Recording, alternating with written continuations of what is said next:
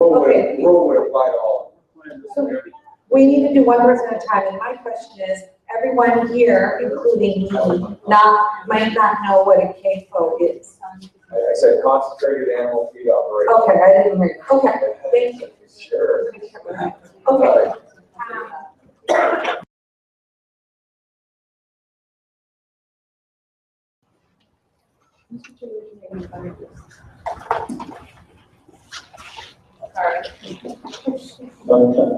My question is, why not further define, okay, right, exactly, so just further define various CAFOs.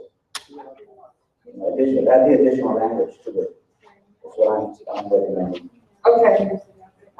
Senator? Thanks. Tom and I have frequent email exchanges on the topic, so well, but my question simply is on what you're voting, nearly the 40% methane reduction from dairy to 2030, knowing that Laura has a bill in that could actually do this, and that would obviously give CARB some reason to now kind of put regs around. I think, are you voting on CARB doing this outside of the legislative purview is my number one question. And number two is, I would just say, because I've been involved in this for like 1,000 years, as Tom knows, is that when you do mandate a dairy, or I'm not going to use CAFO for now, to use dairies, because those are very, very large. And here's my concern, and just to think about, is that is, if you mandate that some dairies will make this a business, and if they make it a business, then you're actually going to find more stuff coming into the valley in order to make that business effective, meaning beyond what the dairy is producing itself. In some cases, you might find folks trucking in stuff in order to make some of this stuff workable.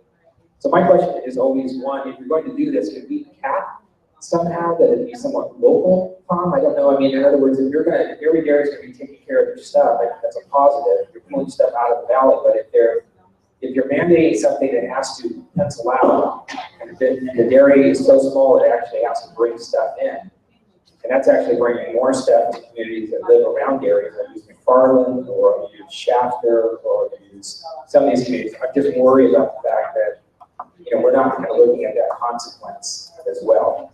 Because if you do have a digester, you've got to make it economic, and my worry is that things will come in. Not, it won't just take care of the things around. I don't know if you guys have probably talked about that many times. Just wondering. The idea here is that dairies will not have this huge incentive to do digesters, to mandate to make reductions. It seems perhaps that happening. Huge dairy.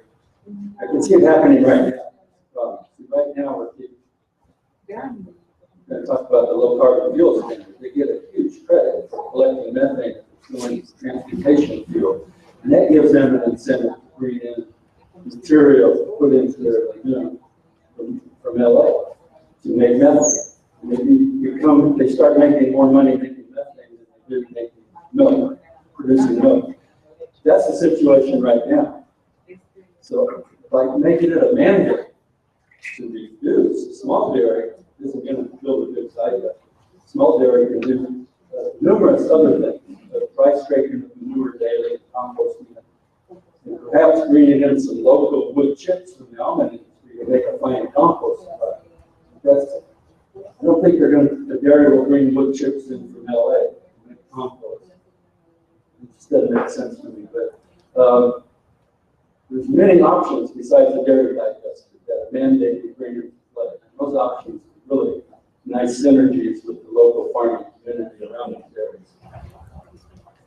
This is Sarah. I have a question, and I'm going to be calling for us to do our vote through consensus. And then we absolutely have to move on. We're starting to get too far behind in our agenda, and it's going to become a problem very quickly. So we have new language that Trish is putting in that incorporates Civico's additions. And my question to you all, hearing what Senator Flores raised about a potential cap, it seems to me you could do this recommendation now, and then at another time, through additional discussion, you want to adjust this, say add in that kind of language because after additional discussion at a different time, then you could do that. So I thought I would just raise that well can adjust your recommendations in the future if you want. Okay, but for the sake of moving on, I think we should see if folks are behind us. I just one Yeah. comment to the point, which is a very good one. Into the mic, thank you. That all additional ancillary emissions, sorry, I'll wait. All additional ancillary emissions generated. Wait, I'm sorry, where should she type? Right where she started. Right at the end of the word mandate? Oh, no, down here, okay. That's fine. All additional ancillary emissions generated through achieving this goal must be mitigated. Do you want this to be part of the decision? Okay, then it needs to be up here, Trish. Yeah. So in other words, everything that being illustrated so well, and I know Tom recognizes another one. Sorry, we need help. That we actually see as the dairy is starting to build up the capacity to generate this energy, Okay. quote, it starts leading to impacts on the community surrounding it with increased truck rates. Okay. Just a simple example. So let's get the words that you all want to vote on.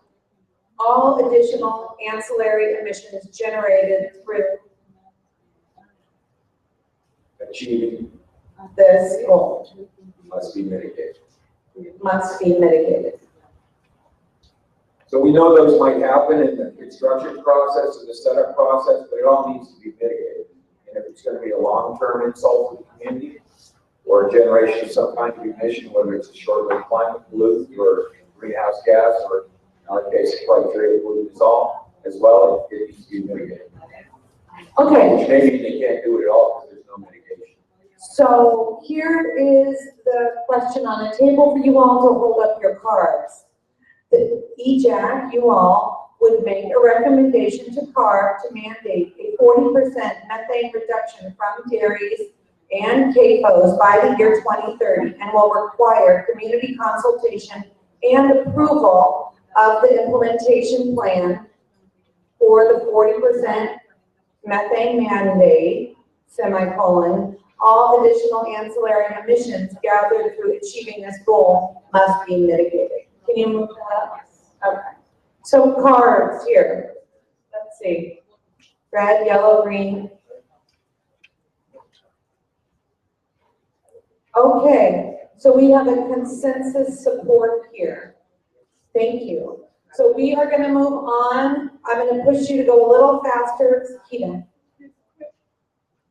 Quick response to Dean's comment about the Senator Laura has Bill 1383 right now that provides percentage reduction requirements for short-lived climate pollutants, including F gases, methane, and black carbon. And I think we move forward with the recommendation here as well. That's, I don't want to use the expletives, but that's going to be a political nightmare. I think it strengthens kind of our chances of getting this through if it comes within the scope of time as well. But ideally that legislation passes and it's complementary to what we're doing. Thank you. Okay, so Trish, did you want to present any information before we move to recommendations on this piece? And we're going to start with Monica's once we're taking recommendations. Anything else you want to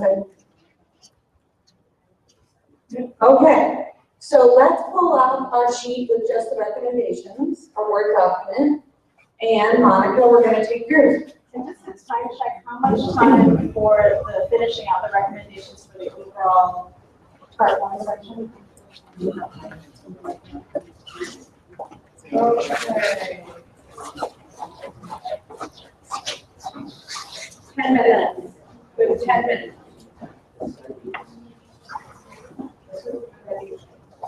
And so right now, we're just looking for recommendations to be written up, initial recommendations. Okay. Related to the short-lived climate condition. Correct. Right? The whole Right. thing. The whole thing. Overall, short-lived climate pollutants, economic analysis. Yeah. The three bullets under part one, overview of the whole thing, which is like Katie was speaking to, economic analysis, short-lived climate pollutants, and I think starting with that, Monica, is great. Great, all right, well, just to preface this, there's no one will be surprised to hear this is about waste and solutions there. And as ARB has acknowledged, this is really time for an aggressive approach to prevent greenhouse gases from the waste sector. And I also want to preface this by saying that the short-lived climate pollutant strategy currently includes some really important language. And I'm hoping that we can emphasize that language, the importance of keeping that language, and actually strengthening it. So this is about the draft language that prohibits the disposal of food waste into landfills. That would be a really big shift across the state of California. Keeping food waste all the way from waste collected that's either harvested or not harvested on farms. And once it's harvested, keeping that out of landfills, making sure that that material, while it's when it's edible, that because it's not pretty enough, doesn't end up in the landfill, that it actually goes to people if it's still edible, and if it's compostable and not edible, that it gets composted. So I just want to emphasize that that's a really important part of what's in the current plan. And something else that's really relevant is ConverCycle estimates that if we use that material to make compost, we could create 14,000 new jobs in the state. So that's a really big, on the economic side, a really big factor. So my recommendation would be that EJAC support the draft short-lived climate pollution strategy focused on prohibiting the disposal of organics, and that be expanded to explicitly prohibit the disposal. Sorry. Let's stop. Okay, make sure Trish is getting this. All right, let me just say one other thing real quickly. In Europe, European policy has prohibited the disposal, done the same thing, of food waste to landfills. What's happened then, some of that material is gone to compost, a lot of it's gone to the incinerators. So what happens then, you get more air pollution. If you're not just burning food waste, actually along with plastics, lots of other things. So my recommendation is going to be that we the sort of climate pollution strategy explicitly say no disposable landfills or incinerators. Okay, so did you say that? Can you say one? Yeah, okay, explicitly say no disposal of food waste to landfills or incinerators. Okay. And what would be the instead part of that? Whether this is already part of it, the first person, this short-lived climate pollution strategy currently says no disposal of food waste to landfills. So my recommendation would be that it add incinerators explicitly, and also that that ARB, this is already, it came up during the National Working Lands discussion, but I think it's really pertinent here. The state be exploring the synergies for methane reductions from dairies, for example, because we've got compostable material, woody biomass. So is that a new one? Should she start a new one? I think it would be expensive to say explore synergies with methane reductions from dairies and the management of organic waste like wood waste. Great. Thank you. Okay. Mary Rose, and then do you guys have, Kevin, Senator, do you have recommendations? All right, Mary Rose. Right, I was part of the deep dives for the economic review, and in that economic review, we were finally given just that team of EJAC members the emissions report from 2008 to 2013. And the biggest conclusion that I made from that chart, seeing the data, is that overall facilities, polluting facilities from 2011 to 2013, so I'm looking at that since the cap and trade program started in 2012, overall facilities have increased 13 million metric tons of pollution, so not a decrease, but an increase. And the electricity and the fuel sectors have increased 11 million metric tons in that 3-year period. So we are not meeting our reduction targets to date, if, just based on that set of data. So to me, there has to be a more aggressive, so a recommendation is a more aggressive emissions reduction plan, and to particularly target the oil and gas sector to reduce their emissions. So I want to see scenarios to target the biggest emissions sectors to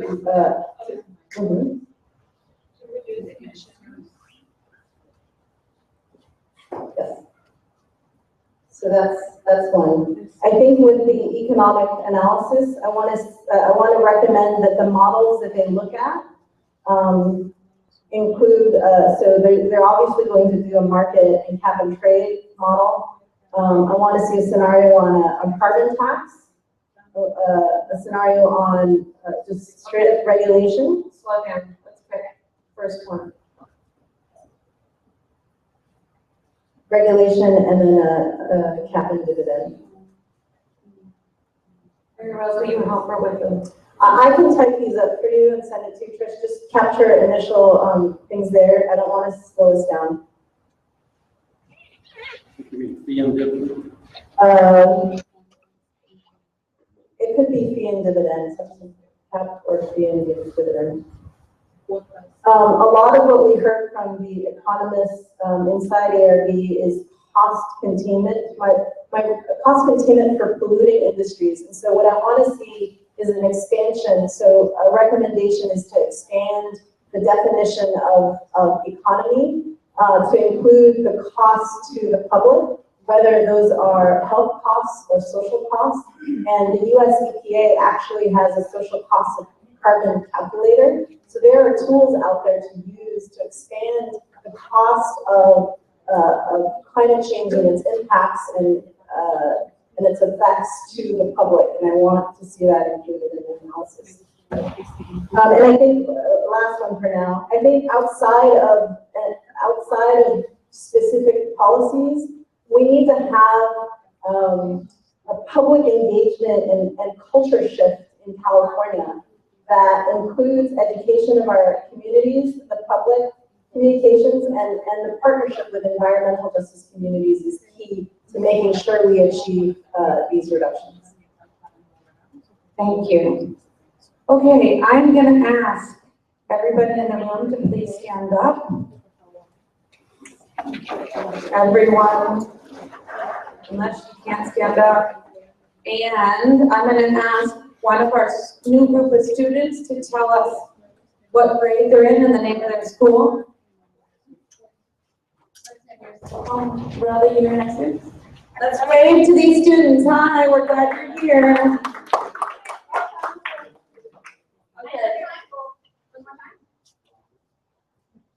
Raleigh Union High School. Raleigh Union High School. Okay, we are going to move to our next agenda item. You can sit down. Great job, EJAC. Good job standing up. You get a gold spot. Anyone who wants to snack, go grab it. So, as a reminder, it is 10:30. We are taking public comment at noon, and we are taking our lunch break at 12:15. Right now, we're just 15 minutes behind. We're on agenda item 5, 10:15, 2030 target scoping plan part 2, transportation. If everybody wants to look on the wall that's to my left, you'll see the EJAC members who are signed up to be part of the transportation sector, and you can see the 3 deep dives already happened and the 2 are planned. Stephanie, you ready for me to turn to you? Okay. So as a reminder, we have it right here. We're going to hear from ARB. We're going to want to hear from the EJAC members who are at those deep dives, and then Trish is going to capture the recommendations. So for this sector, what we've been working on, basically we're planning to subsume all of the current plans that are going on right now in terms of measures, and that would include the mobile slow sit strategy, which is using data from our vision model, the sustainable freight strategy, advanced clean cars, we'll have sorry. Sure. So for this sector, for transportation sector, scoping plan, our base assumption is to incorporate plans that are either ongoing now or already in place. Those include advanced clean car regulations, our sustainable freight strategy, which is going on right now, our mobile sourcing strategy, which is also going on right now, our low carbon fuel standard, which is been adopted. And so that's what we've been working with E3, the Zero Pathways model, on making sure that Pathways does reflect those base assumptions in those strategies, because Pathways is very detailed on the energy and fuel and vehicle stock components. And so they've been making sure that they've incorporated data from the Energy Commission models, from our own models, to make sure that there's consistency across what's going on now and what's our scoping plan. Some of the newer strategies that are reflected are SB 350, that's actually focusing a lot more on transportation electrification. So we are talking about scenarios that would, push that. If you remember from the scoping plan kickoff meeting, basically the strategy that's being built around the sector is kind of like a four-legged stool. So we've got the vehicle technologies, which are moving towards, plug-in hybrids and electrification. We're moving towards, on the fuel side, low carbon fuel standard, or low carbon intensity fuels, renewable biogas, things like that. The other critical piece that we're trying to include here is the whole idea of land use. More emphasis towards infill development, smart growth, incorporating SB 375. So our internal SB 375 people are also working with the Pathways folks to incorporate the MPO targets into the modeling work that's been going on for scoping plan. And so I think what we're interested to hear from you all is whether or not some of these core strategies that are outlined in this table are inclusive.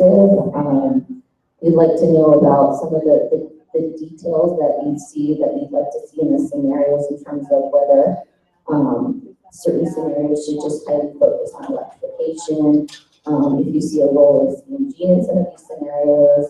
Also, we're looking at a scenario that would keep cap and trade and not cap and trade. So if cap and trade is removed from that scenario, then I think the assumption is that we're going to need to ratchet down in individual program areas. So do you have any ideas in terms of moving forward or farther with some of the regulations that are already in place, or are there other areas that aren't included here on this list that we can look at pursuing further measures?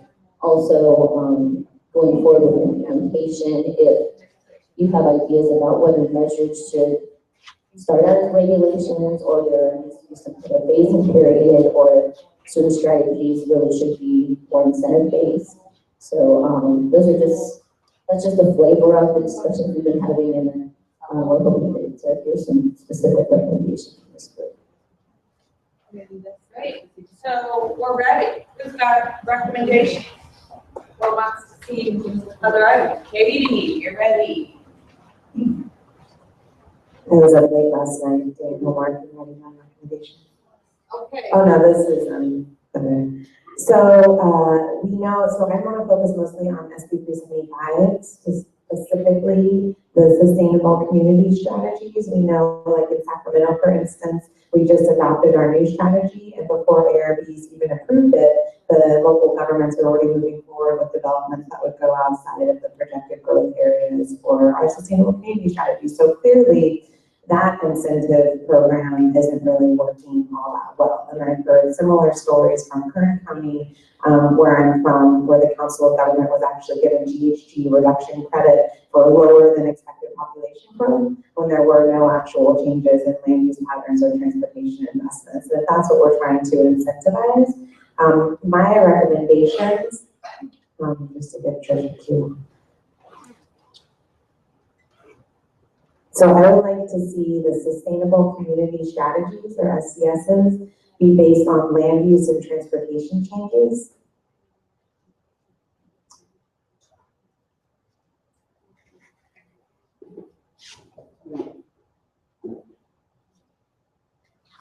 Further, I would like to see increased enforcement on how implementation matches the plan, either from ARB or SGC or whatever else they think that's appropriate. I would like to strengthen the transit planning components of SCSs. And finally, I'd like to prioritize the investments from SCSs in environmental justice communities. Similar trend in Sacramento, all of the projects that are getting funded are in our urban cores and transportation corridors and not in the neighborhoods that need the most investment. So, thank you. All right.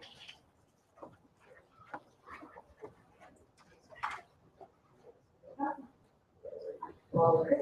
Go for it. So with regard to transportation specifically, there were some recommendations made from 2014 and some modifications that I think need to happen. One of the things that is in the old plan was the idea of preserving, investing in current transit services as being important. I disagree. I think while that needs to be included, that we need to focus on expanding transit services to provide neighborhood level access. We need to use different vehicle sizes and types and modalities to reach community economies of scale that ensure these are sustainable. You want me to say that? Expanding transit services to provide neighborhood level access.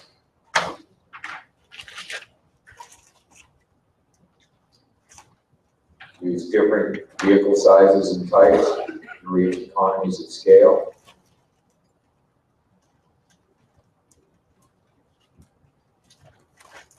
And ensure sustainability.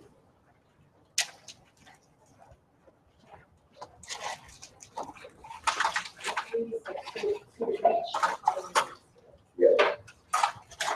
Reach, yes. Actually say sure, I'm sorry.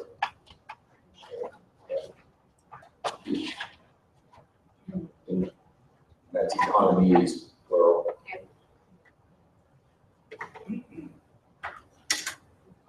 Next, I want to more clearly ensure that we clearly define what we mean by infrastructure. After meeting with transportation people, I worry that infrastructure will become more highways, freeways, and support for more highways and freeways, basically, knowing that they view everything as needing more concrete to solve the problem. So we want to be sure that the infrastructure includes support for this new vehicle type that we're going to develop, or that we already have, we'd like to see expanded.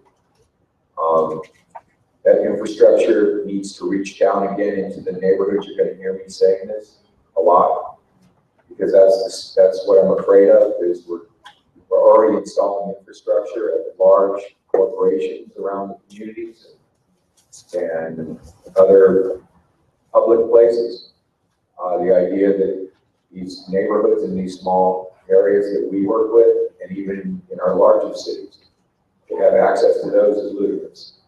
It certainly isn't going to help them to step into an electric vehicle. It certainly isn't going to help them get to work every day. So if we can't reach them with mass transit, we need to be able to invest in their infrastructure. In other words, their home, their neighborhood, to make sure that it has the capacity to embrace this new technology. Thank you. You have another one? Yes, Okay. I'm waiting.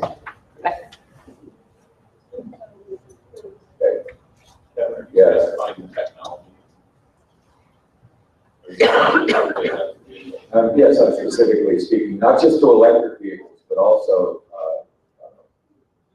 natural gas, CNG. Again, there's no infrastructure in any of our communities that's readily accessible to support any of this.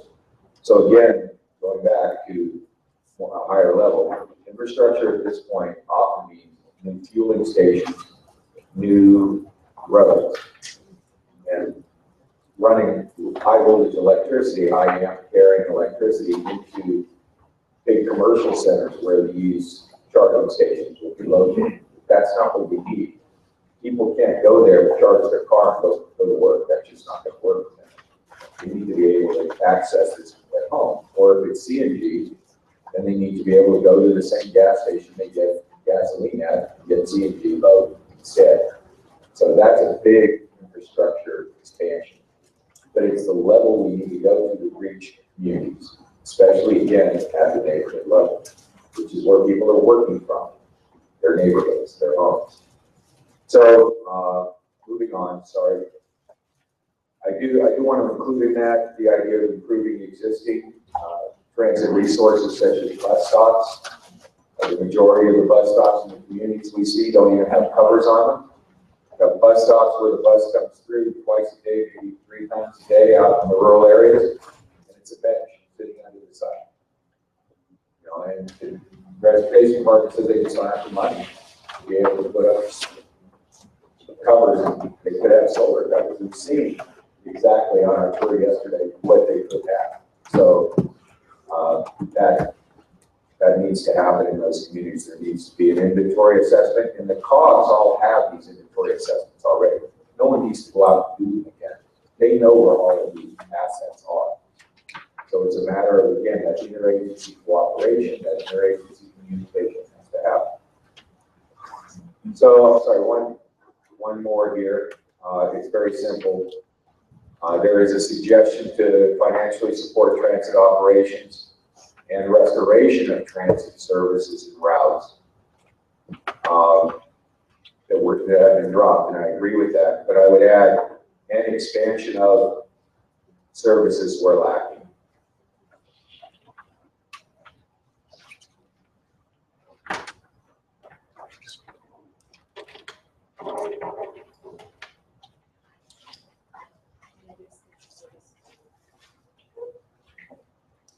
And that goes on to right there, yeah. And so right there, right. An expansion of services where lacking. Expansion versus expansion.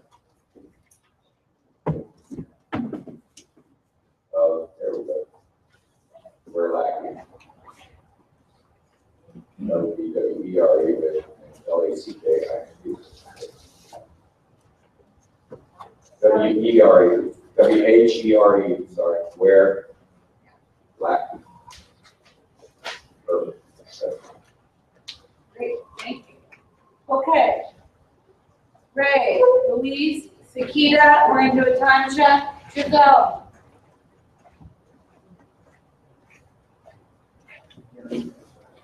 All right.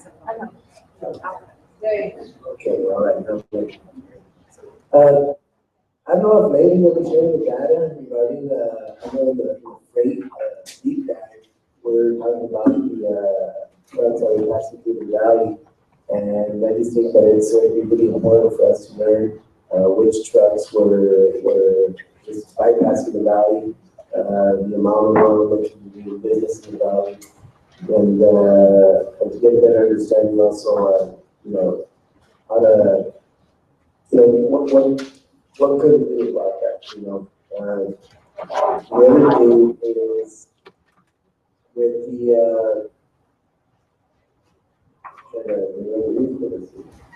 but with the, let me come back to that. Yeah, so the more we can be pointed in getting up these recommendations, kind of knocking them out, the kind of quicker we could go, and then we could have a discussion. So, one question to Louise.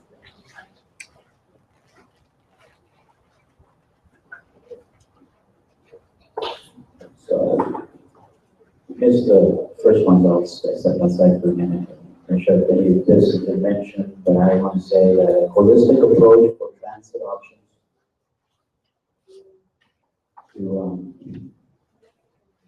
to rectify the AC histories of the mobility shared mobility. Holistic approaches for transit options to rectify BAC histories of inequity, shared mobility of disadvantaged communities.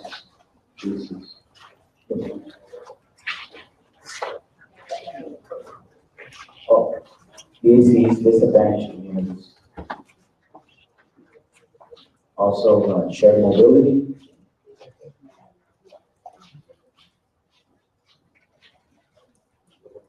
And I'm still trying to figure out how to work this out. Look at mobility in a regional. When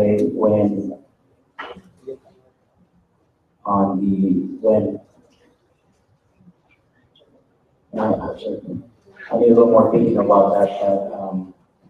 There are many communities in California that are in the outer edges of metropolitan areas. And we have a very distinct, very unique challenge here where on my own, board members and others may not be like to see that there's a political line that divides us. But yet we have this inflow daily of large amounts of population, vehicles moving in because they're still working, although there's a lot of great work to be done. There's a lot more, and I think that goes back to my first, like, holistic approach.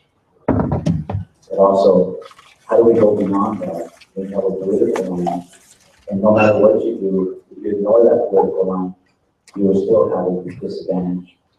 So that's what I need to figure out the right wording. So Luis, would you maybe accept, Luis, like equitable regional planning and investments for transportation? Like, is that maybe a good way to think about it? In terms of like the sustainable community strategy and the metropolitan transportation plans that every region does, we want to focus on access and equity and shared mobility. That's great advantage. We're still not getting beyond the challenges of California, California. And that's where we can help and advantage. Perfect, thank you.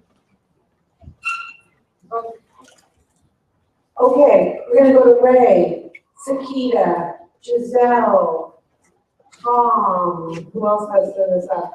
And when we have about 20 more minutes for this agenda item, and students, I'm warning you that is our in between this agenda item and the next agenda item, when we stand up, I'm gonna ask a couple of you to share something that you think is either interesting or boring about this meeting. Okay, so get your thinking caps on. Here we go. All right, now I'm ready. Thank you, Lisa. Actually, you touched on part of the point that I want to make. Lisa, we've been working on, we got a program called Green Raiteros. It's a rural ride-sharing program that is based on the existing culture of the raiteros in our communities, which are mostly farm worker and rural. In our case, they take raiteros take people from the rural town of Huron and other communities to Fresno, Madera, to Children's Hospital. Mostly it's related to medical. But we submitted a couple of years ago, and I'm not sure how that testimonial in the case. But the reality is that small towns like Huron can't compete against big towns like Fresno. Big towns like Fresno can't compete against big cities like Los Angeles or San Diego. And so that makes me think about equity in terms of investment. There's a lot of great ideas, and we're putting down some really great recommendations. At the end of the day, if we're not able to allow similar sized communities to compete with each other, I think we're doing a lack of service to a great deal of the communities that are disadvantaged and may never get the resources they require after being overlooked for so many decades. And so just a regional equity and investment. We need to figure that out. I know there's two to policies that are currently at the legislature, to identify mid-size or, whatever. I haven't really read the language of them, but perhaps we can put together some language that we can recommend to them and set up something more solid in our scoping plan recommendations to make that happen. Another one, and I speak from really the effort and the struggle to try to make it happen in the poorest city in the state, at least as statistics shares it, which is my hometown of Huron, 6,000 population, and close to 100% Raza, Latino. But we've been working to try to put in what we call, I mentioned it yesterday, multimodal culturally relevant pedestrian method, aka una plaza, right? Where the regional and the local transit goes to, there's a space where multi-generations are able to hang out, come together. It's about social cohesion, which is huge and affects climate resiliency, right? So some of the old school models of planning that our communities are very familiar with, especially our old schoolers, the naceros que ya se van acabando, and that's one of the emphasis for us to make it happen, right? You're going too fast and shady. Oh, disculpa. See, I'm throwing a cage. I'm not labeling it right now, I'm throwing a cage. Before they label it me. Okay. So let me finish that.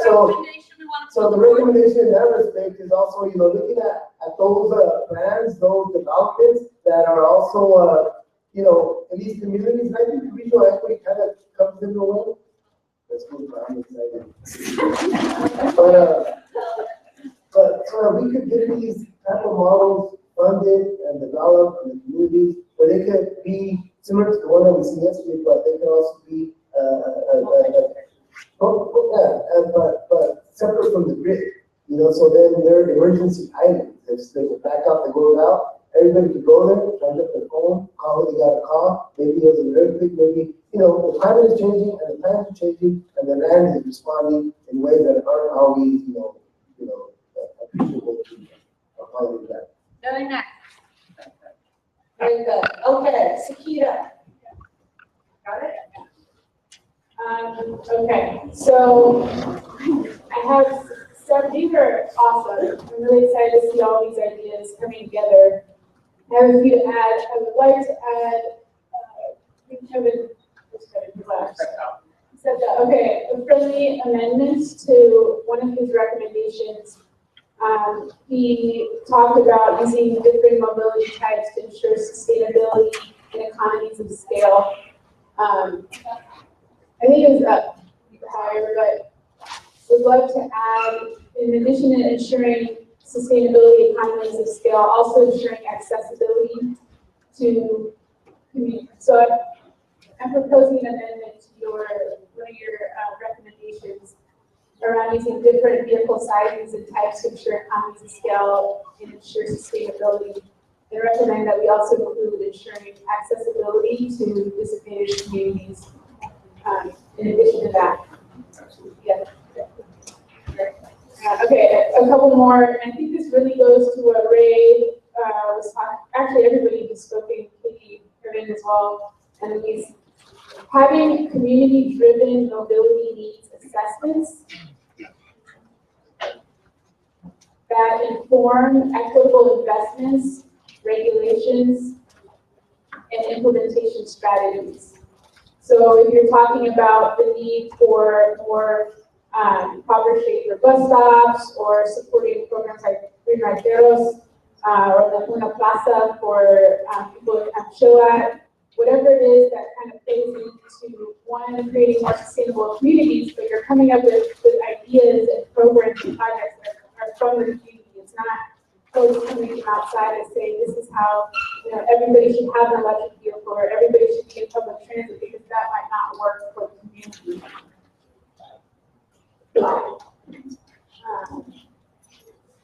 Assessments,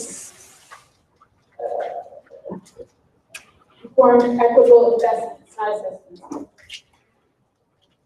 Yeah, investments, regulations, and implementation strategies. And one Yeah, thank you. A couple other ones. One is this broad concept of increasing access to clean mobility options. And this is something we'll talk about a little bit in our deep dive that's happening with the 3 different studies. But how do we increase access to these technologies? Whatever it is, you know, the right form of mobility for the community, where there's bikeable, walkable, electric vehicles. How do we increase access to technology, particularly if their upfront costs are really high, particularly if the business model is not yet in those communities? How do we get the technologies there? Another thing is thinking about, I want to definitely support Luis mentioning shared mobility. He's already talked about that, but 2 more things. Just transition for communities, individuals,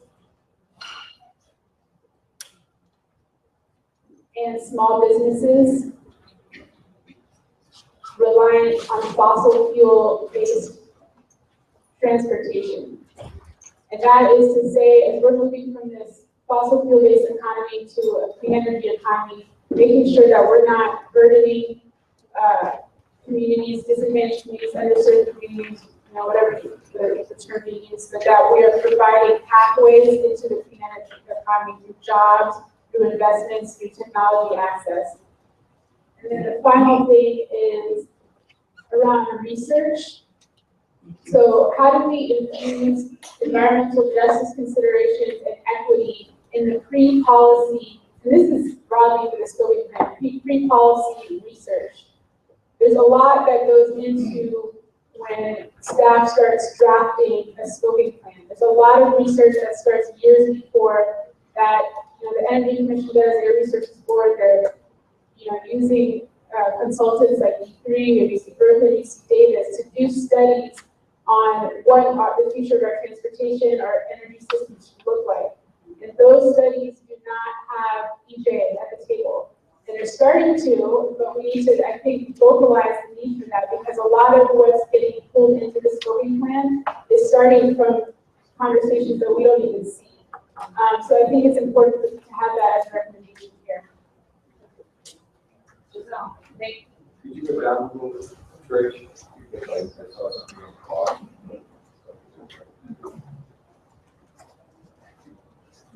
Well, oh, see. Okay.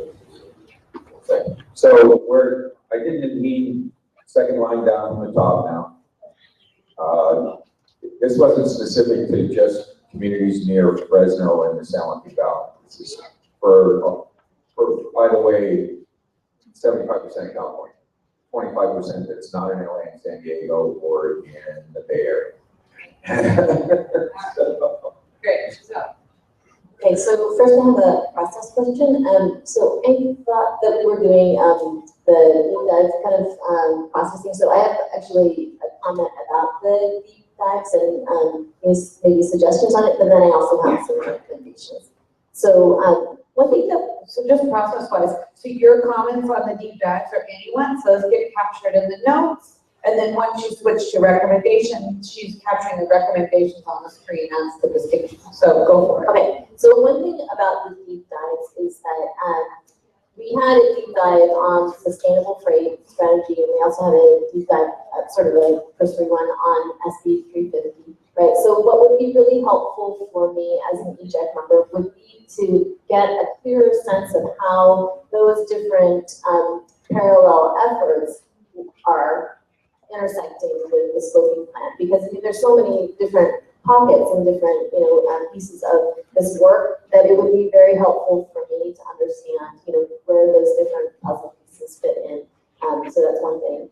And I think secondly, just, we recognize that the draft scoping plan is not out yet, but for me as an EJEC member, it was helpful as an overview. It was, I have so many more questions though, really echoing exactly what all the EJEC members have said, of, how is this all going? What are the metrics? What is the data that we're using to evaluate these different efforts?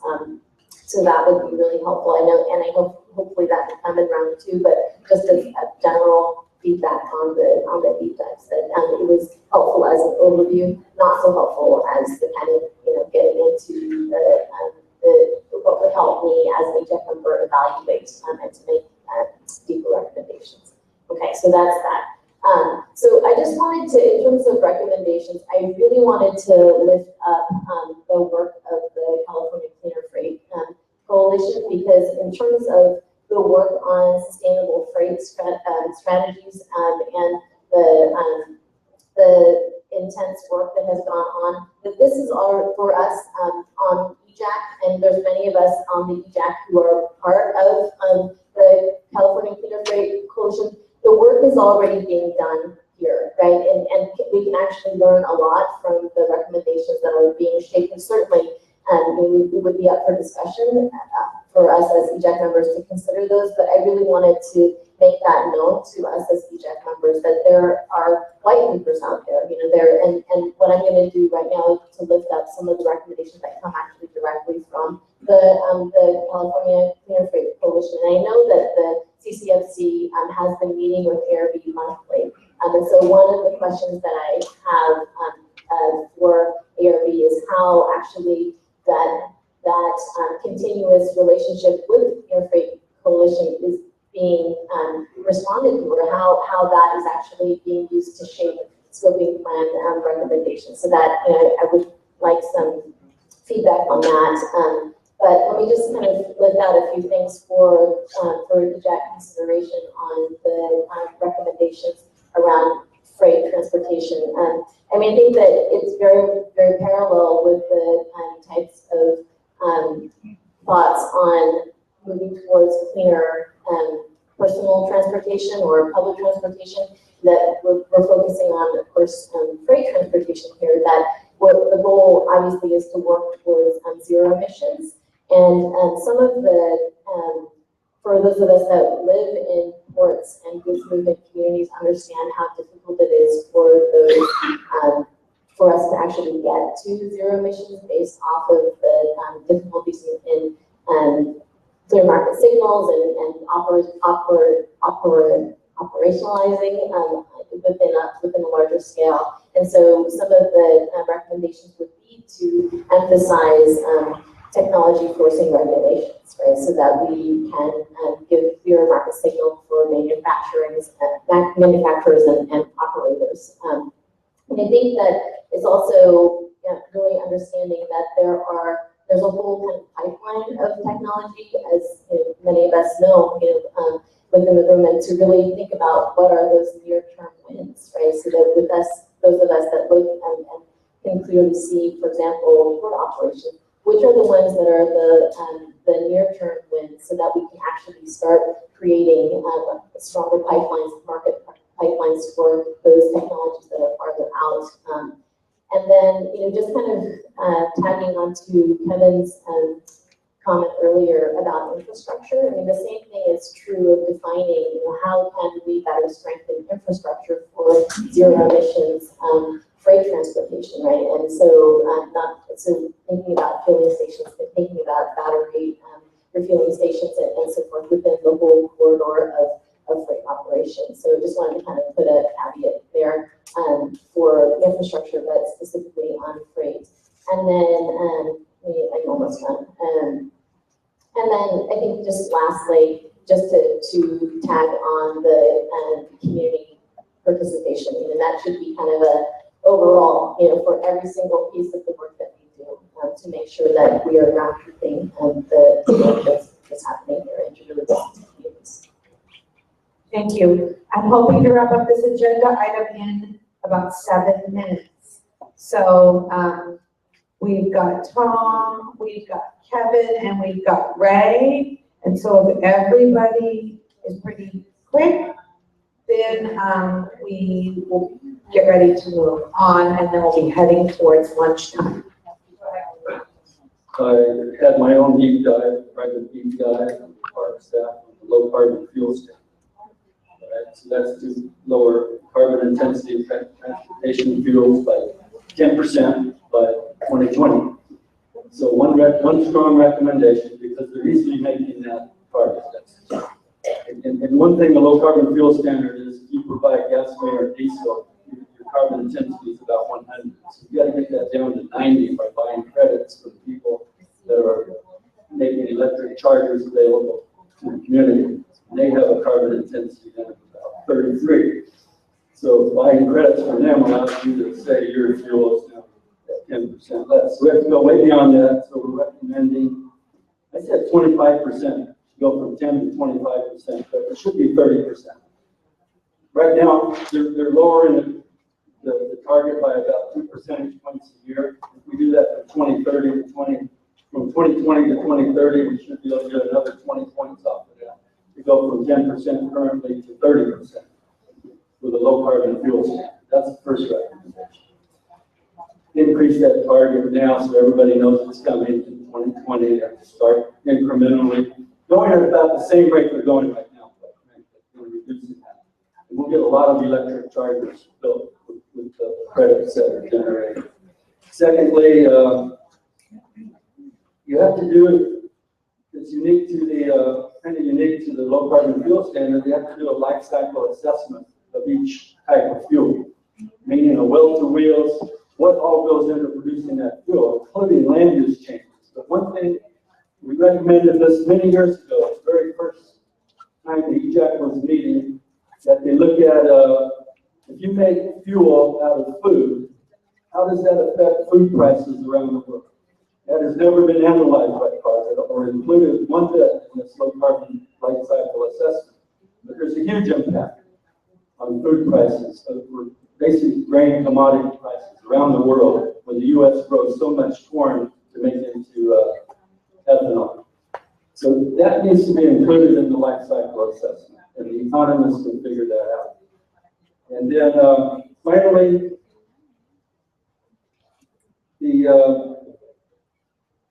I talked about how gasoline and diesel is at 100 in carbon intensity, and electric charging stations at like 33. If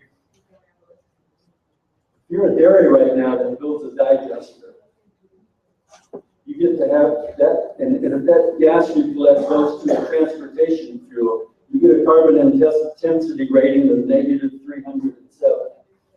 And there's no life cycle assessment of what went into making that methane. That's not right. The dairy is so totally unsustainable in its use of cheap fossil fuel that to say now that they have this waste product that they can sell for $1 million with no analysis of how that waste product became a transportation fuel in the first place, it shouldn't even have been produced. Yet now that they do it in a very unsustainable way, now they get a huge carbon credit for it. There's got to be a better analysis of that. And we mandate methane reductions from dairy, this problem goes away.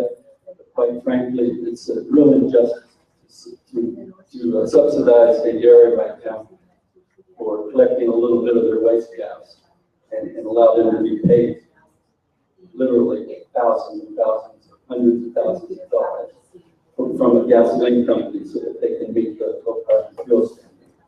Anyway, it's in my paper. Yeah, I was just going to copy them over. For number one, you changed the 10 to what percent? I said 25, it should be 30. 30. Oh, I see here. 30. Okay, so we are gonna go to Kevin, Ray, Sakita, and we have to wrap up. We're getting a little too behind. We're really on a 2 minutes left moment. Be really quick. So I just wanted to support Sakita's recommendation, Giselle's recommendation, for those of us who've been working on sustainable freight for seems like all our lives sometimes, but certainly for the last 5 years constructively in creating and submitting to ARB the vision for a sustainable freight system in California. It does embrace pretty much everything that was discussed today, including the life cycle discussion of the fuels and the batteries and the vehicles themselves. If you don't have it, I'm happy to send it to Trish so that I've got it right here. I'm happy to email it to Trish right now so that it can be sent out to folks. I think I did the best that I could. I know others did as well to circulate it around at the time. When the sustainable freight workshop was held at ARB, out of 15 commenters, 13 were from CCFC. And so we are leading the discussion on this issue around sustainable freight. So essentially, for this group, I would ask that you review that document and see if it meets your needs and make the amendments if you think you would add to it. Okay, so for the notes, Kevin's gonna email the document, ARB will distribute it, and the request is for all members to review it and comment. All right, Greg, and we're gonna wrap up this agenda item after Sakita. I just want to remind our colleagues that at the last meeting, and something that, we spoke to the stream that will connect with all of these, which was workforce jobs and economic development, unless I missed it, right? So, just keeping that in mind in regards to, say, in this case, that transportation and land, how is it that we can incentivize through the UGRF to ensure that the local community is actually, also benefiting economically, right? And people are actually getting employed for the local community as well. Because at the end of the day, I think the additional incentive would be to, there's a lot of our communities that lack not just infrastructure, but critical resources. My hometown has not had a pharmacy forever. We submitted to Strategic Growth Council to do a veteran and affordable housing unit that will be 2 stories, mixed use with a pharmacy. For the first time ever, we're gonna have a pharmacy, hopefully, and they get accepted. So, just, identifying, those type of situations where, these disadvantaged communities have been acting, whatever research for such a long time, this is an opportunity to basically provide a solution to more than one problem, right? Yeah. Thank you. Okay, so after Sakita, we're gonna be switching to our next agenda item, but I'm gonna remind you all that before we do that, I'm gonna again ask folks to stand up to give us a little wiggle break. And students, I'm coming to you. We're gonna ask a couple of you if you'd be willing to share in Spanish, so we hear some comments from you all in Spanish. Luis is gonna translate, and then we're gonna move on to our next segment before lunch, and at 12 o'clock, we're gonna ask for public comment. 12:15 is lunch. Sakita. Okay, three comments.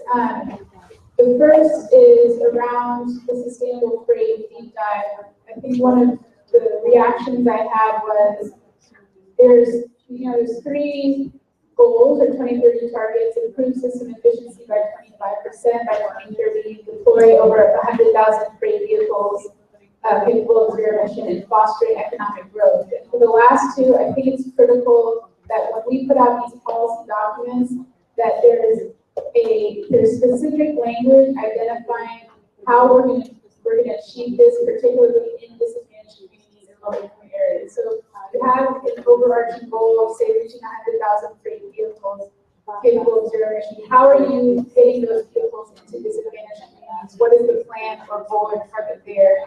And to Ray's point around jobs and other economic co-benefits, you have a goal around fostering economic growth. What does that look like? What is the goal specifically within low-income areas and disadvantaged communities?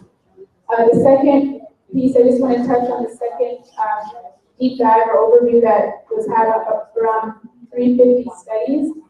So right now, one of the priorities we identified was, I identified, I don't know if anybody else is doing yet, but really increasing access to these technologies, these mobility options within low and moderate income communities and disadvantaged communities. The 350 studies are looking exactly at that. They're looking at what are the barriers to getting more targeted public transportation, neighborhood-based public transportation within disadvantaged communities, more electric vehicles, all of these things. What are the barriers and what are the solutions to overcoming those barriers? And ideally, the solutions are coming from the communities.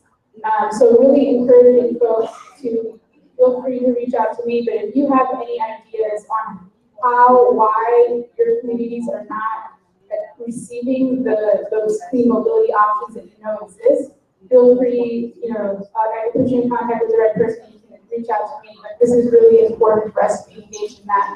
And this is also a call that the scoping plan should connect to those studies. There should be reference or even integration of the recommendations made in the 350 studies within the scoping plan. So Kina, what's the timeline for the 350 studies right now? Sorry. Like what, is there a projected end date or? January 1st, 2017. And then the last thing that I really wanted to have more of a robust discussion, but I know we don't have time, is around progress. How do we, the process, basically, how do we strengthen the process to ensure that we're meeting these recommendations? So in preparing for this, I looked at our 2014, the EJS 2014 recommendations. It's very difficult to tell what has been done, what has not been done. I think this gets to a lot of Katie's points around metrics. And so really wanted to hear recommendations, and folks can, we can have a follow discussion on this, about how we make all these recommendations we're putting down, how do we ensure that there's transparency, there's follow-up, and there's metrics there. And the three things that I recommended are having quantifiable metrics embedded within all of our recommendations. So that's a part for us to do. Perhaps that's something a consultant can help with. Parts looking at what scope is for consulting. Writing this down. Here, look, it's on her paper. Yeah. It's on page 2 of her handout. And that's gonna get included in the recommendations. I'm just confused about how the taking is happening. The top of the page was, and the bottom is new stuff that, extra. Set of recommendations. So just clarifying, because I read your thing and I wasn't clear that those last three recommendations were for our recommendations, not just for the broad scope of the recommendations. So for each thing we recommend, you want a quantifiable metric and. Yeah, so it was intended to be just for transportation, but I think you're bringing up a good point that could be valuable for overall. So those are the three, having accountable agencies and maybe even EJAC members who are accountable for certain recommendations. And I say that to also, along with that, understanding how the nonprofit world works, there needs to be, money for that, whether it's from the state or outside, there needs to be fundraising to ensure that, if the EJAC is able, ideally the EJAC continues and is monitoring progress throughout. This is what happens with the SB5 coalition. There should be something equivalent on the EJAC side. And then the final thing is just reporting the requirements of follow-up meetings. How are we checking in? And having worked for the state, a lot of reports can be very draining of resources, so maybe that's not the right method, or we can work around that, but at least meetings and check-ins. Thank you. So Trish, I'm sorry if we already did this, because it is, as we all know, challenging. Did you copy those recommendations to the top, or Katie's questions at the very top of the document? Thank you. Okay. If everyone wants to, oh wait, did I miss anyone? Are these tables on down? Louise. Just have a follow-up on the quantifiable metrics. If you can explain that a little more. The reason I ask is because whenever we talk about rural communities, the numbers don't always add up. And so I just want clarification with what you mean by quantifiable metrics and how that doesn't create a disadvantage for rural communities, because we're seeing it in the housing, for example. We're seeing it in other areas where the numbers just don't pay out. And it's leaving rural communities outside of the competitive process when it comes to the investment. Yeah. And I think to your question, Lisa, I think that's a great point. Rose and I were just talking briefly about how we're defining costs and benefits. So these definitions should be coming from this group.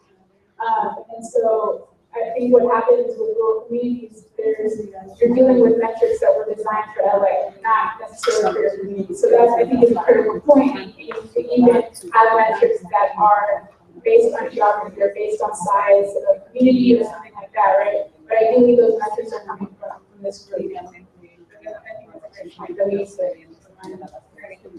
So Diane? Just add Quantifiable metrics of geographic consideration. yeah. Yes, your community-driven metrics with the other side. We are adding quantifiable metrics community-driven quantifiable metrics with geographic consideration. Diane, Martha, and then we are wrapping up this agenda. I just wanted to ask, I think Katie may have said this in the beginning, but I'm not completely sure, and I wonder if there's a question that can be asked for information about the conflicts that are created as a result of meeting freight requirements and how those conflict with sustainable transportation recommendations, because that seems to happen on the ground every day. So I thought maybe you said that, or something like that, but I'm not sure. So that could get added. So the question is, how are the requirements related to goods movement and freight frustrating or conflicting with sustainable transportation requirements and or the recommendations that I'm hearing? Does that make sense? So for the record, that's a follow-up item. It's a question that I think given time limits, will need follow-up. Let's come to Martha. And it's related to my question, which is clear, I did not do enough homework. But all of these actions will have consequences.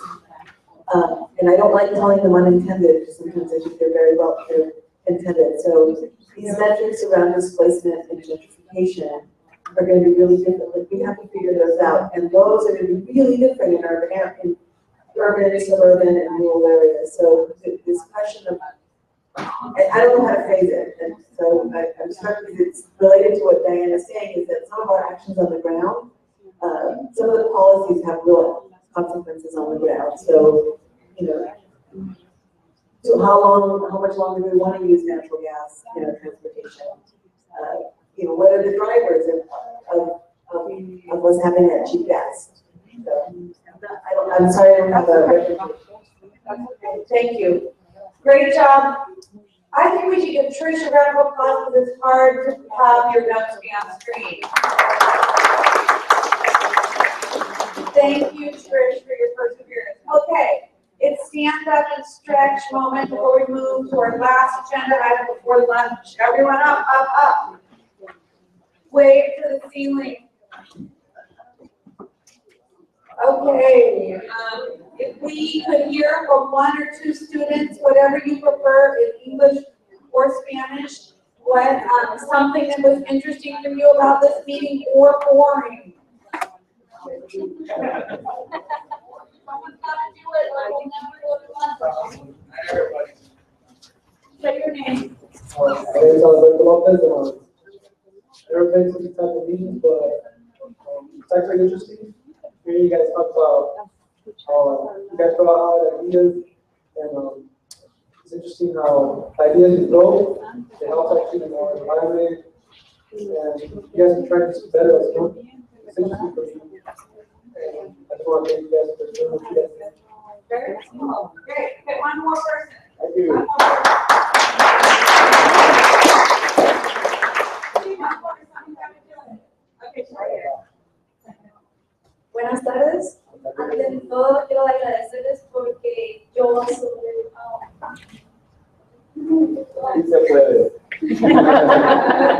yo nunca había venido a algunas pláticas de esas y es interesante que hay personas que se preocupan más por nuestra comunidad y tratan de arreglar y tratar de que todo esté mejor. Y muchas gracias. Claro. Let me get it. I just wanted to thank everybody for what they're doing. It is very interesting to see there are people that are worried of our environment, and I'm very grateful to be able to be present at a meeting like this. Right. Okay, do I have one last hand? Because we're so happy we're here. Did one of you want to say something? You don't have to. You don't have to. You want to?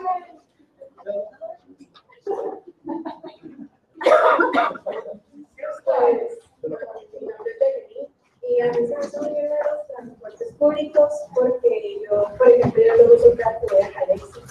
Y es como que si se miran mucho los cambios en el ambiente, It's very interesting for me to hear about transportation issues because I commute a lot to Calexico, so I can actually see the changes when I commute.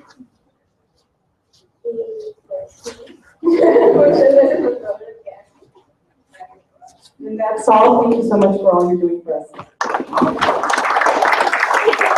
Okay, we've got one quick comment from Luis. Grab a water if you want, and then we'll get started again in a moment. So I just wanted to make a couple of quick mentions. I wanted to recognize that we do have some members of this air quality monitoring program. So we have Anita, we have Ray, and we have John, the members of the advisory members of our air monitoring program. And I also want to recognize that we have members of La Unión de la Fuerza, which are from the Coachella Valley. So we have representation for the Coachella Valley as well.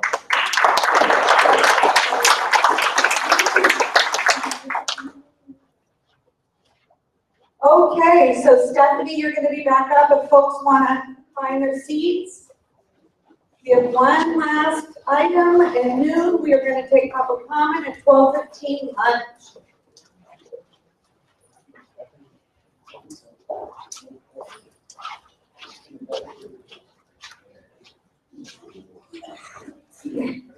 So the next paper, which is basically a similar format to the transportation one, covers energy, water, and green buildings.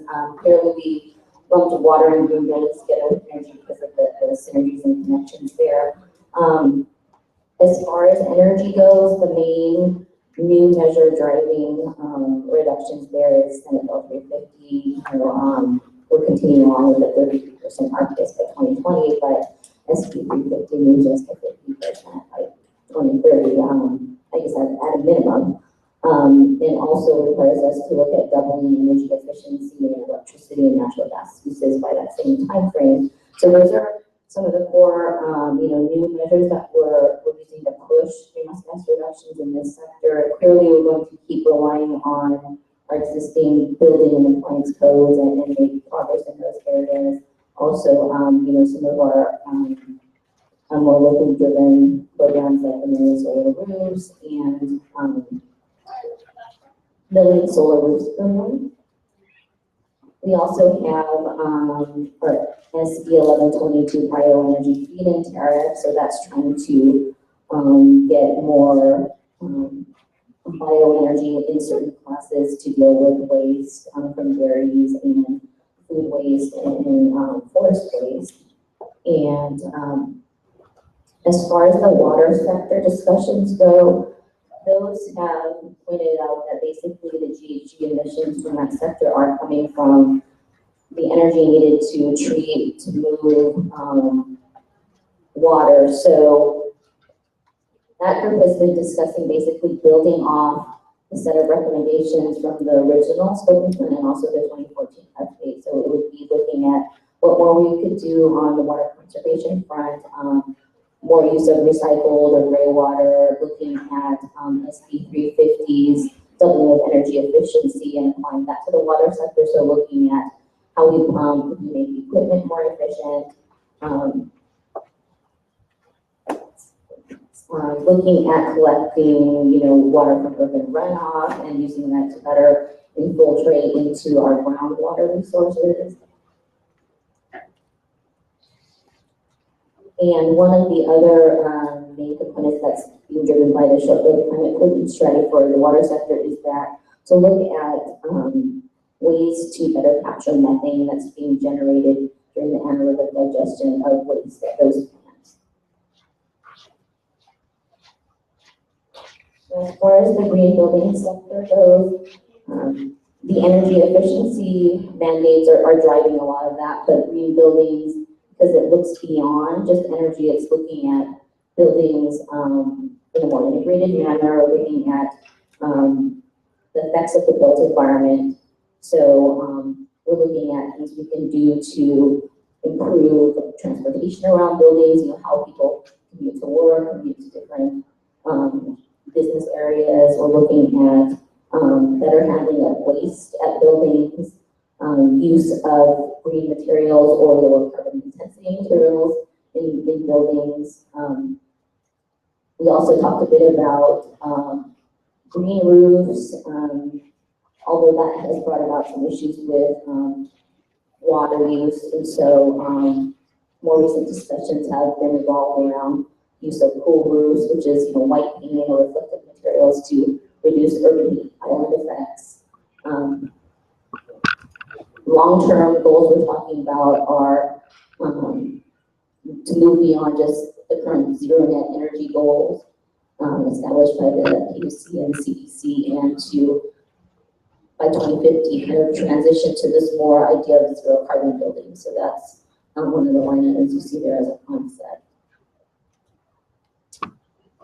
And one of the things that we're interested in hearing from this group is we've got these large overarching goals, but how do you see them being implemented, at the local level? So with like the 50% RPS, do you see that more being utility scale renewables? Are we talking about large solar and wind farms and the land use required around that?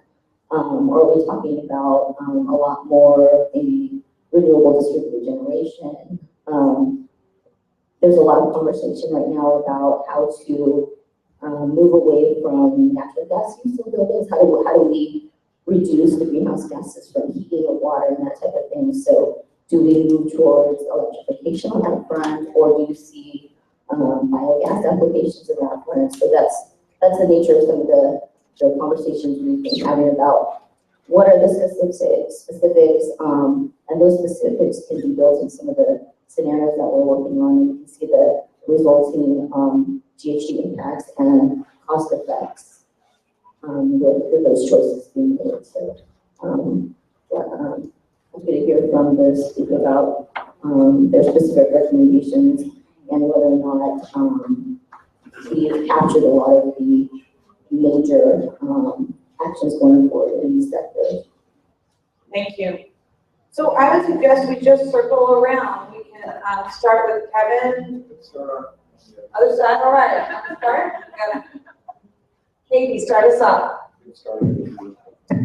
I think Greg's starting off, but I'll take that. So 2 questions I have for this is, looking at the 2014 report, it didn't seem like folks were able to disaggregate how much of percentage of change in the energy sector was due to consumer demand or due to program and regulatory changes. And so I'd really like to see that analysis done, if not for this scoping plan, then for the 2020 check-in point that I'm talking about. My second question is about the percentage of building stock impacted. You give a lot of numbers, but I'd like to know what that represents as far as percentage of building stock that's transitioned and where those buildings are generally located. Specifically, I'm interested into what percentage of the buildings that have been transitioned are located in environmental justice communities.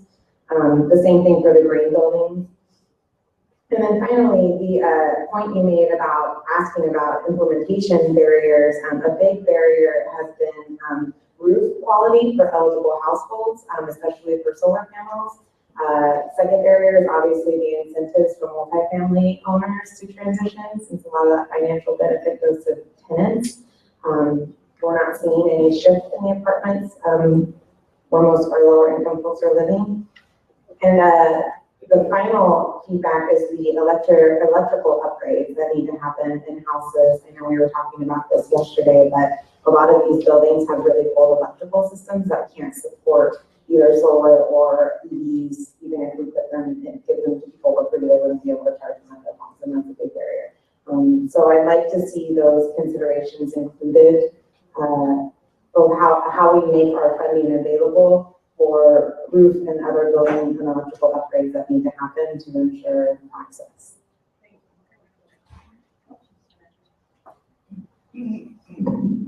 Just a few observations. In terms of green roofs, for instance, I just want to address green roofs for a moment. Those don't really work in Southern California, not just because of the water issue. Green roofs are something that started in the east part of the country. The problem with green roofs here is our arid environment, and it really doesn't function that way. However, green roofs have been very effective in insulating buildings. The other issue I have, particularly with well, smart growth, the fact is, with what's going on in Southern California and in terms of funding that's been made available to them, to Southern California, we only have, by virtue of the criteria that's been established, one city that got funded in Southern California for this kind of affordable housing. So that's a real problem that needs to be addressed. The other issue is affordable housing. And you start talking about it, Katie, but the stock that is currently available, protocols to weatherize or any number of strategies that you can use, but you need to retrofit those houses, because it's great that we're doing new builds that are green, but with the fact is we have a huge stock that needs to be addressed at this point. Urban forestry, there's a way that we could integrate urban forestry in terms of working with communities to do strategic planting whether it's the homes or commercial properties or any of that. But with residential, you can reduce your energy consumption by 20 to 30% with strategic planting. I also would like to include, besides urban forestry in the language, green infrastructure, because it's not just urban forestry or just trees. It's the integrated approach of green infrastructure when we're talking about green building or green planning. You asked about how we can get this into the communities. I don't know how it happened, but this is something I would really encourage regions, is being able to be part of the master planning. That's exactly what we're doing in the county of San Bernardino with the director of land use for the county. To make recommendations, for instance, to grow, to install urban gardens into developments or low-income developments and whatnot. That's it. Thank you. So one of the things that happens as we start to get tired is, I've been in Trish's spot a lot, is so if we have 20 minutes left before we move to public comment. Can you start by saying this is a comment or this is a recommendation? Because when you're in your seat, you're listening, is this a recommendation, and it's really tiring. So recommendation in regards to EV charging infrastructure capacity. EV is electric vehicles. It's as far as I know, CalISO is conducting an assessment of that, but only at a statewide level.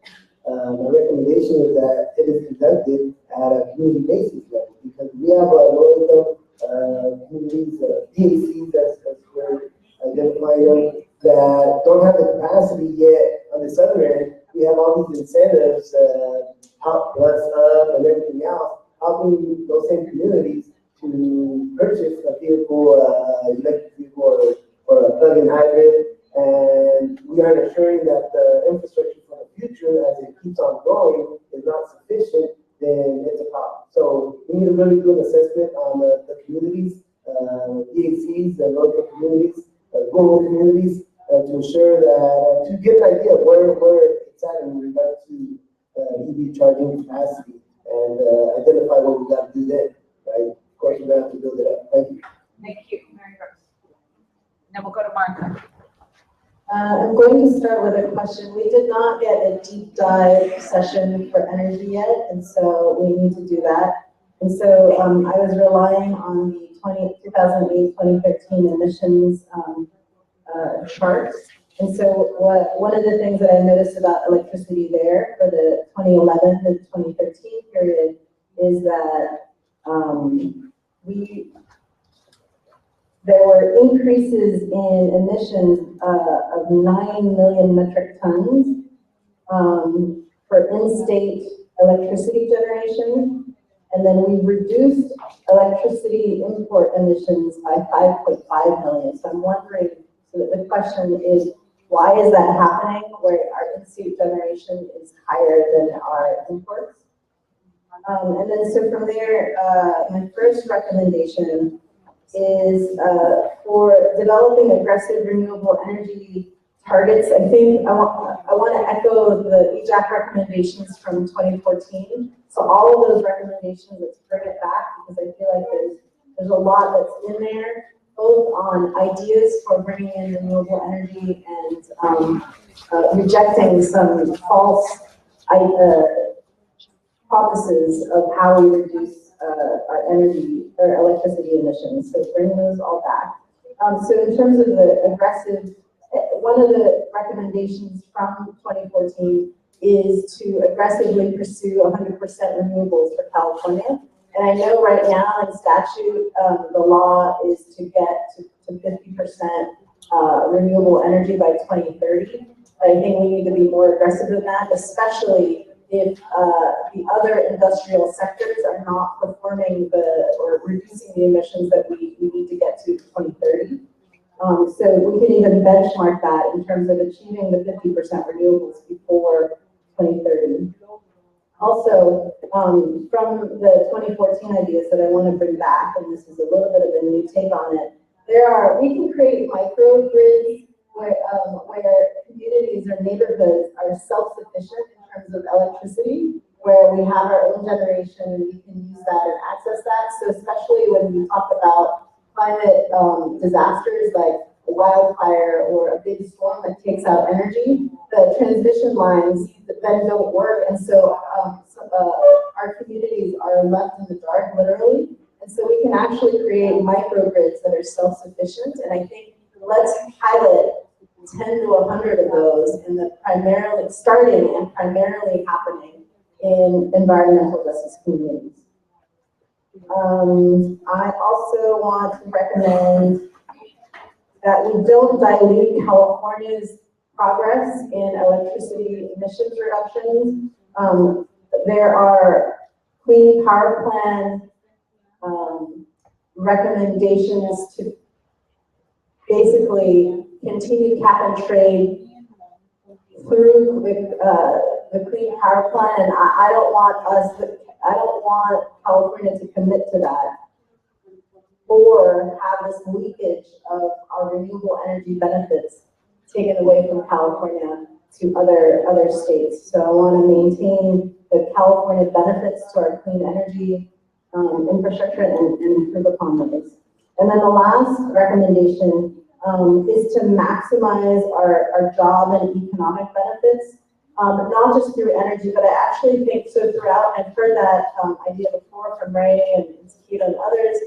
I actually want to see a section in the scoping plan around job and economic benefits, and that there is a specific plan and target for environmental justice communities for it. Great. I'm really glad we were talked about this idea of a pilot project. So I also think that dealing with this, so these are comments, and then hopefully it'll get to a recommendation. So this idea of how to deal with rental units and all of the barriers that Katie talked about. So I'd like to propose that we do a pilot project. We did one very similar with apartment owners and doing integrated pest management, where we got them to agree. We went in and did the pest management, came back and evaluated whether it worked. So can we develop a pilot with, substandard low-income housing, and how we do the retrofits, how we bundle services so that you're going in and if HUD has money for lead remediation, well, that gets done. If there's weatherization funding, that gets done. All of those things, much like they're trying to do with access to energy efficient appliances and cars, where there's now one place to call and get all of those services. And that's when we start getting to the rental units by working with the landlords.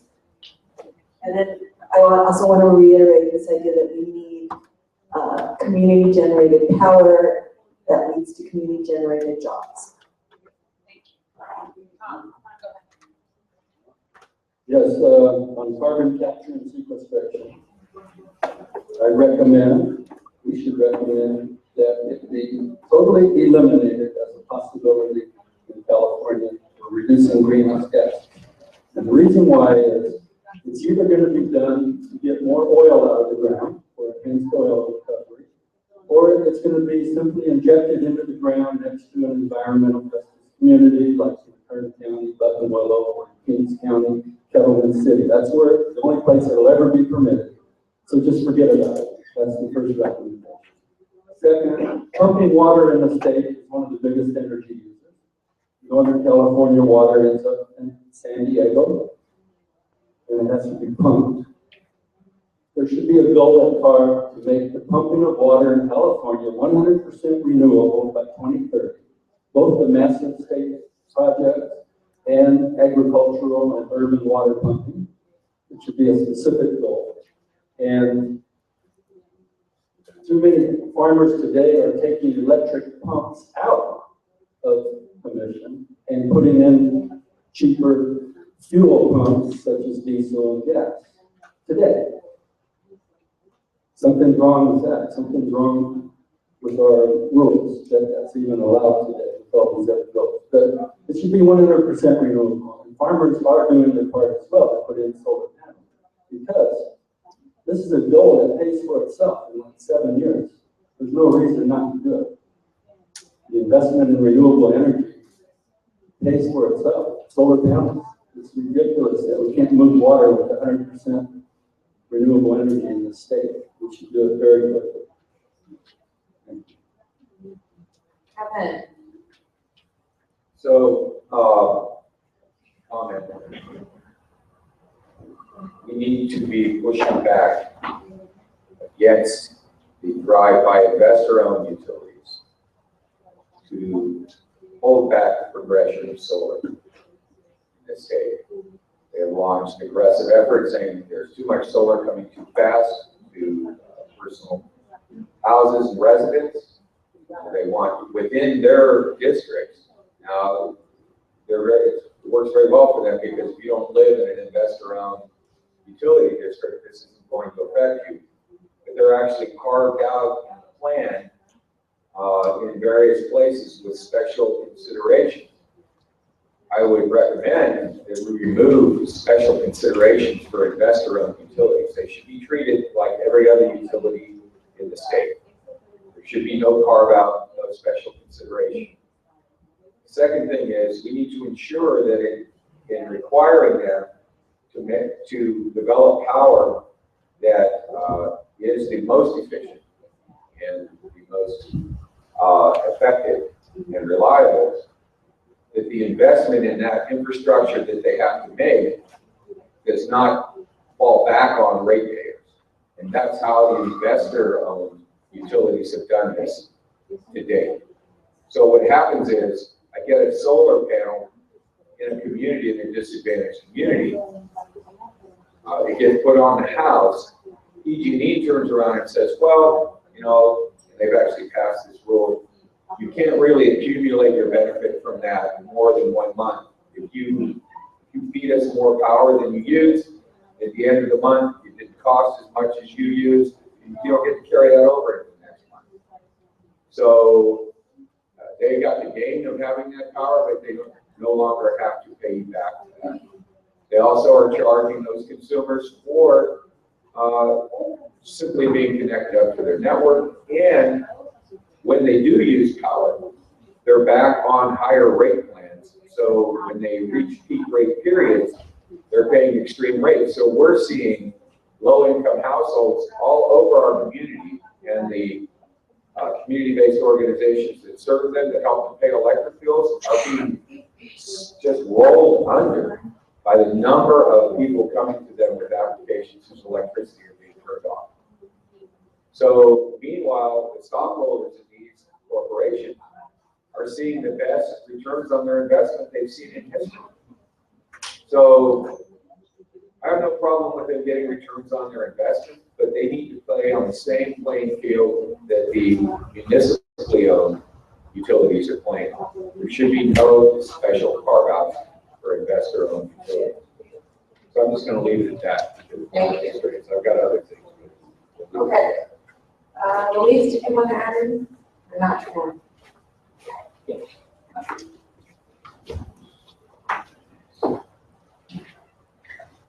So I got just a couple of thoughts and recommendations, but desert communities tree forestation.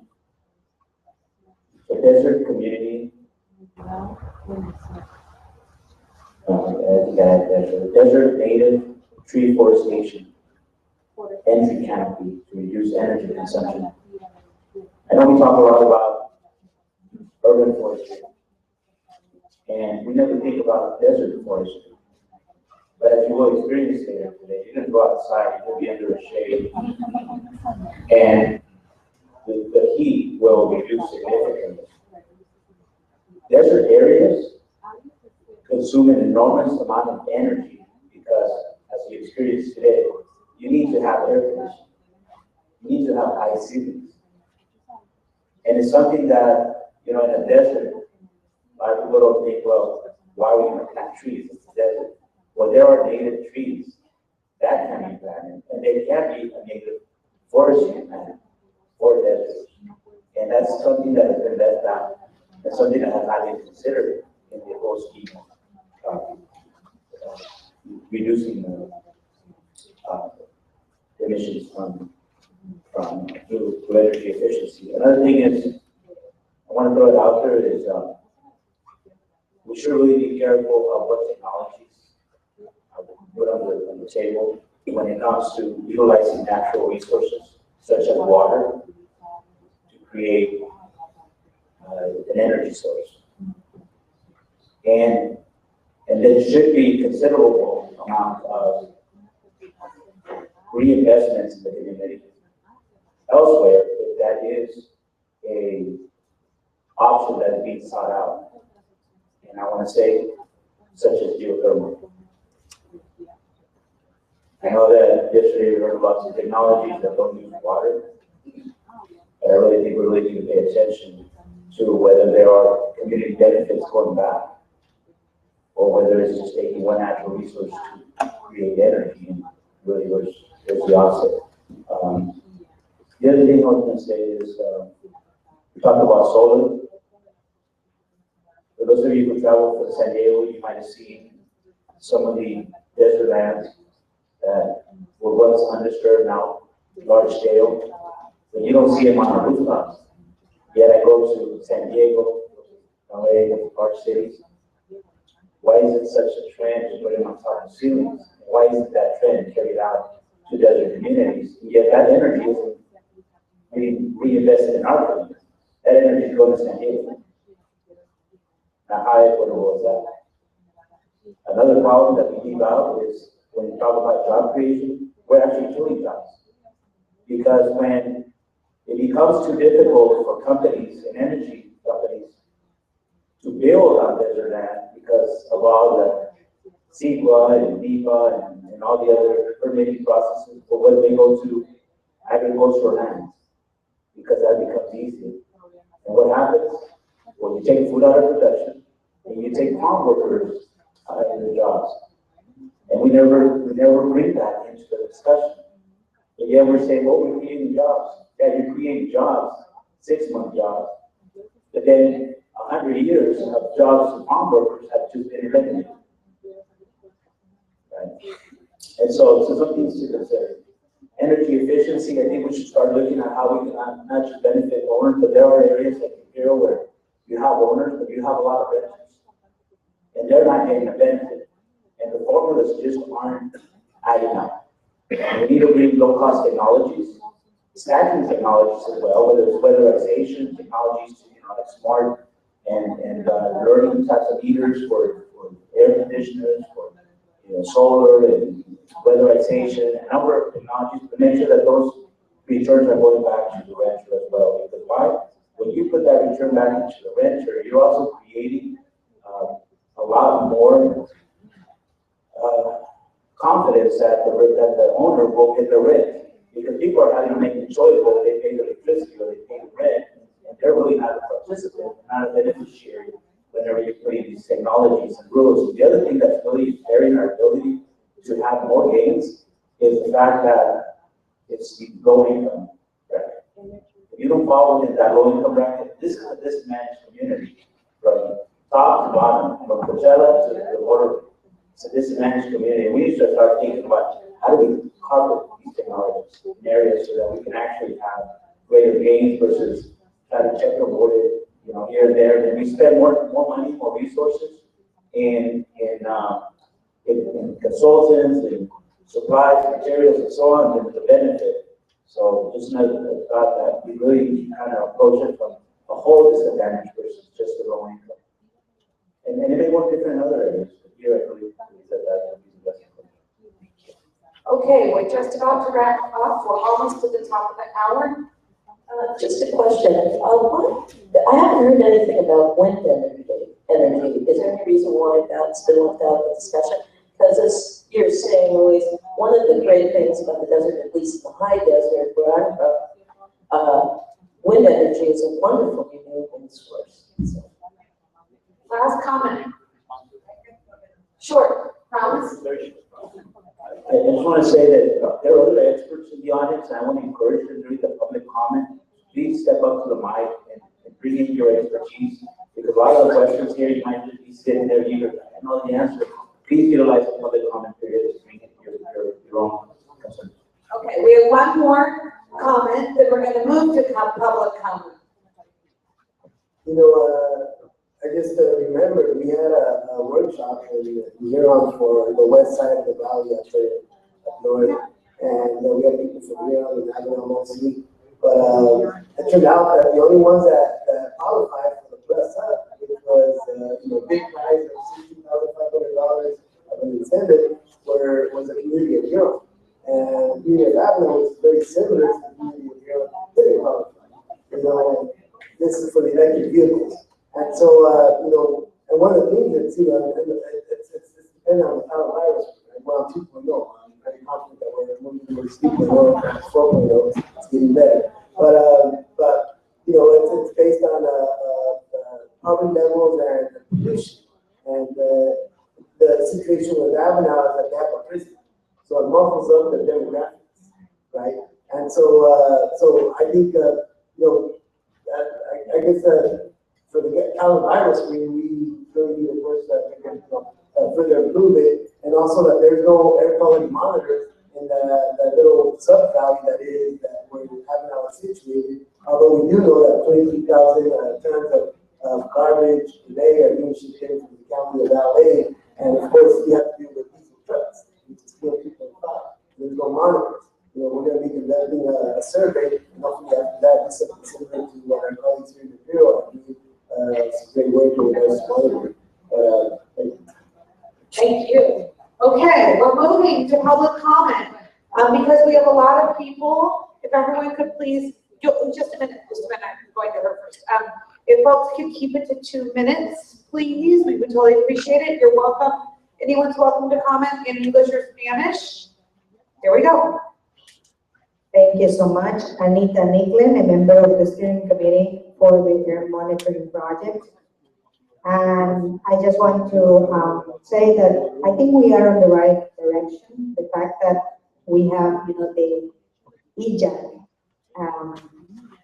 at this table, that's very important. 99% of us are not usually part of this type of conversation. And it is usually the top 1% that create the plans and policies that benefit them. Usually, the motivation is to increase their profits. And adding a little bit more on that, as Luis was saying, we're here in Imperial County, we're paying, high rates on electricity. All the projects that you have seen here, the solar projects and the wind turbine project, that will, you were asking what that weekend after the meeting, maybe we can talk about that. Okay, because that will be another couple of minutes, and I only have a couple of minutes. Definitely I support, the proposal of having, I would say, not only 10, but maybe more workshops, because, those workshops have to be presented in different communities. They are the experts. They know what they understand very well what's happening in terms of the environment. They know their own needs, and they are the ones experiencing the greatest environmental challenges. Like for example, here in Imperial Valley, something that you have not mentioned here, the emissions from off-road vehicles, that has not been, mentioned, at least, in the time that I have been here. So, someone was saying that adding the economic reviewer to the panel is important. I think that, yeah, that's crucial, but also adding, a health expert is crucial. But this person needs to understand also what's happening in the communities, because you can hire, or get someone on that panel, but if that health expert does not understand the health issues here in Imperial County, it's not working. So you need to have that expert. So yeah, thank you. I hope that was helpful. Thank you. I'm Ray Askins, and recently I've been using a lot of public transportation. And what you presented here today is a utopic viewpoint. The practical side is, if the Imperial Valley Transit System bus breaks down, you're sitting there for another hour for the bus to come through. And that makes you late to wherever you're going, say from Calexico to Costco. By the time I get from Costco, there's no bus. So I gotta find another way of getting back to Calexico. And so here comes Número Uno. That's $2.50 for one way, where I paid 60 cents to get to Costco. I think this is where you don't require the bus companies to make up when the bus break down. They got to pick up the slack. Otherwise, your public transportation is worthless. And then I got to look for another way. I mean, unfortunately, by the time I get to Costco, it's about 2:30, 3 o'clock in the afternoon when the bus travels all over Calexico. But if that bus breaks down and return, there's no bus. What do? This is not included. You must require these public transportation companies, when they do break down, they must pick up the slack. Thank you. Good afternoon now. Mark Baza, Executive Director for the Imperial County Transportation Commission and the Local Transportation Authority, which is the sales tax measure agency for Imperial County. And with that said, we are a self-help county, but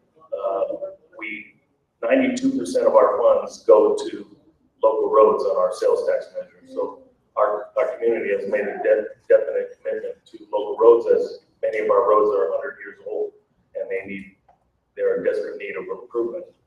I wanted to support the recommendation by Katie that said, that land use and transportation planning is important to us all, but it's also it helps us achieve our SES goals, but we have a challenge to meet those goals, and funding is a part of that for transit.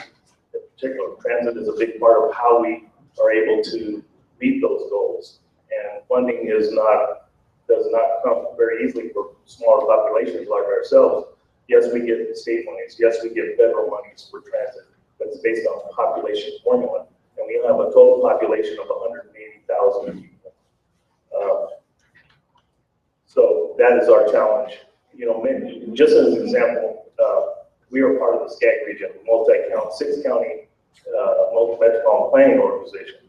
Now, we were able to meet our SES goals in part because LA Metro has a major sales tax measure that helps them to build a lot of transit in the LA Metro area. Well, what does that do for us here in Imperial County? That is our challenge. To build off of Luis's earlier comments related to our cross-border travelers every day, we have here in Imperial County, we have 45,000 plus people crossing into our border every day. We have to provide transit services for those folks that travel into our county every day. We also have our own citizens that are transit dependent, as you heard earlier. And yes, we may have challenges on occasion, but not very often in terms of broken down vehicles. That's an opinion. Thank you. All right, we've got a couple more comments here, and then I'm gonna come to the other side of the room. You're next. Okay. My name is Kimberly Parker from the Southern California Association of Governments, SCAG. And I just wanted to echo Mark's concern regarding funding and, funding is so important for the implementation of the sustainable community strategy. And the affordable housing and sustainable communities grants are a good opportunity for that, but more needs to be done. And obviously, Southern California needs to get a fair share of funding. I also wanted to, sure, absolutely. There was a question to basically describe what SCAG is. Okay. The Southern California Association of Governments, we're the Metropolitan Planning Organization for Southern California. Lastly, I just wanted to add, I applaud ARB and the EJAC for having this committee meeting in Imperial County. Imperial County is a very important part of the SCAG region and has unique environmental justice issues. And to see the EJAC have a meeting here is really important.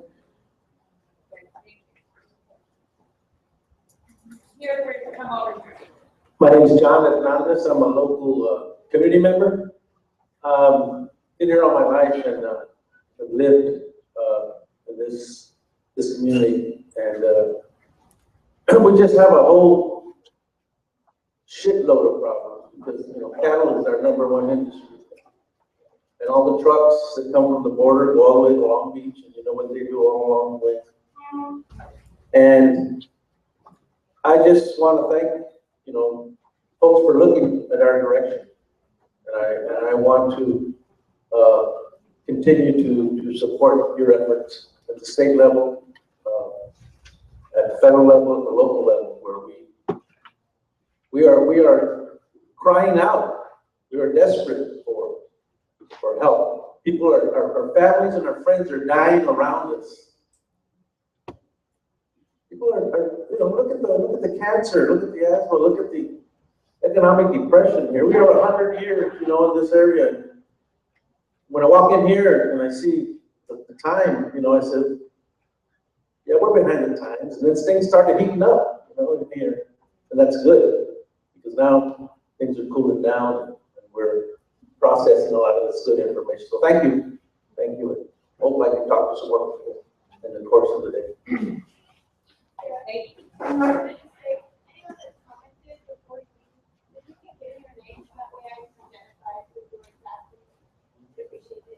Everyone hear that? If you could please give our note taker your name.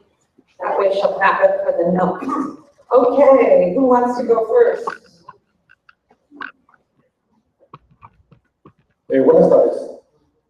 Somos un grupo de personas que estamos aquí, que somos troqueros del Valle Imperial, que trabajamos 4 meses.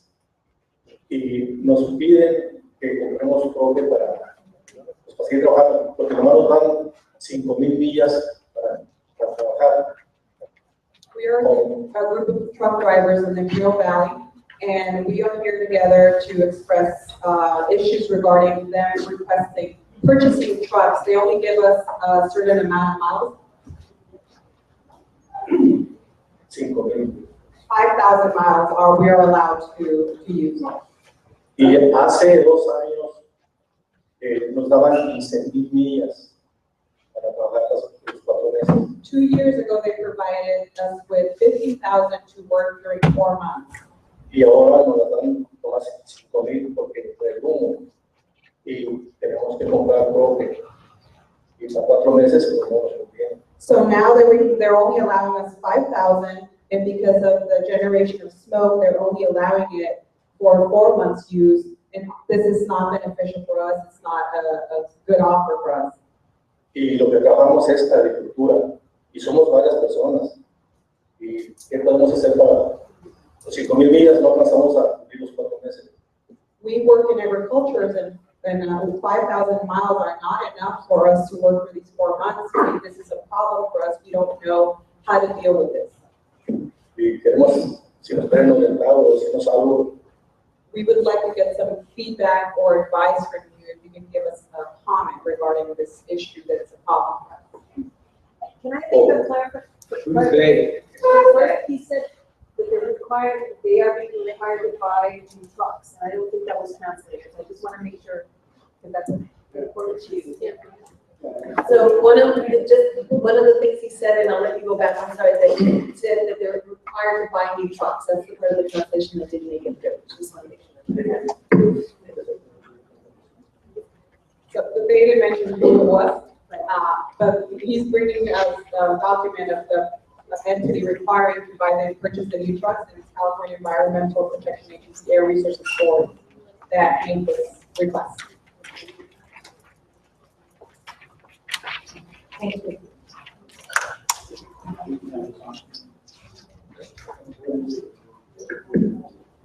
So, real quickly, the folks who implement the truck and bus regulation are not here at the table, but if you give me your name and number, I'm happy to follow up with you, get the right folks to talk to you about, what your options are, that sort of thing. Okay. Okay, we have another comment over here, over here.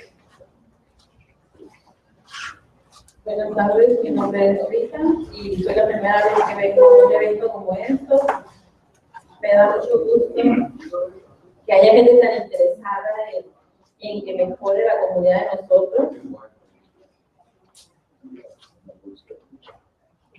Hello, my name is Lisa. It's the first time that I'm attending one of these meetings, and I'm very happy to see that there are so many people interested in our issues. Vengo de Valle de Cochela y me gustaría tener más información, cómo involucrarme para ayudar y apoyar también. I come from the Coachella Valley, and I would like to get some information regarding how I can be involved and be participant to help with these issues as well. Porque sé que existen muchas necesidades y pues creo que también se necesita mucha gente para apoyar. I understand that we have a lot of needs, and we also need a lot of people to get involved. Gracias. Thank you. Anyone else have a public comment? Okay, we have one last burning add-in, and then we're gonna break in for lunch. Oh, lunch is good. All right.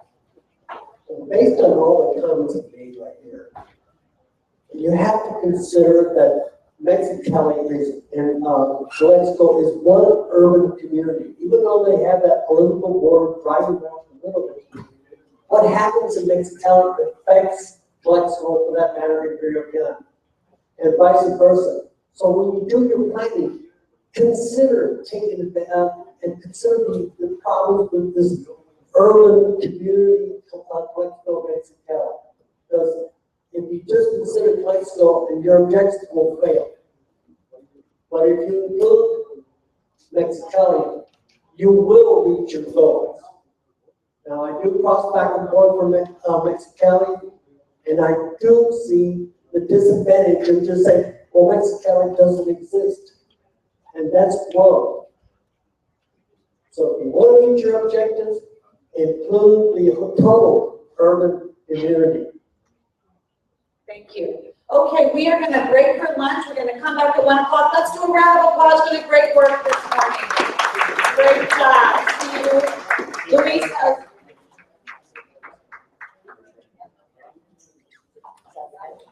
okay. Each of members have lunch supply. Other folks' lunches on your own, and the meeting will reconvene at 1 o'clock.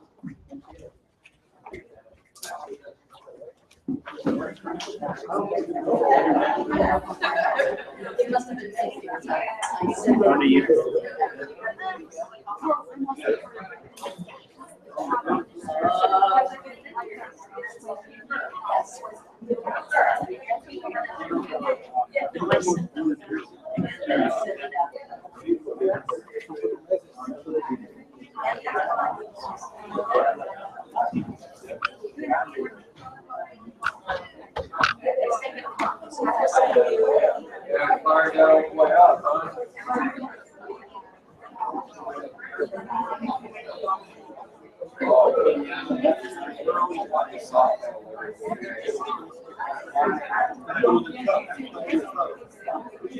Yeah.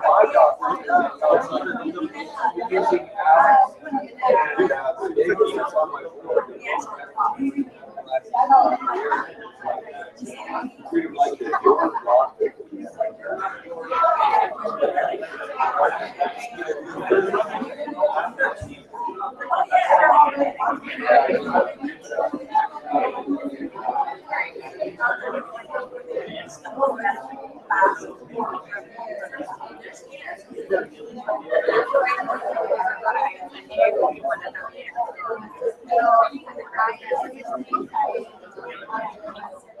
was interested in the you never answered any of them. You never dealt with the reality of the situation. They simply said, not even associated with the got a lot of discussions about it in various places. So they didn't seem quite as excited.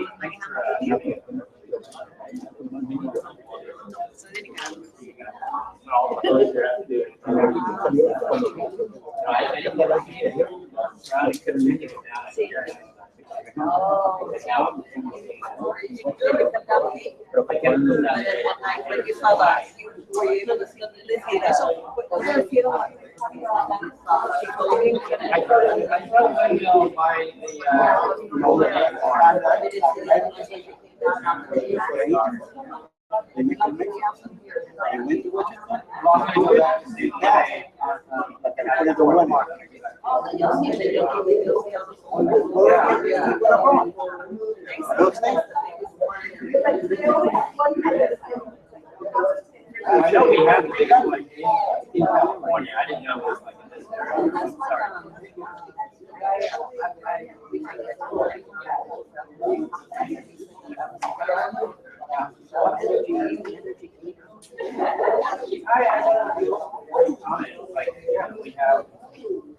We have this large solar farm.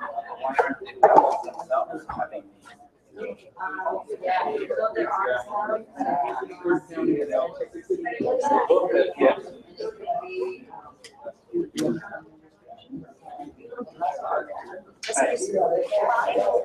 Oh, yeah, absolutely. This is bright enough and solar enough for a solar farm. You know, plus you're keeping the side of the house.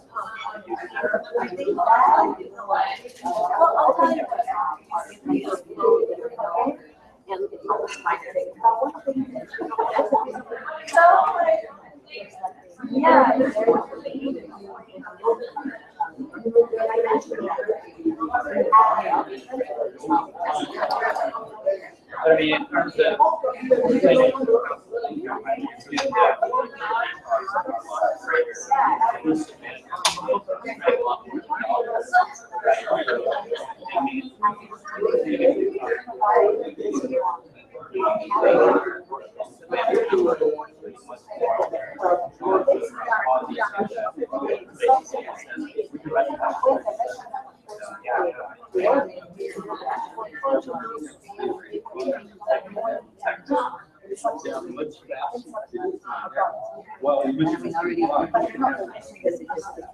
Yeah, we're having problems.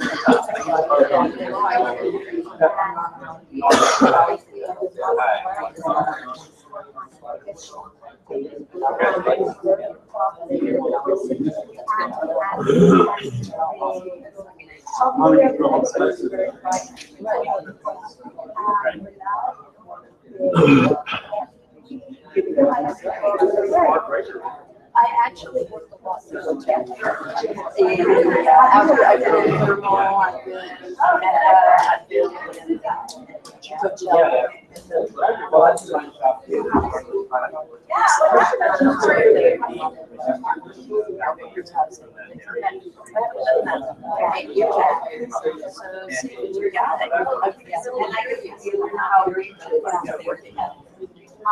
they're not.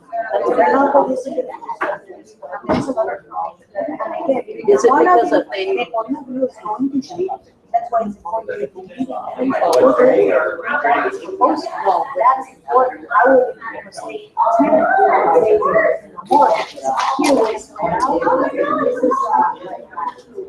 Very large area, and you're going to find very small communities.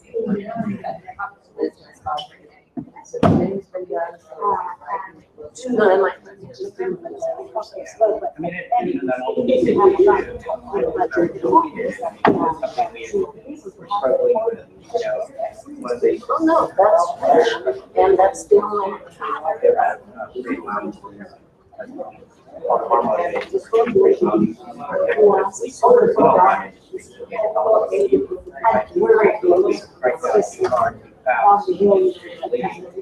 Yeah, we get emission reduction here, but then they spring up. And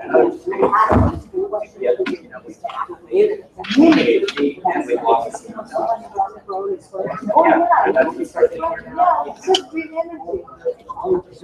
Not all green energy. That's right. I think that would be okay.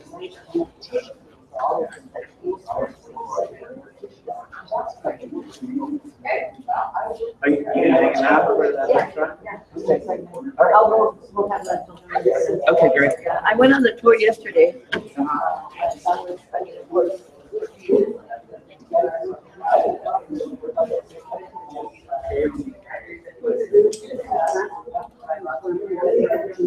Yeah.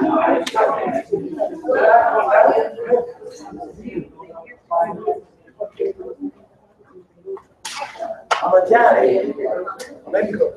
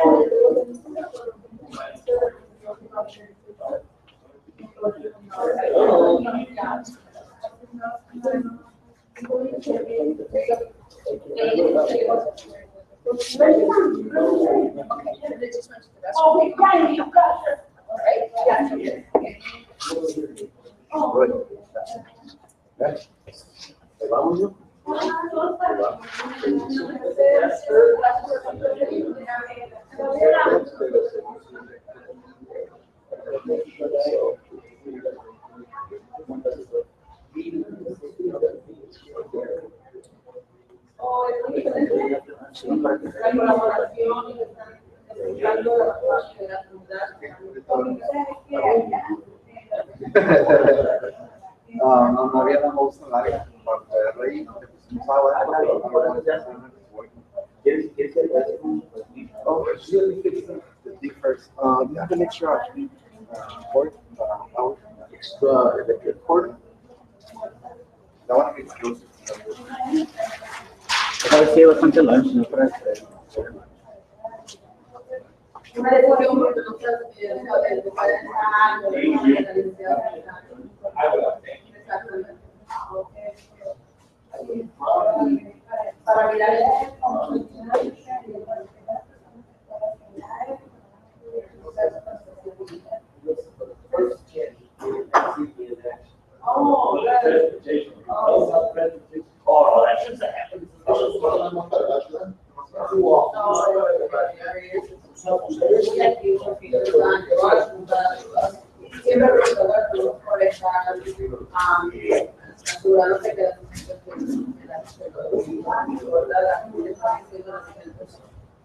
consecuencias o problemas no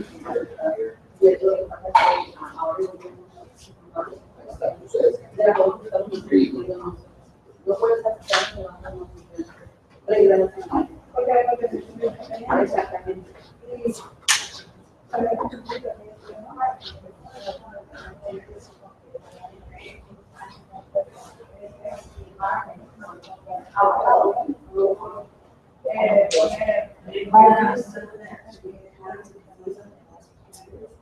Sí, es la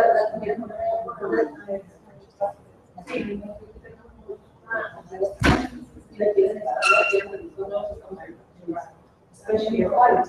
Right. You know, I did that, but there's something else. I said, they told us, you know, this was kind of our recommendation, so they want us to wait. That's right. How long? Yeah, not very long. Okay, so thank you.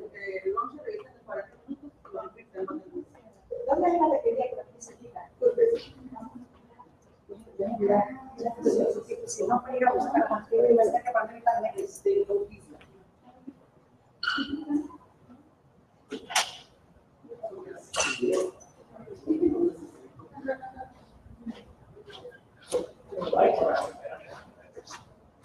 Actually, my state and now is waiting for us, that's where yeah. Wow. Yeah. Thank you for coming for us. Senator, I hope what I said resonated. Yeah, totally agree with what you said. Absolutely. There's theory and then there's practice. That's what I heard you say. So you get her down there. Want to be at the table, you know, to be able to have that first draft. Yeah. The scoping plan, Yes. I haven't seen it yet, but you know, hopefully you will get to hands. Exactly. It's not the first time I've been in front of a Senate hearing in Sacramento. Yeah, and, talking about all of the intersections, life, I don't know if you remember. Yeah, the old days, yeah.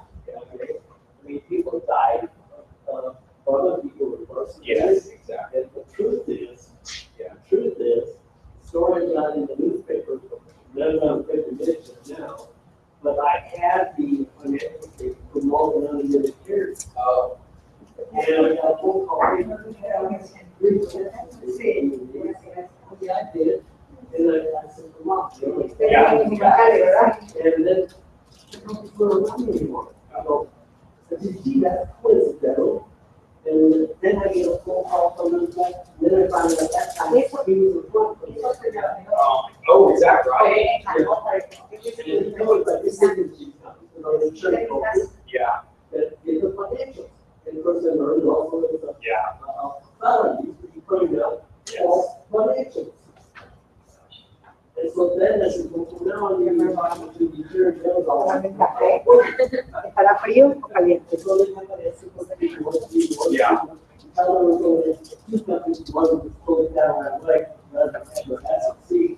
And the other way was to open, ¿A qué escuela va usted?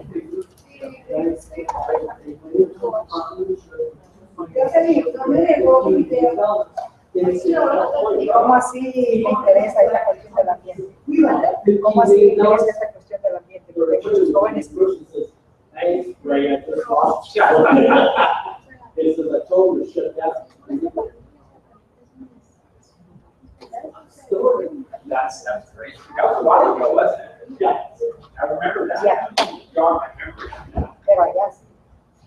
That rings the bell of truth. Yeah. And then something you guys change law of travel, the companies that are politics start on tax back for sure. But they found out that they had to be a spoken with the company. And they couldn't charge a broker fee. So they didn't. Yeah. So they had to go to school. No, si no dice dónde iba la quería, vamos a ver. Yes, sir. Yeah, I'm gonna plug, I'm trying to find a place and plug this in real quick. Ah, there we go.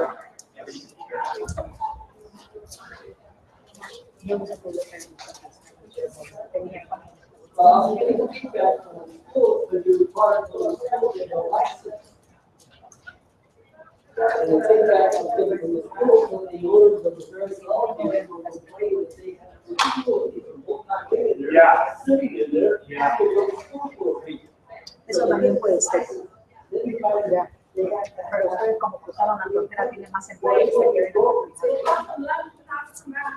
All right. So it is, you have to go, so that go back to school. Yeah. And you get your driver's license, and you have to put up a bond. These guys were flipping out. That's crazy. Pero en el caso de Civico. Yeah. Pero no tienen ustedes organizaciones, digamos, Pues, ay, pero no como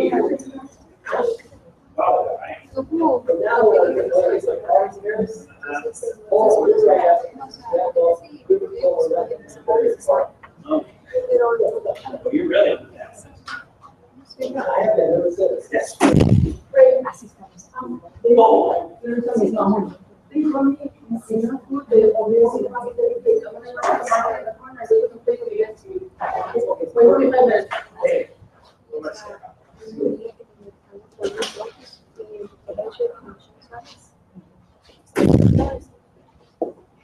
Esta hacienda nos me trajo 30 platos, pero hay bastante carne y comida. Voy a ir aquí a la esquina a tener platos, porque ya no alcancé tampoco para comer. No, ahorita en 5 minutos no, que se espere, te venga. Okay. Sí, porque dije, si me hubiesen puesto una mucha comida, pero nomás me trajeron platos. So, ahorita vengo en 5 minutes. Yeah, okay. I'll be back in 5 minutes, please. Okay. Sorry. Yeah, that started to remember my last quest for justice. Yeah. It was against the auto dealers. People went to jail. People died. People were murdered. And that was in the background, turning over financials that were false. And people went to jail because it's a company to put up false financials. They were renting assets to put on the financials. Wow.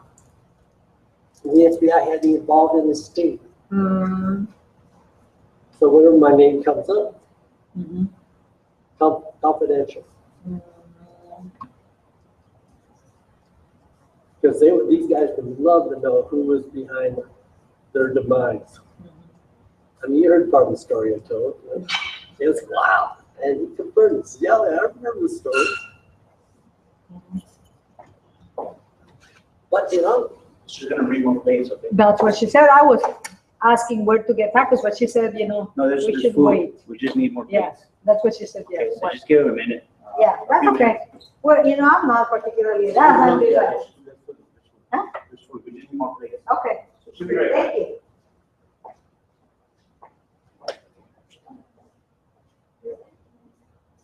your son comes running to recycle. Four of you together? No, ellas andan con Ray. There's food for four. Sí, Ray, de Mexicali vinieron, desde Mexicali. Ellos dos. Ellas dos, quiero decir.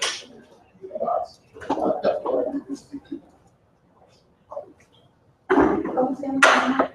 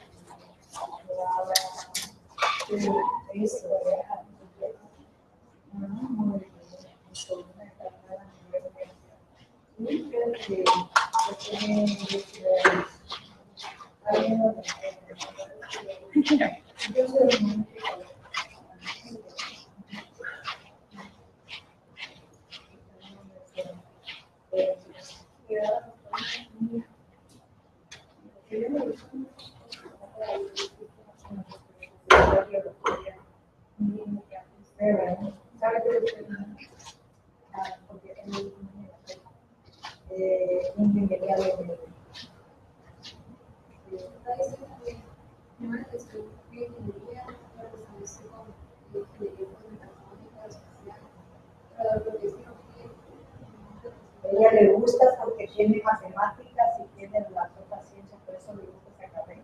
Frances aplicó para ingeniería biomédica. My daughter. She applied, you know, to biomedical engineering. Oh, great. Well, she's got the brains for it. I know that. That's what she wants to do. We will see. So environmental engineering. Biomedical.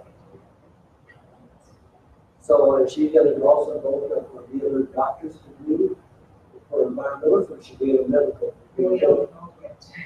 She's barely going to start. She's still in high school. Well, she's gonna have to go to age 28 to school. If she's gonna go for this year, okay, that's 4 years. And then of course, you want to have some medical classes along the way, and then you take it to the next level. That's another 4 years. That's 8 years. Then you have internship. Then after internship, where she can still call a doctor at that point, but then she has to be certified. That's another year. Then you can be certified. So she'll be making her 10,000 a month. No, my first wife is an electrical electronic engineer. She's a chiropractic doctor, and she's a medical doctor. And she's going down 10,000 a month. After taxes. So when she whips up the checkbook, you see she never keeps a balance. She never did keep a balance. Pero ahorita no me trae conmigo. Nomás fueron por los platos. Es que me dice que no tienen suficiente platos para servir. Sí. Comida hay, lo que no hay es plato en que servir. Hello, how are you doing? Doing good. Ya viniendo, híjole. Salí bien flaco, ya regresé con panza. Miembro de IJAC doing. ¿Cómo le va al miembro de IJAC? Muy bien, bien lleno. Es una sigla, SG significa right. La otra, justice.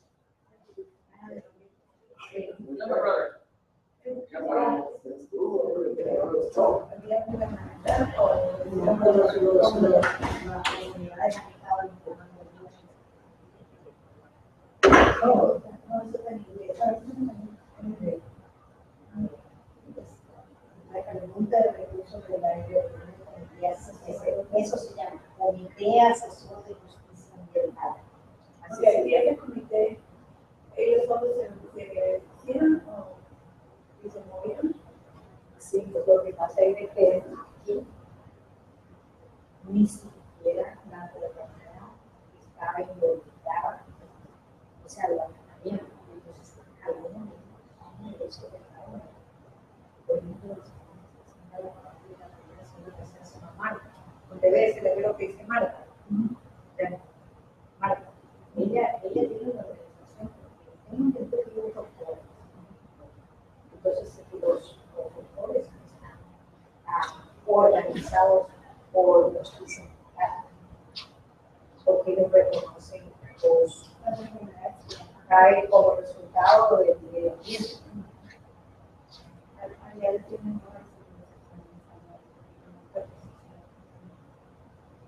Now, one more quick suggestion. Having those who are adopted studio, let's those who cancel what she completes the schools. Well, that's part of the problem.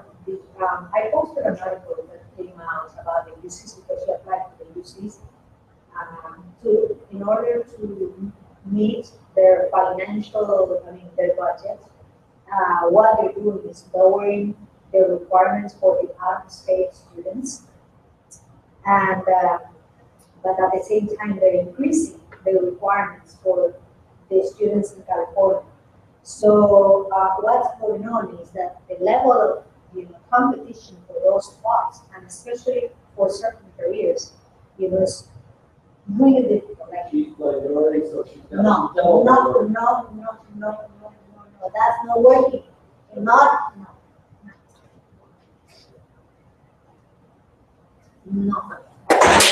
She's a woman. Yeah, but still. She's going into a man's world. No. We thought that was going to her ticket. And she has to. Yeah. Let's go back. She has to wait for times of fellows that will cancel if they meet certain requirements. The US government pays for it. If you are, vamos a comer hoy. Señoritas, vamos. Good, see. Perdone, que vamos a comer.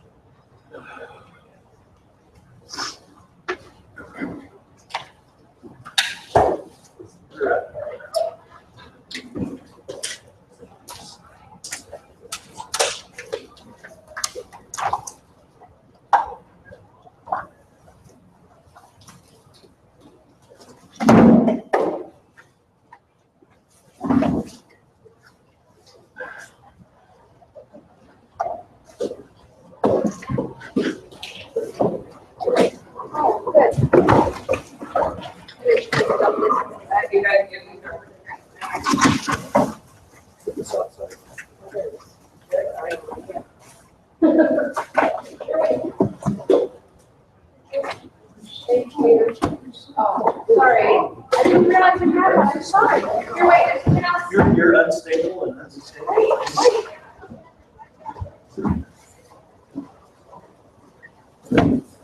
Oh. I was really thinking, what do I do for these segments? I'm going to go sit in the coffee. Watch a YouTube video? That would maybe help. Yeah, I'm going to start. I know, I see some of these drinks, I'm jealous. No kidding. Hey. That would be nice. I'll tell you, I really don't.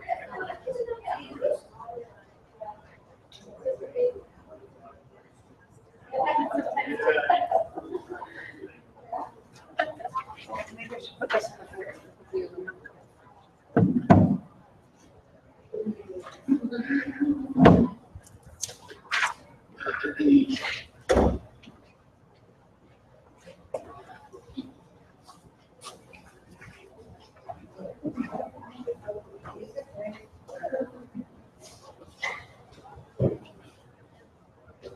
Now it's coffee time. do we have time to go to Starbucks? Is this your cup now?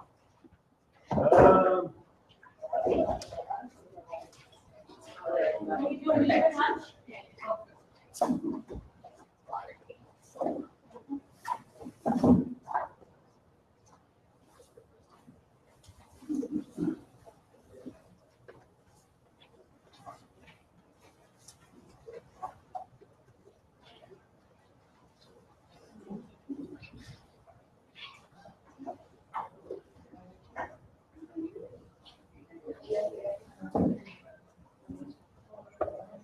I'm assuming there's no motion.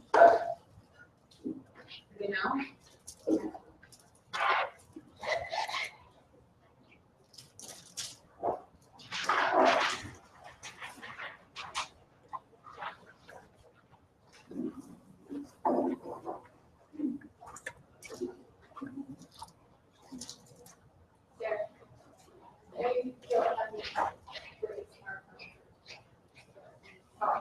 So I might just keep it in there.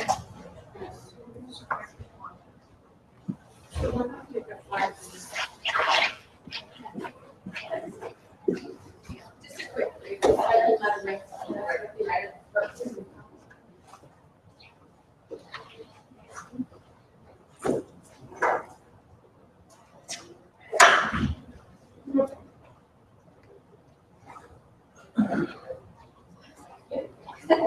That's about right.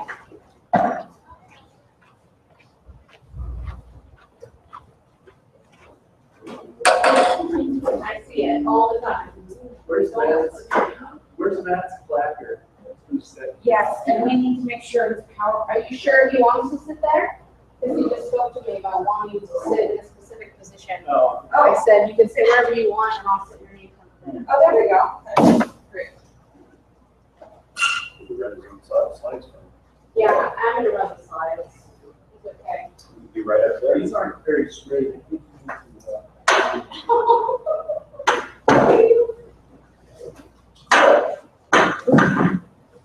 Why don't you be in charge? Do it.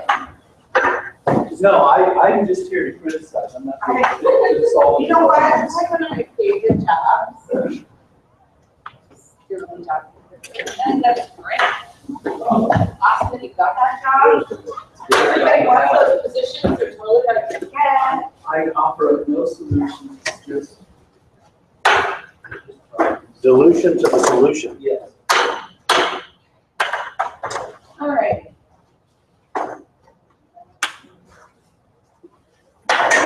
You don't have any more students? I don't, I mean, not that I don't want to.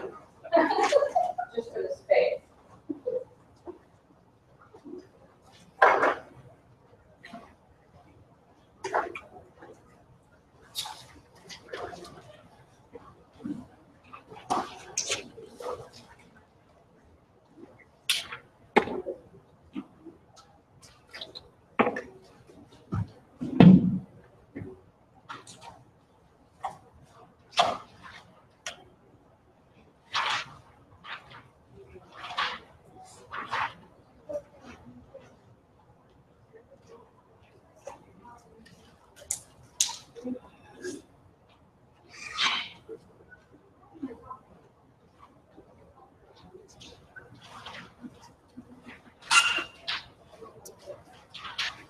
You know?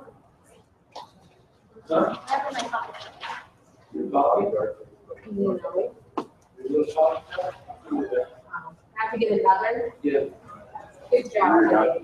Not going green, guys.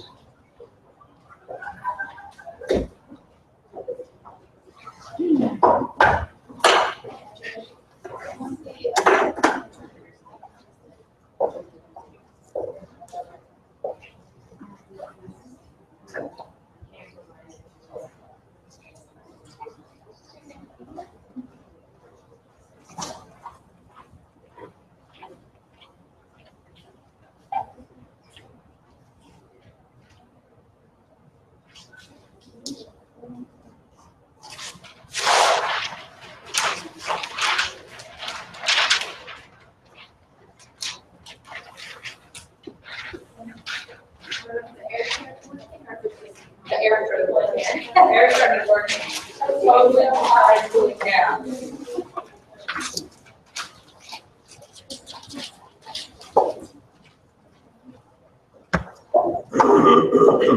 You were my friend. You were my friend until I saw Until you. when? Until I saw you put liquids next to my laptop. That's Our against the rules. Our friendship is over. I'll see you outside after school. We'll go out to the schoolyard out there.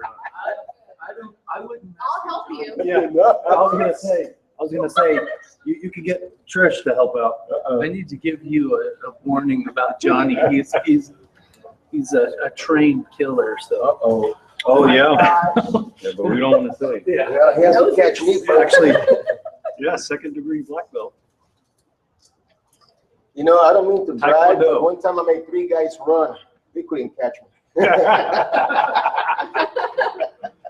That's awesome. That's what in a group of people. I don't have to run faster than everyone else. I just have to run faster than you.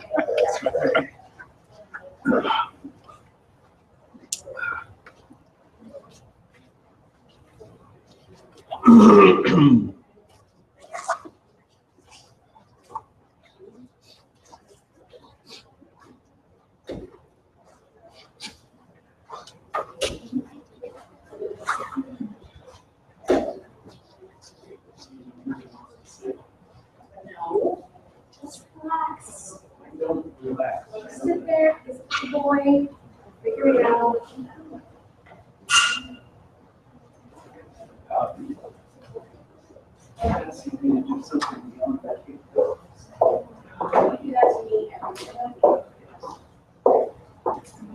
She couldn't on you. I'm still in my head. Am I off? That's all I think she's. She's got all my, she's got enough crap for us.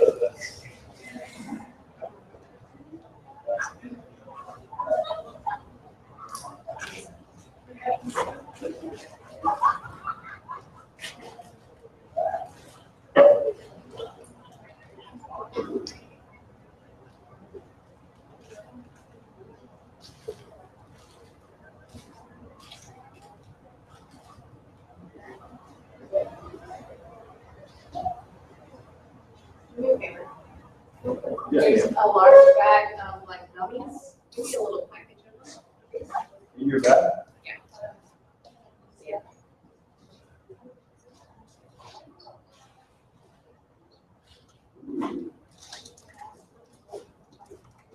Thank you. Hiding these? Thank you. Thank you. Mr. Boston. Good day, Mr. Ashland. Oh, okay. You want the gluten free cookies? No. You're good. You're so good. Yeah, Matt, where do you want to go? The cover is actually not considered all, I think that's on the table in case. Well, there's one. You can stand. There's a road if you want to look at my.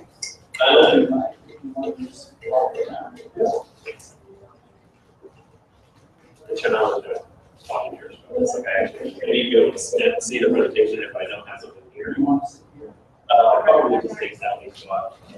Or I think yours. Yes. Do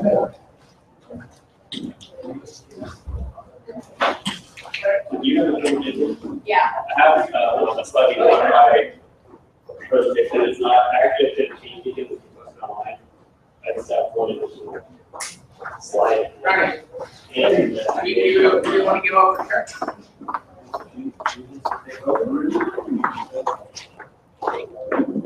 I expect you to grow. You want these or here? Can I have the file? yes. She doesn't know this area. No, we had it. We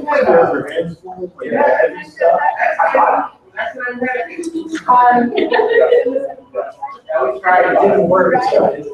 All right, now you can try to put the female country. Another lady. There's. Oh, and it was down to spell. I think I'm doing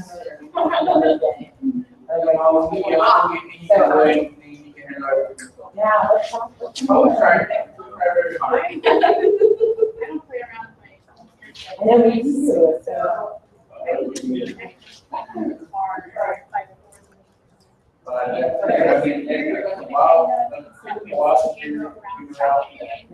You weren't there.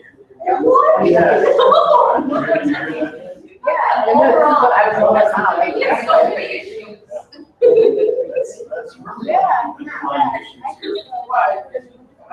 I was thinking about because I'm just. Ooh, When what? I need to go. You took to show dominance.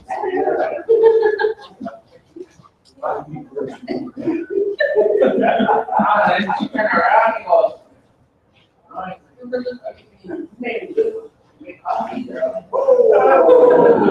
Yeah.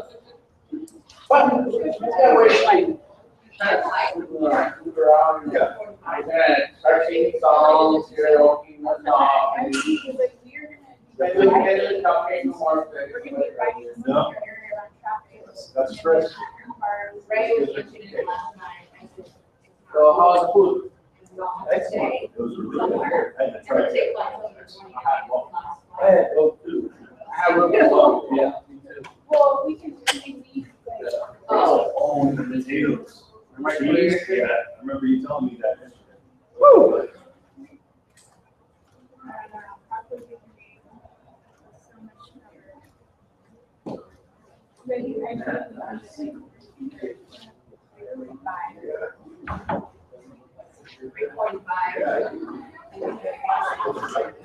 Recommend people by the break, charge yourself up, get ready to go. Here. But there is no break. There's the afternoon break. Not here, not in the.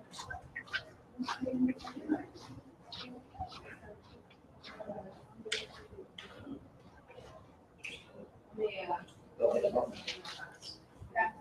And figure out what needs to be done. So, I know it we have to generation happen. All right.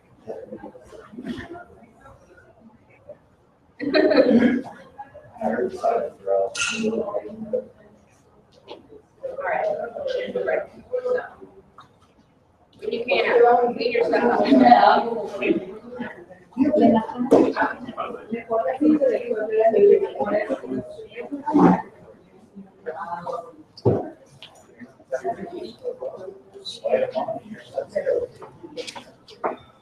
Thank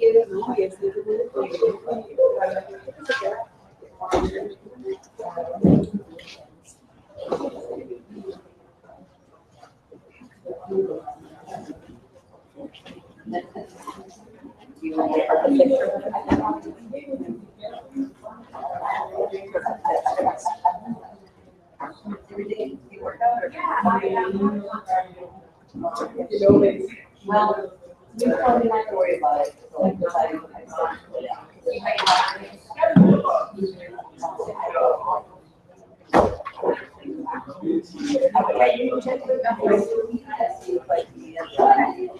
Like I called me and then I told me, I was like, I don't want you to be worried about it. So check with him.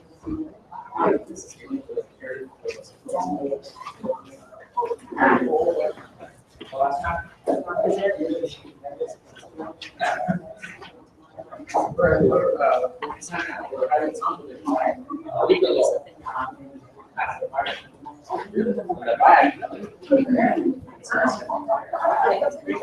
I guess you Facebook and that one. Church for you. How you doing? Oh,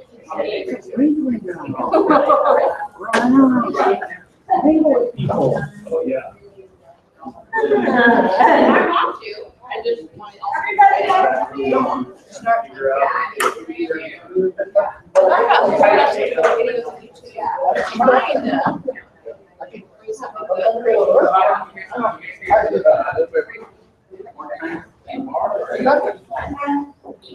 we did stay a while. It was nice. We had a party here. Okay, you got the slides ready? Matt, you have a here. Matt, you don't want to sit up front. You want to sit outside? I'll sit to the side. Okay. You read it all? Ready?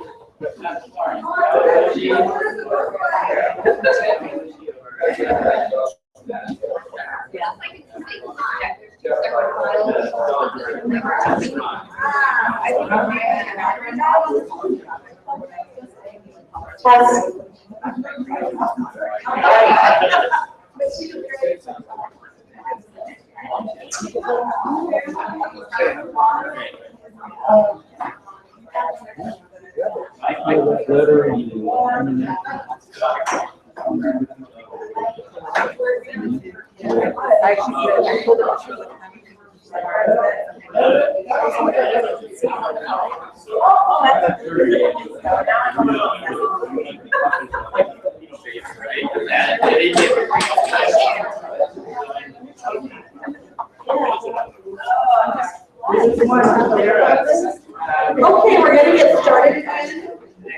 There's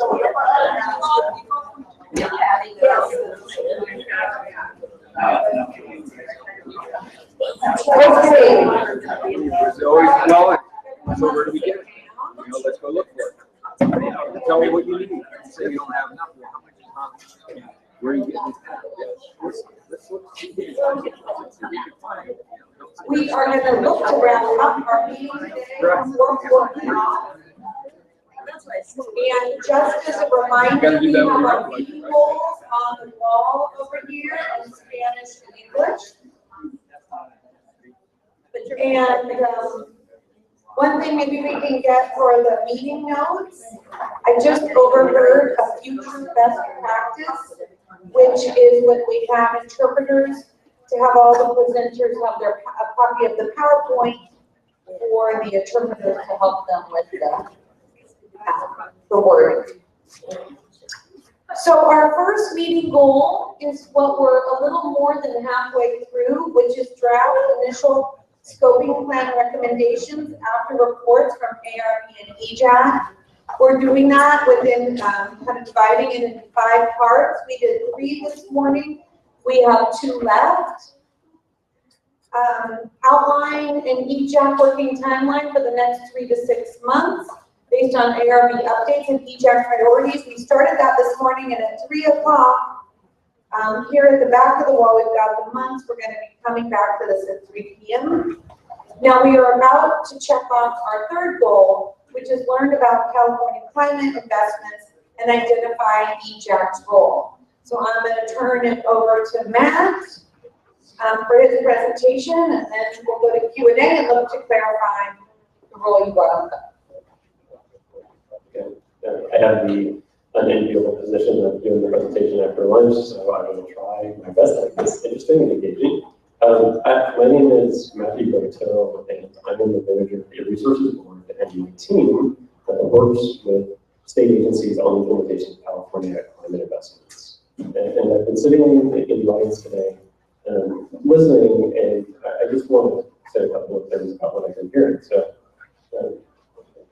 really good and positive discussion on community engagement, how best to do that when we're talking about state level policies and major programs. So I'll talk a little bit about what our experience has been on the climate investment side in my presentation. Also, this question about how do you evaluate performance? How are these programs doing?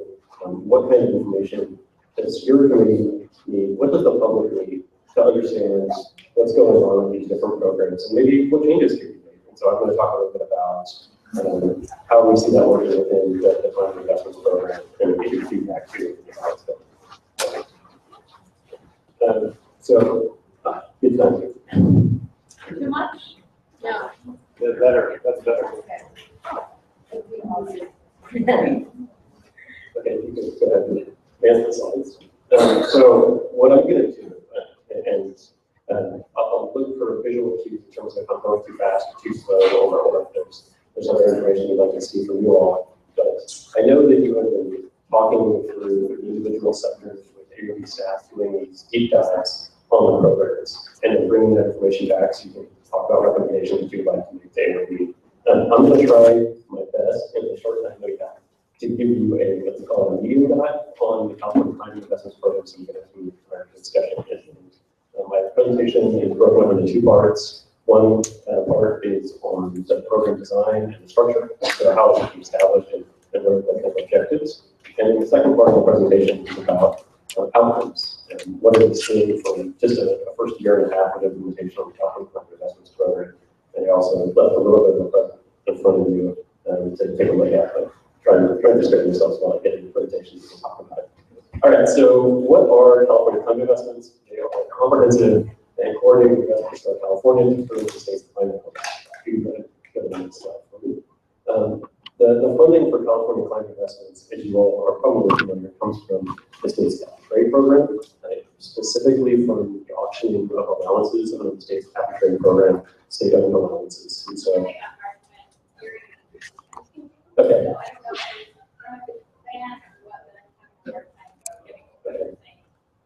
All right, I'll try and talk slowly. I think Katie and I suffer from the same fast talking.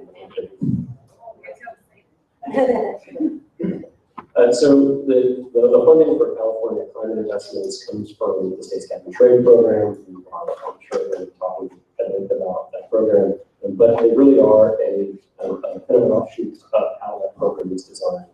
To date, the program, the cap and trade program, and the state-owned allowances in the cap and trade program have generated a little over $4 billion in state auction proceeds. And there's also an important component of that program that is the California climate credit, and that is funding that is generated for the investor-owned utilities that produce returns back to the ratepayers. So I'm not going to talk about that program, but it is an important component that also provides return on funding back to communities throughout California on their electricity bills. So, Tricia, if you could go ahead and jump to the next slide. How am I doing on there? So like I said, I'm going to spend a few minutes talking about program design and structure, and I think these are very important concepts, but I'm going to try and go as quickly as I can through the next slide. So I think this is one of the fundamental questions that we all struggle with on this program is how does funding move through the process? And so the governor and the legislature, through an action of a number of bills in 2012, basically established a framework for how the funding flows from the account that it's deposited into individual programs and projects. The processes that they identified includes an investment plan, so for 3 years, an investment plan is drafted that provides priority recommendations for the use of the proceeds. That investment plan, I like to refer to it as a menu of options. Here are the types of investments the state could make. The investment plan is given to the legislature by the Department of Finance, and the legislature then decides through either a single budget act or through the annual budget act where to appropriate funding. So the legislature will pick a number of state agencies to and establish objectives for funding and establish a specific funding amount when the budget process happens. Typically, that's in July. The implementing statute also set out a number of responsibilities. So the California Environmental Protection Agency, the Secretary of Environmental Protection, identifies what a disadvantaged community is under the program. We'll talk a little bit about that in a second. The legislation also gave peer review a responsibility to develop guidelines and quantification methods, which we're going to talk about. And as I mentioned, in how funds are distributed, the legislation and the program gives responsibility to the state agencies that receive appropriations on implementing their programs and how they project and how to move forward. And then finally, the report on outcomes, which we'll talk about quite a bit today. The next slide, please.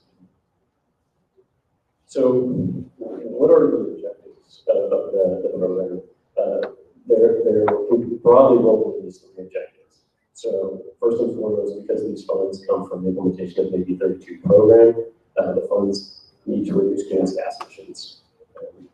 There's been additional legislation that's been passed in the legislation in 2012 that also directed that beyond just greenhouse gas reductions, these funds need to be directed towards the state's most disadvantaged communities, and they also need to maximize economic, environmental, and public health benefits. So this gives us a set of three main objectives that we drive at with the use of these funds.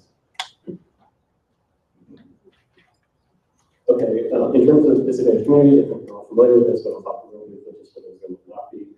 Senate Bill 535, which was the second objective in the previous slide about directing investments to disadvantaged communities, sets what we call floors for investment, which are 10% of the captured auction proceeds should be invested in the communities and 25% invested to benefit communities. And quite a bit of discussion on what actually means to benefit community. I'm interested in feedback to this. As I mentioned before, the Secretary for Environmental Protection, Cal PA, they identified what is a disadvantaged community. And right now they're using the Cal Environment Screen tool, Cal Environment Screen 2.0, which includes socioeconomic and environmental factors. Much discussion on what the disadvantaged community and how to identify them. And it's done currently through Cal Environment Screen. Next slide. This is just from statute, so I won't spend too much time on it, but these are the identified co-benefits that the implementing legislation directed us to achieve with these funds, and include things like co-benefits like job opportunities, and opportunities for air quality and public health benefits, as well as engaging with stakeholders. So, and then something that I think you'll all be looking at in terms of the broader scoping plan impact, their scoping plan development, the impact that climate change will have on our communities, and trying to lessen the impact of climate change going forward with these investments. All right, so this is a question I get a lot, which is, what exactly is ARB's role in the California Climate Investments Program? We have three primary responsibilities as an agency. So the first is assisting the administration, and administration here is the environmental and natural resources and energy agencies, as well as the governor's office and the Department of Finance, in developing an investment plan and reporting on project outcomes. So this is not an ARB sole document. This is something that we do on behalf of a broad mix of state agencies. And then more specifically, ARB is tasked in legislation to provide guidance on the implementation of the program, and the guidance has to include how to maximize benefits for disadvantaged communities, how to quantify the greenhouse gas benefits from these investments, and how to track and report on those investments going forward. The third responsibility that the agency has is to administer a specific funding pot for low carbon transportation. So they have an incentive program that fund projects as well. The screenshots here actually have the one on the right in front of you. Those are the three major documents: the investment plan at the bottom, the annual report on the right, and then the funding guidelines on the top. So beyond ARB's role, what about the rest of the state agencies? Well, they are responsible for implementing the grants and incentive programs. They're responsible for doing it in a way that aligns with ARB's funding guidelines and ensuring that projects achieve greenhouse gas reductions. The state agencies, they are responsible for identifying specific projects for funding, so they will pick projects, they will pick those that are moving forward. They will be tracking the benefits of those projects over time and reporting them back to ARB and to the administration to be folded up into the state report. All right. So visually, what does this whole process look like? It means that we start out with an investment plan, it sets principles, and it sets the kind of menu of options for funding. The governor and the legislature establish a budget that defines the specific programs and funding amounts. ARB's funding guidelines are in effect, and they provide general guidance on program availability, on GHG quantification, on reporting, and on disadvantaged community benefits. And then the individual agencies start funding projects based on the guidelines or solicitations that they issue for a specific idea. Services and Development has a low-income weatherization program that receives funding from California Climate Investments, and that program has a set of guidelines. Community Services and Development has a set of guidelines that dictate which households are eligible and what kinds of measures would be installed in this house. So, like I said, I get on.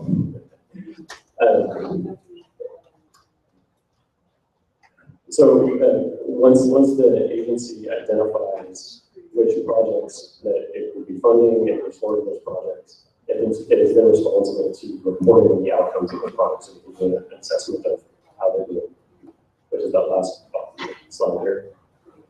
Right, next slide. So in terms of community engagement, I want to spend a little bit of time on this. We have, in the development of the overall program, so in the design of the program, we've spent quite a bit of time working with communities.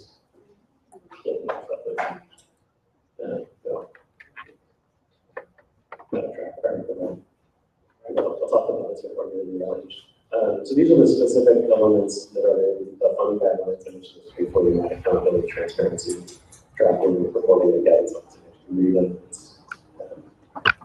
I was getting dollars because I saw that picture just from the which I could have left with us. Next slide.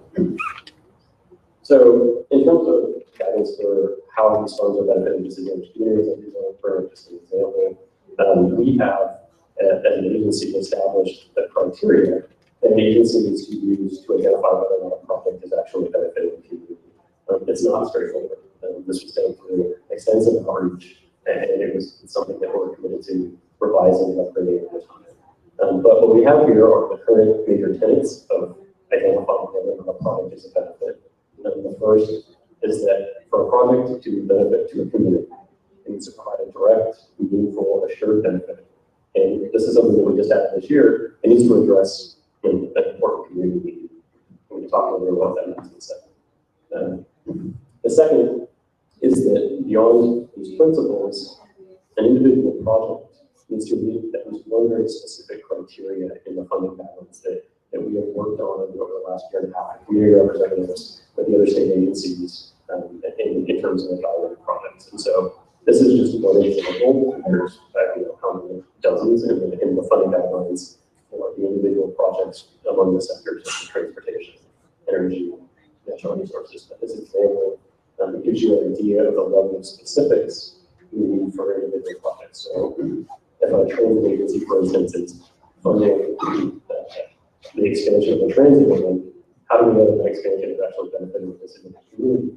Well, we set up criteria, and this is what this criteria is more or less to get at that the project needs to reduce air pollution on the fixed route that's primarily benefiting the community, or for vehicles that serve transit stations for stops in specific communities. So there's a lot of things here that are not embedded in the criteria. One is providing a quality benefit, and two, that it's providing a direct benefit by being located in a disadvantaged community, and that requires us to actually understand what the projects are doing on the road.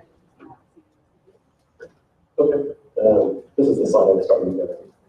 In terms of outreach and working with the organizations and other state agencies, on the funding guidelines alone, we've had over 12 workshops over the course of a year and a half, 80 written comments, 2 areas of board meetings. We heard quite a bit from community organizations as well as folks in this room or the developers of the funding guidelines and how we talk about benefits to disadvantaged communities. And we don't see this as kind of a one-note thing. This is something that we're going to constantly work on. Yeah, of course. This is the fact that's going to work on the presentation. Are you awake?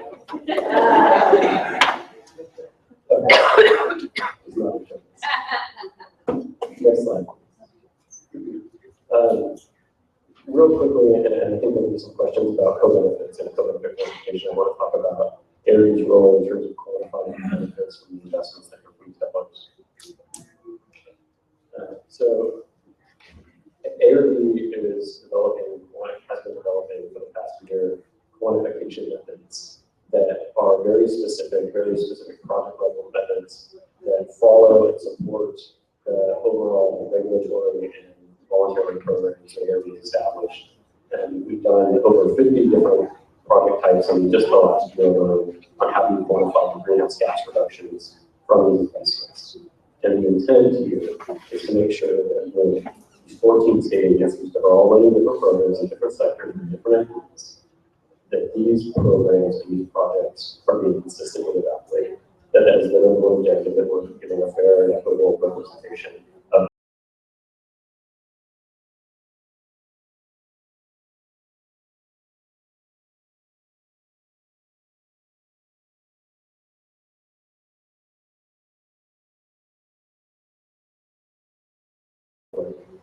regular activity. Okay, so with all that program design and structure stuff happening, let me talk a little bit about the types of outcomes we're seeing. And just to remind folks too, this program really launched in earnest about a year and a half ago with the first round of budget appropriations that we made. And so we are still very much in the learning phase and so this is the 3-year listed budget appropriation. So if you would ask me who got money and what is it for, then this will give you a little bit of an indication. So you've heard some folks talk about this in a different discussion from the sectors today. Things like the Affordable Housing and Sustainable Communities Program that the Strategic Growth Council was running. It's one of the programs that's funding these dollars. It's something on the slide up here. The gray box is the transportation projects. So these include things like helping ambulance 275, helping here. The items on the gray box are the transportation projects, and these include things like helping to implement SB 375, helping to expand transit in California, helping to connect communities to the planned development of high-speed rail, and helping provide more intercity community options for communities, as well as zero-emission vehicles and near zero-emission vehicles, helping provide vehicles and mobility options in communities. The items in the blue box are energy-related programs. So these are things like weatherization, solar, and reducing the carbon intensity of the water that we all use. As well as there's been some projects funded for dairy digester, something that we had quite a bit of discussion on this year. And then at the bottom, these are natural resources projects. And so we include diverting those from landfills as well as supporting the development of wetland restoration and public forests. In total, this slide. I said in total we have a little over 2.6 billion in funds that have been specifically appropriated to the legislature, or from the legislature to state agencies. So we're talking about outcomes. I do want to just pause on this slide for a second. The way that funding moves from the state level down to local projects is a multi-step process. So it involves the appropriation of funds in a budget act. And in a state agency that has those funds, they then identify what are our priorities, what are our priority projects that can reduce greenhouse gas emissions, that are going to provide co-benefits and that benefit disadvantaged communities. And so the term allocated is the term we use that the agency, state agency has decided if they have, let's say $200 million, we're going to allocate 50 million zero-emission vehicles, 100 million to I'll show you. I'm just making sense. The term allocated is used to describe how the agencies identify different elements for funding. They then award projects, so they work with the solicitation process and then identify applicants throughout California based on the product details, and then they award those funds and then implement those funds. So they actually put those funds into specific projects and can find individual locations of those projects in the implementation stage. You know, let's say for car sharing, somebody puts a proposal in for a car sharing project in the LA Basin, and that car sharing project is awarded. It's not implemented until we know where we're specifically going to put those car sharing services, where they put the vehicles at that point. We know, and that's the very specific implementation that's awarded.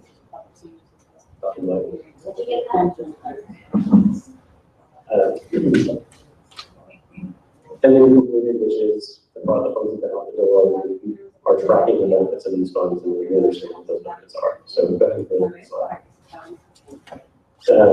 This is the current status of funding. So 2.6 billion appropriated to date. 1.7 of that 2.6 billion has actually been awarded to projects. And then of that 1.7 billion, 912 million has been implemented into very specific locations. And implemented is very important for identifying whether or not projects are benefiting communities. Next slide. In terms of greenhouse gas reductions, this is a report in front of you. Using our ARB developed quantification methodology, we've been working with the state agencies. They're projecting an estimated benefit of 14.3 million metric tons of CO2 be reduced over the lifetime of these projects. A lot wrapped into these numbers, but this gives you a sense of the total reductions. In terms of public outreach, how do they identify these projects? Between ARB and the 14 other state agencies, we've held over 300 public meetings, over 16,000 participants in these meetings. And this is one of those things where I'm not saying we've done a great job. So outreach is always important, and it's something that we always are trying to do and trying to improve upon. And I just wanted to highlight the steps that we've taken in just the last year. So how are we doing with funds that benefit decision communities? So if we have the statutory floors of 10% in decision communities, 25% to benefit the communities, what are we seeing in the first year? Using the project data that we've gotten so far, we're finding that a little over 50% of the funds count as benefiting decision communities, and 40% are actually going straight into decision communities via location. And at just one point, this is using the $912 million, so we still have a ways to go. So these numbers are they're going to change over time, but as we get information, in terms of disadvantaged community census tracts, census tracts, we have a map in the report that shows the communities that have at least some level of investment, and it gives you a sense of which communities are receiving, which disadvantaged communities have received funds today. I think we need to make it an objective to try and fill that can carry on. All right, next slide. Oh, I know I'm running out of time, but this is to Louise's point, so if you go back with me. Louise made a really good comment about large-scale solar and why aren't we seeing individual household residential solar in Peru? We are. It's still at the very early stages of rollout, but the program, the community services and development, has funded a couple of residential rooftop solar for the local residents in the county. And it's also funded a number of legislation projects here in the county. And so it's, like I said, still in the early stages, but we're starting to see some of those projects happen, which I think is great. And some of the other projects that have been happening locally include zero emission vehicles on the truck side and on the passenger side.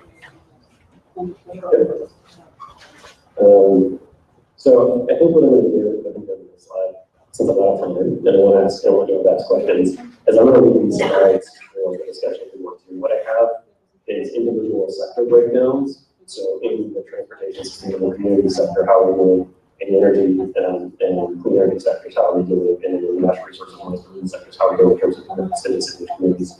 But I'll leave these for the discussion. So go ahead. I think we'd rather have you finish your talk if everybody agrees. I don't know. I see nodding heads. Okay. Well, can you just say what the goal of this particular session is? Yes. So to remind you, on your agenda, goal number 3 isn't to just learn, but it's to identify.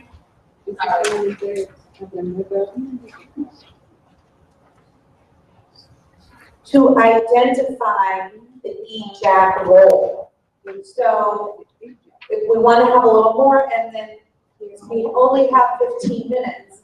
So if there are questions of clarification or things you don't understand, you need clarification on, I'd say let's prioritize those types of questions and then dive into what role do you want your group to have.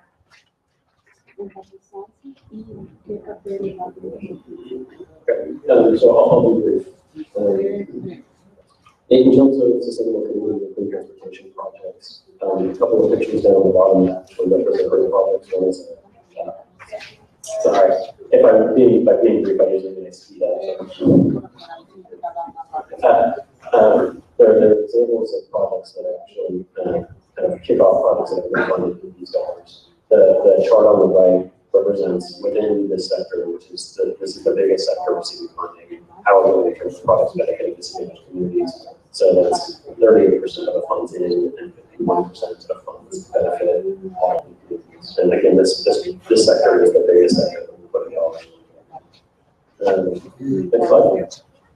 This is just an example of a zero emission vehicle car sharing project that was done in Los Angeles. I think would be great for that here. I'm sure some opportunities. Next slide. So in the energy efficiency and energy sector, this sector is a little bit more discrete, so we're going to focus on product applications and things like weatherization, rooftop solar and solar, and water energy efficiency. So helping growers reduce the energy needs associated with pumping and supplying their fields with water. And so oftentimes this looks like electrification, control pumps, and microgrid irrigation uses water fields. For these funds, a little over right around 64% in benefit. This is an example of the water efficiency funding program through the Department. And then in terms of natural resources, these are projects like urban forestry, forest health projects, wetland restoration projects, and urban projects. These are being funded through the Department of Tower Cycle, Resources Agency, CAL FIRE, and a little over 41% of the projects in disadvantaged communities and 51% benefiting, which I think, given the sector's locational challenges, is a good impact. Next slide. And this is an example of just an urban forestry project. All right. Sure. And I think we should talk about the urban grading components as well. All right, so the next slide. And this is the standard word for information. I have cards on me. I'm happy to talk to all of you. Okay, gotta take this. Students are welcome to grab those chairs that are pushed against the back wall.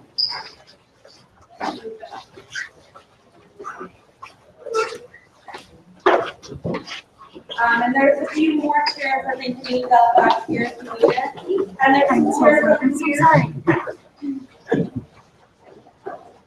Okay, Matthew. Okay. My big takeaway from today is that we can work on my microphone skills. So this is just a standard.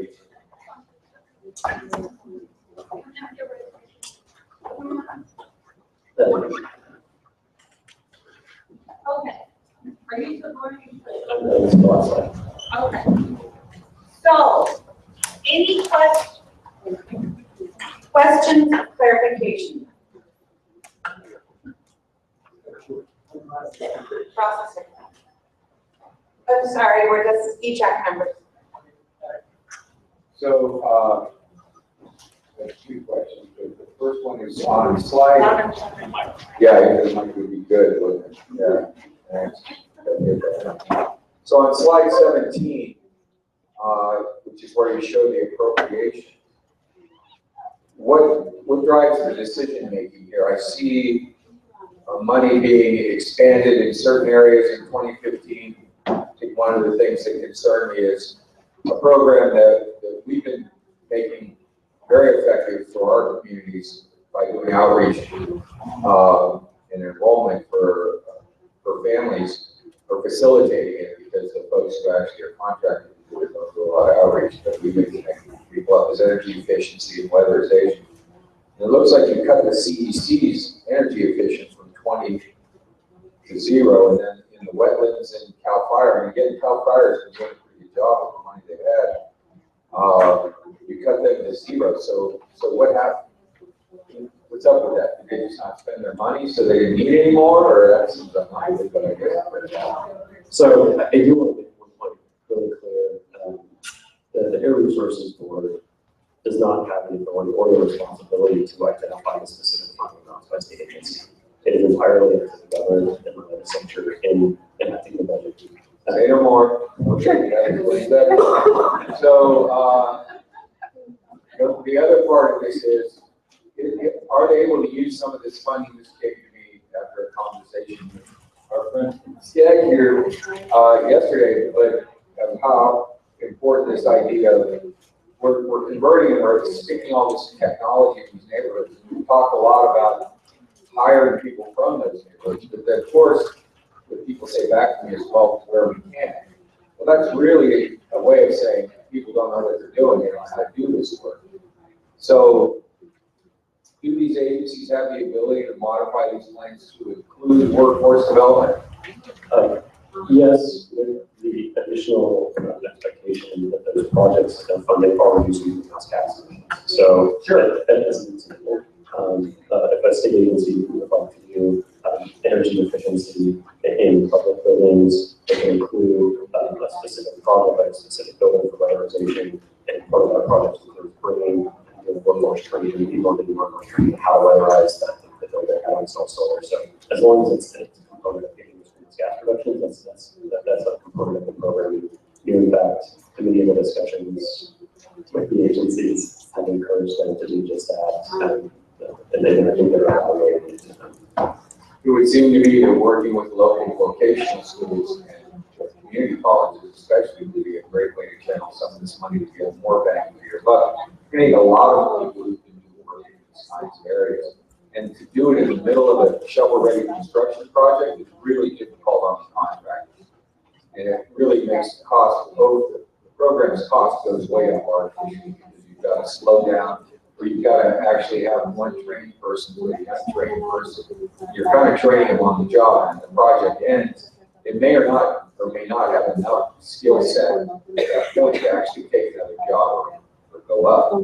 So some formal training is building capacity to work, to have more workers who are ready to work in these industries that are going to decrease our carbon footprint. So that's the vision forward, I would think, and it would be worth exploring. And just briefly on that point, so in terms of the responsibilities, the funding resources for, we set those funding guidelines, which are the higher level principles. We'd like to see the agencies, and some requirements that we'd like to see the agencies implement when they move forward with their individual appropriations and move forward with the funding that's on the slide. Those agencies develop their own sets of requirements and expectations for projects that may or may not include things like workforce development. So there's two touch points, both on the overarching guidance that we provide and on the agencies' development of their individual program. And certainly with the overarching guidance, one of the big pieces of feedback we heard from the community groups and from the outreach that we did was that workforce development and employment opportunities were really important. And so we said part of the guiding principle is that's a really great way to benefit the communities, agencies, when you're implementing your dollars, CDP with that one. Thank you. So we have a little less than 10 minutes left. We can stretch to 10 minutes on this. We want to get to the EJAX role. I do want to say welcome, students. We're very glad you're here. Should warn you that the last group that was here, did you hear we put them on the spot? Anyone hear that? Okay, so we asked for a couple of volunteers when we go between meeting agenda items to share something that's either interesting or boring about this meeting. So be sure to listen. Luis, question clarification. Okay, so I have a couple of questions. I'll try to be quick at this. When I saw some of the programs that we talked about urban forestry earlier, we talked about desert areas. In terms of the outreach, is this going to be ongoing, continuous? Absolutely. One of the main expectations we set was that outreach was really important for this program, particularly as we move forward and we've had an expectation of projects are addressing community needs. And so one of the key ways you can identify that project is addressing community needs, actually talking to the community and conducting the outreach. Beyond that, the additional opportunities include working on additional workshops and working with communities on the program design questions and the funding guidelines. And I think it's important that the EJAC play an important role in advising on the outreach PACs. When I was doing the math, and for the amount of resources, 300 meetings, the amount of resources from the different agencies, like national, including ARB, does not match the participation. It means that every meeting is what it has, probably less than 50 people, maybe even less than 30 people. The other thing I was going to ask is what role does KPA have in the outreach? That they do have at least here they have a board meeting department, but not overall. What role does KPA have? So, let me ask three more questions and Mary. Yeah, if you don't mind, let me just do this real quick, then hold it in time. I also wanted to put a comment out there in terms of solar. Something that you might want to take a look at is these programs, and I think this falls into the overall concern that I have is that there's so much more access to those communities that are closest to Sacramento that have a greater ability to be at ARB on a weekly basis, on a daily basis. And I have concerns that ARB and its different programs may find it easier to work with those who are there all the time and those who are furthest, reaches and getting reached far enough. And so you mentioned here about making sure that it's equitable. And I wrote a note here that uniform, robust, and accessible. And I don't think it's there. And I think that if we think of how it's reaching out or how it's partnering with a really small representation versus looking at it from a uniform and robust and accessible way. I do want to say that I think EJAC should play an important role on the outreach IDACs and other parts. We can't have the left hand and all of the right hands doing. And also that all GTR projects must be transformative for DACs. They must be transformative. And so, I'd like to be able to be a productive participant in that. And through the EJAC, I think the EJAC, I think it's more equitable than again, having one voice, two voices in Sacramento. I think the EJAC is more representative of a statewide representation, and we should play a large role in informing. We should be the first stop for information directly to ARB staff, and let the politicians deal with everybody else. Thank you. Okay, I'm gonna make a process suggestion, which is that right now, EJAC members, you work in pairs for maybe a minute and a half, 2 minutes, and you answer this question together. You can use these big Post-its or the index card.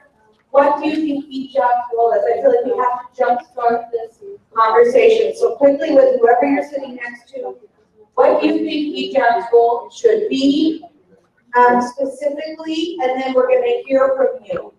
We'll have a report out. Okay, this three of you could talk together. Okay, I'll come back to you in a couple minutes.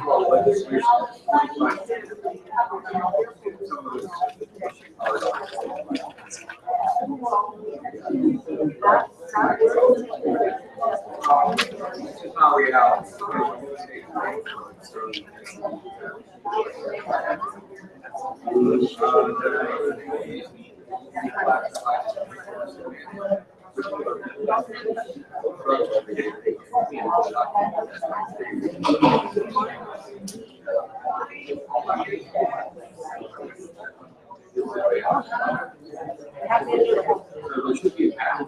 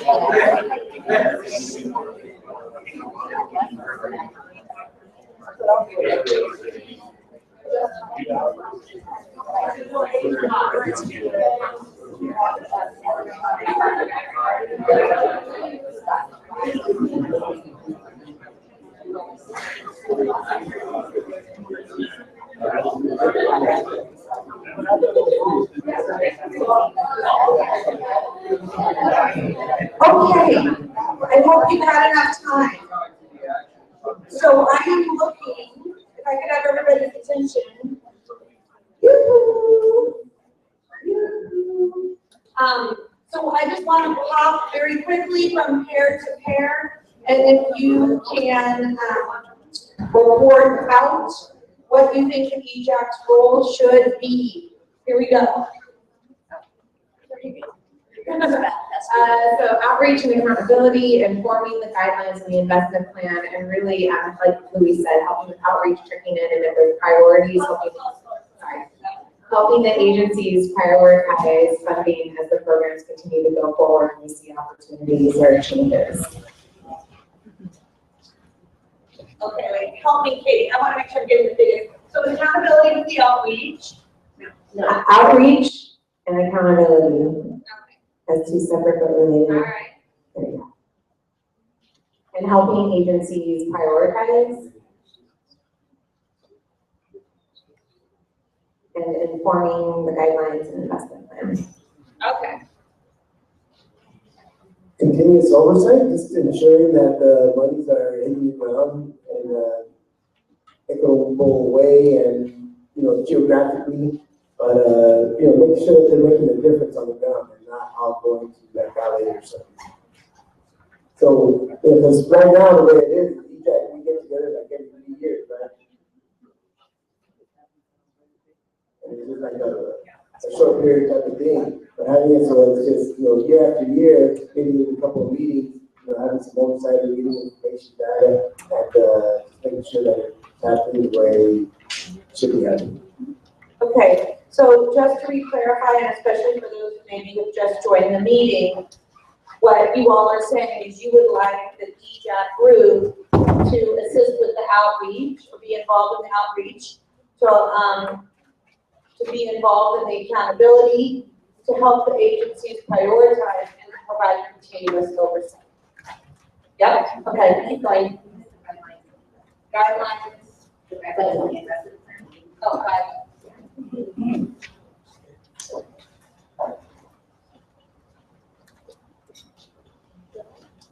I think there's also the idea that, so these investments are additional greenhouse gas pollution reduction, and so we need to be able to prioritize communities, especially as we're seeing increases in emissions through other programs, whether that's cap and trade or not, that the EJAC is making those connections, and that whether that's to the ARB board or to the legislature or the governor, that we need to be really heavily investing these funds in the most completed and disadvantaged areas.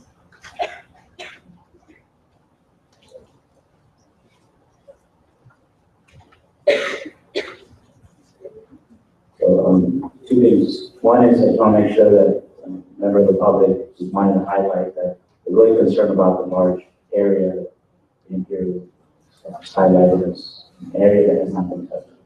So, having said that, I do want to recommend that we play a key role in assuring that as part of the accountability that ARB is uniform, robust, and accessible, and that we play a key role in providing that oversight and accountability.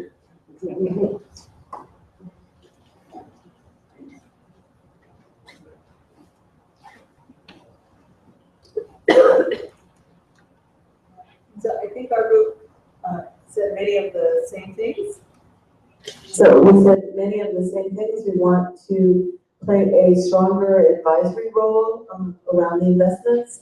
We want to actually review the investments plan, assist with outreach, but also we want to sort of be the first line, and this is where we would engage our networks in being able to see on the ground where we're seeing problems with some of the investments and figure out how we sort of move upstream to try to correct some of those.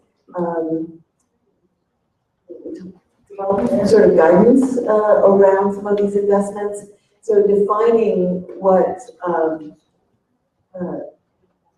community benefit is, defining what transformative is, because as someone from our community says, you know, these catalytic projects have catastrophic impacts on low-income communities. So we want to make sure we're capturing that and assisting with setting priorities.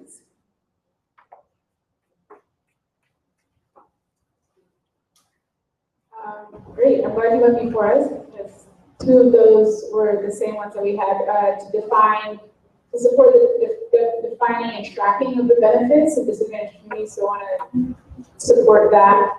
The other one, going to ground truthing specific projects and making sure that they are actually, we are seeing the realized benefits that are being claimed, so I want to support that as well. And then the additional one is to bring community-driven projects and ideas to funding agencies. So bringing projects from the communities that you know, are able to receive funding and should receive funding, and knowing that it's not always easy for the state to see exactly everything that's happening. We can play the role to bring the great projects that the communities are coming up with. What was the second word that should be defined besides transformative and the community benefit?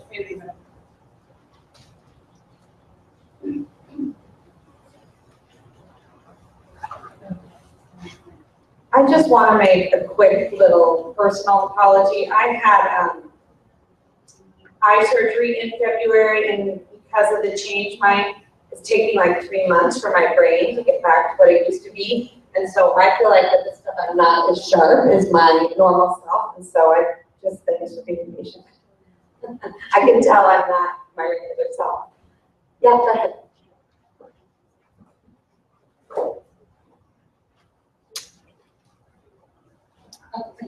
So I just have a kind of process question here. I'm trying to understand what you're doing here in terms of listing out elements of the EJAC's role and how this operates vis-a-vis the guiding principles that were discussed extensively in the first two EJAC meetings. So is your intent to kind of incorporate these into the guiding principles to better define the EJAC's role, or? No, this is completely specific. Just specific to the investment. Just specific to the investment plan. And process-wise, to answer your question, I actually don't have any intent. This for me is just taking what the members say and what the group wants to do with that, how they want to, if they want to have that be their focus or not, that is something the group needs to decide on. Let's see, let's do a time check. It's almost 2 o'clock. We're almost 15 minutes behind. Do I have 1 or 2 quick reactions when you look at this up here? You know, we had a couple things that people checked. When we get up and do some stuff around the room, people put more checks of the items that are most important. Any reactions to what you see? No. Okay. For the sake of getting through everything, I'm going to suggest we let this sit for a moment and we move on. Okay, so Stephanie, you are going to be up next. Anybody need like a 3-minute bathroom break? Okay, so let's take like a very short 3-minute break, grab a new drink, run to the restroom, and we'll start the next agenda. I don't see that individually. I feel like there's 2 major sections of it. All right, we'll keep going. Get a drink. Maybe stand up if you're getting tired, and why don't we have Stephanie move us to the next agenda item? And can you do a little bigger, like what you're going to be talking about, since we have new folks here? So basically, I've been giving updates on some of the interagency working group discussions, and those are groups made up of about 25 different state agencies. They're divided up by economic sector. And so what I'm going to be talking about is the industrial sector. We've already had some conversations about transportation and energy. And what those groups have been doing is doing an inventory of measures that have been adopted or newly adopted, concepts that would be new for this building plan, and then getting feedback from EJAC on whether these are a complete list, because we're intending to utilize this list of measures in the modeling scenarios to see if we can get to our 40% reduction target. So for this category, I'll just highlight some of the actions since the original scoping plan and some of the more recent activity. So ARB has adopted a regulation requiring large industrial facilities to conduct an energy efficiency assessment for sources of greenhouse gases, and also determine potential emission reduction opportunities.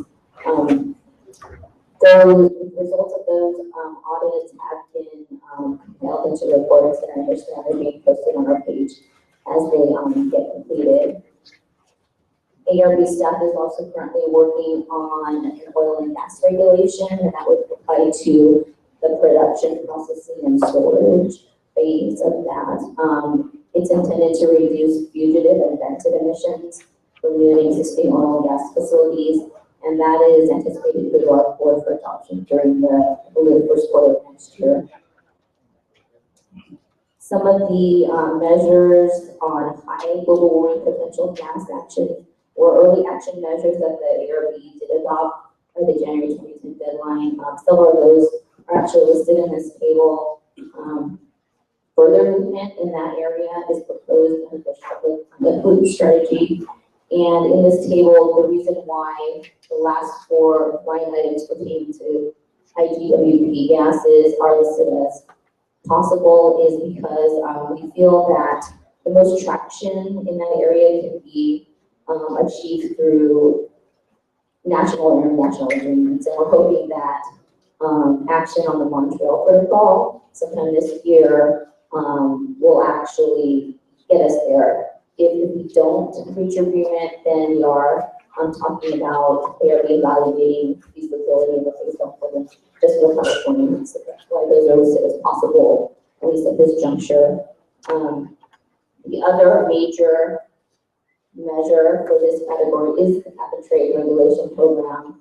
I understand EJAC had a deep dive conversation with program staff about the current amendments that we're working on for the third compliance period, and also to get alignment for the federal clean power plan. And so I also understand that I think there was a deep dive last Friday on conversations about the sector-based offset credits for post-liquidation.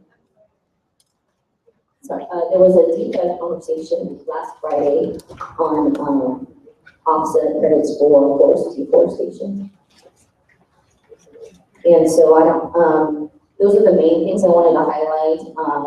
I don't know if each of members wanted to provide updates in the details, but if not, we can move on first. Just to add to what Stephanie just said, there was a specific ask by 3 EJAC members and 1 person from an environmental justice organization, not a member of the EJAC, to specifically discuss concerns about the proposal for sector-based international offsets. So there was a conference call held. Mary Rose was on the phone along with Katie, and Martha was invited, but I don't think she was able to call in. The non-EJAC member was Amy Vanderwater.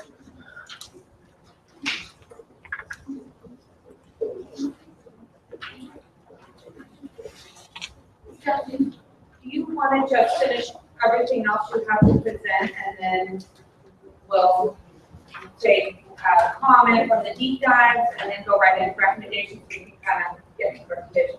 I mean, I hadn't intended to go on through these line by line. I think they kind of got the flavor that on the high GWB side, we are looking to the SLCP strategy to move on that if we don't get national or international agreements. You know, what's happening with cap and trade, maybe something we could focus on is either there's specific comments surrounding cap and trade, or because I did mention earlier that we were planning to do a greenhouse gas scenario in the model that would not include cap and trade, then you know, I think there's an assumption that we will be short of our 40% target. So where could we get more traction in some of the other areas here that are currently regulated or maybe new areas? Okay. You're also covering reports, so there was adaptive management and offsets. Sure. So I was wondering if you wanted some additional detail about the deep dives. The bulk of the deep dives actually did pertain to the cap and trade program. The first deep dive was regarding the adaptive management program, which is to assess the impacts of cap and trade as it's implemented. Additionally, we had one specific to the cap and trade program where we talked about the mandatory reporting of greenhouse gas emissions. Also, there was a second series held where we talked about the Clean Power Plan and California's compliance with it, utilizing the cap and trade program. And then finally, a part of that, we did get into the sector-based international offsets, since those are right now going through a informal public process.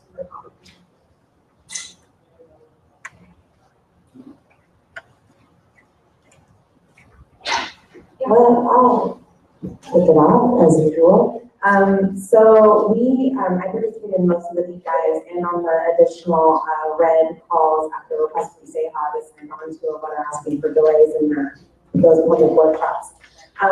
What I learned, one of the interesting things that I learned that I did not know is that adaptive management tool, for those of you who signed on and looked at that is the total number of emissions. I was worried that that was an emission like post-auction, numbers, but that is the actual number. And so I appreciated Tom's analysis looking at just a simple comparison of like California and then the rate of increase in Kern. What we are seeing across the state is that emissions are going up pretty significantly. They've been going up since 2010. That rate of change is very different in environmental justice communities. And Tom pulled the numbers for Kern County. He even had a little chart that he generated from the adaptive management tool that illustrated the startling accelerated rate of increase in Kern County versus the state as a whole. So I think when we talk about modeling, I keep noticing that ARB staff is saying modeling without cap and trade. And I don't just want this to be a if we do nothing modeling scenario. What we're also looking for, and I keep repeating it because I think it's important to clarify, like we want a model that's without cap and trade that includes other potential programs. What would it look like if it was a carbon tax? What would it look like if it were these other approaches? Not just a with or without, not just a with or without cap and trade option, because of course if we just took cap and trade off the table and didn't replace it with anything, of course it's going to be terrible, right? So I don't want that to be the restriction of the modeling that we do. And we brought this up on the call on Friday, so I'll just repeat it for the group. I'm troubled that there's been really continuous concerns about social justice and environmental justice rights in these international communities where we're talking about creating these new offset programs. I'm concerned both for their rights because there is no history of these countries working well with their indigenous populations. There's actually a very different history in those communities that I'm worried would be accelerated with the focus of CARB on allowing more industries to play a more active role in those countries. But I'm also concerned from a fact that we are not seeing emissions going down in California. And so before we say, oh, we've used all the offsets we can use, we're going to move to another country, I want to see us actually seeing the reductions here. I want us to actually max out on what we can do here before we start allowing industries to go out of state. I think that's important. I think it's the least we can do. And I'm troubled that despite these repeat objections for environmental justice communities on programs like RED, which for clarification, RED is the acronym for this international program that would allow industries to basically go out and save forests in Brazil and New Mexico and instead of when they pollute here. That despite continued objections, the process just kind of seems to keep moving forward. And that's a really big problem, and that's why the Say How Labor went out, is it was this general feeling that nobody was being listened to. So I hope that that's something that the EJAC would concur, and I would make a formal recommendation that RED not be included in this scoping plan. And that is it. Giselle. I just have a process question on the deep dive. So can we just clarify? So for the deep dives, is it only that those folks that have signed up for those different groupings get invited to the deep dives? Because I know I wouldn't be able to come to all, and I appreciate the reports back, but there are others that I really actually would be interested in, like the adaptive management tool and so forth. So just process-wise, how is it only folks that signed up for them, or is there a way of including more EJAC members if folks want to be part of those discussions or part of those presentations and discussions? So the deep dives were proposed at the February 5th committee meeting, and at that same meeting, each of you signed up for specific working groups. That allowed us to have an informal discussion with a small number of you and not have to publicly notice it. If there's 7 or more members, if that's a quorum of the committee, we're required to publicly notice the meeting 10 days in advance and make sure we can also accommodate members of the public that are interested. So these informal discussions, they can also be called a 101, gives us a chance to go over our program and also hear specific questions from you so that you can work on your recommendations for the scoping plan. While we've had the ones that we've discussed today, we can continue to have more. If you want to have more than 7 members, then we can 10-day notice it in advance and make sure that the public can also participate, or you can keep it into a smaller group, and then we can continue to have these informal one-on-one discussions about the program to further help you specifically contribute to the committee's recommendations. Thank you for that clarification. So, especially for the students who came in, behind you on this wall are these different sector areas that we're talking about, and you see the names of the members who signed up. And the orange stickies are these deep dives or kind of 101 deeper discussions that ARB is putting on, and the yellow ones are proposed. And my goal is that we get more of those yellow ones on today so that ARB is clear on what you want. When I look at those lists of people, generally you're not really close to 7, so more people generally should be able to join. So I didn't see the order that all these things went up, so why don't we go, we'll go to Tom, Kevin, and then we'll circle back. Okay. I guess 2 things. On that adaptive management issue that I made comments on and Katie pointed out. The graph there showed Kern County emissions planning 7 million tons for over a 4-year period, 2011 to 2014. That's 7 million ton increase in that county. That means criteria air pollutants that are associated with those increased greenhouse gas emissions were also planning. That doesn't mean our air quality got worse because there's so many things that we play with, but certainly had an increase. So I would like to see, I don't know if Johnny does this or who, but you said that when that situation occurs in the future in the adaptive management plan, that a study will be done. See if any of those increases were due to things such as cap and trade. So I would like to see a preliminary study done on that Kern County situation, see what this study would even look like in the future.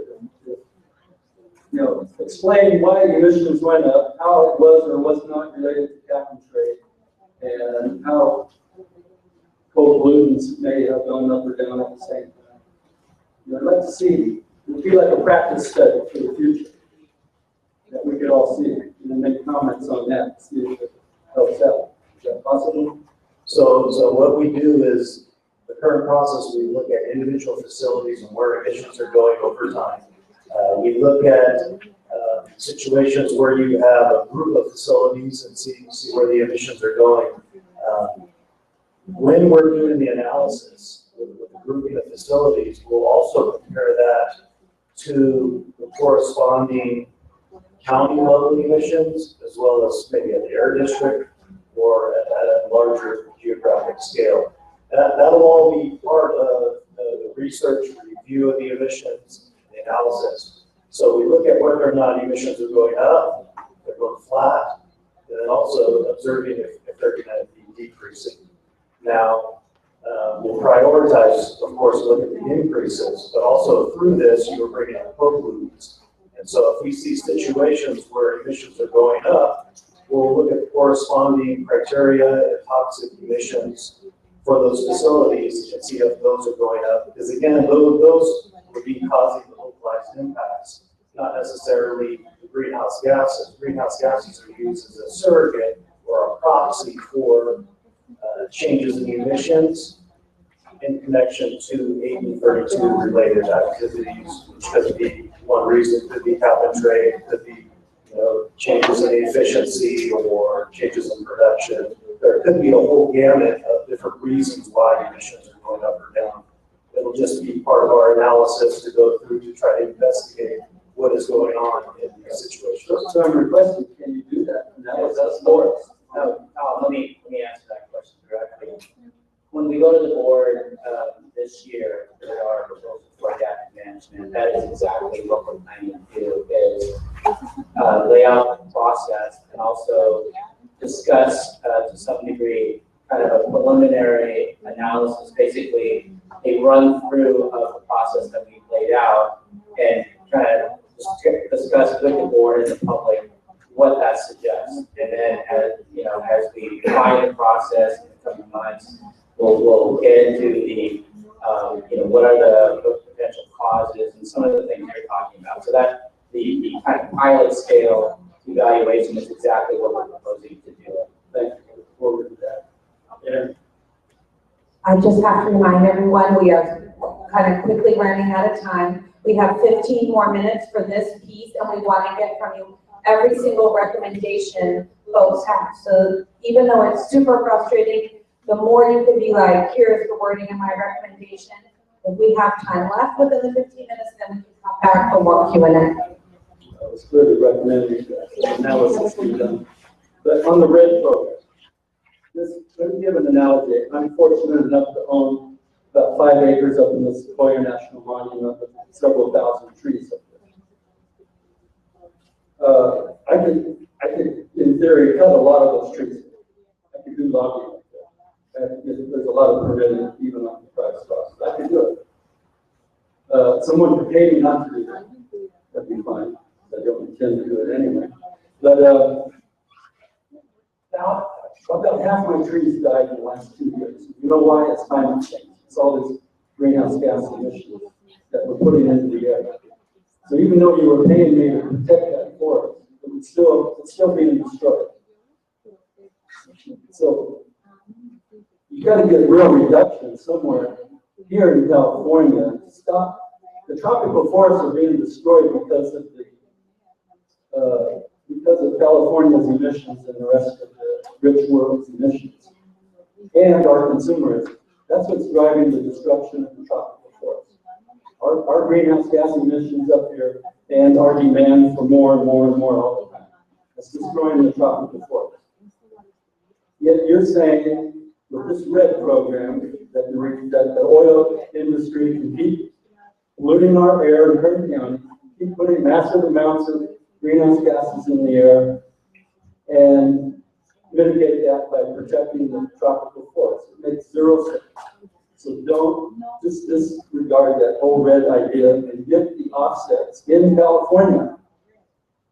Put electric vehicles and solar panels into the hands of low-income people, and that's a real offset for the emissions from our fossil fuel consumption. It's just nonsense to talk about. You can't validate what you're doing in these tropical forests anyway. There's no way to validate any gain. There's all kinds of problems with that. I don't have time to go through the 5 or 6 more problems with the RED program right now. I'll put it in writing. So I want to support Katie and Tom's position on this. You're right on target, this idea that we would somehow allow an industry in this state to, the recommendation just stands, essentially, the RED program should be dead.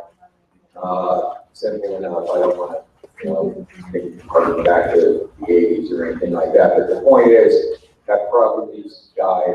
There's no way to verify many of the trades that are happening. We're dealing with communities and governments that are not sustainable in and of themselves and have proven in the past that they are not capable of meeting their own obligations or willing to be held accountable to those. So, and it just goes against good common sense. If there is a place within the community, within California, to get that same reduction, to invest that credit money and get a credit for it, why would we send it somewhere else? Why would we do that? Again, I agree with you 100% there. The other piece goes to the power plant, the U.S. or the national power. I would recommend that we use our leverage in buying power, peak hours from other states to ensure that that power is coming from a power plant that is a sustainable, renewable energy power plant. So if we're buying that power from Idaho or Utah or Texas, where they still have a lot of coal-fired plants, the communities there are fighting the battles right now to get those plants out of there, and some of them are losing those battles. I'm not saying get our lawyers to go out there after them. I'm saying we've got a lot of money here. We buy that power and it generates a lot of income for the folks who own those plants. So there are clean energy plants in those same areas. So we need to make sure it's written in the plan that when we reach peak hours and we're bringing power in from out of the state, and we do and we will, we'll do it again this year, it might come early this year, in fact, that we ensure that that power is coming from a renewable source. That's it. Okay, I've got a specific recommendation. I would like to recommend that there be one other member of EJAC put on the Adaptive Management Working Group that CARD has right now. There's myself, someone from the London Association, someone from the Center for Economic and Environmental Balance, and WISPA, and Ag Industry. So I think that that is not a balanced group. And so it'd be wonderful to have another person from EJAC on that. And then the other, I want to reiterate, this is exactly what the first EJAC said. We want benefits in California first. This is what we hear from the legislature when they talk about benefits not coming to some communities. The benefits that aren't coming to most communities right now are actually clean air benefits. And until we get that right, we should not be exporting our human rights problems to other places with the RED program. Can you just pass it down, Martha? Can I respond to that real quick? So, Martha, really appreciate the suggestion for additional representation from EJAC on the adaptive management work group. We're happy to consider that. As you noted, there are 3 representatives for industry. So, if the EJAC members would care to nominate someone, I'd be happy to put that together and incorporate that person into the next work group meeting. Okay, let's keep going with comments you can think about. If you want to nominate someone, let's keep going around. We'll come back to that. Hi.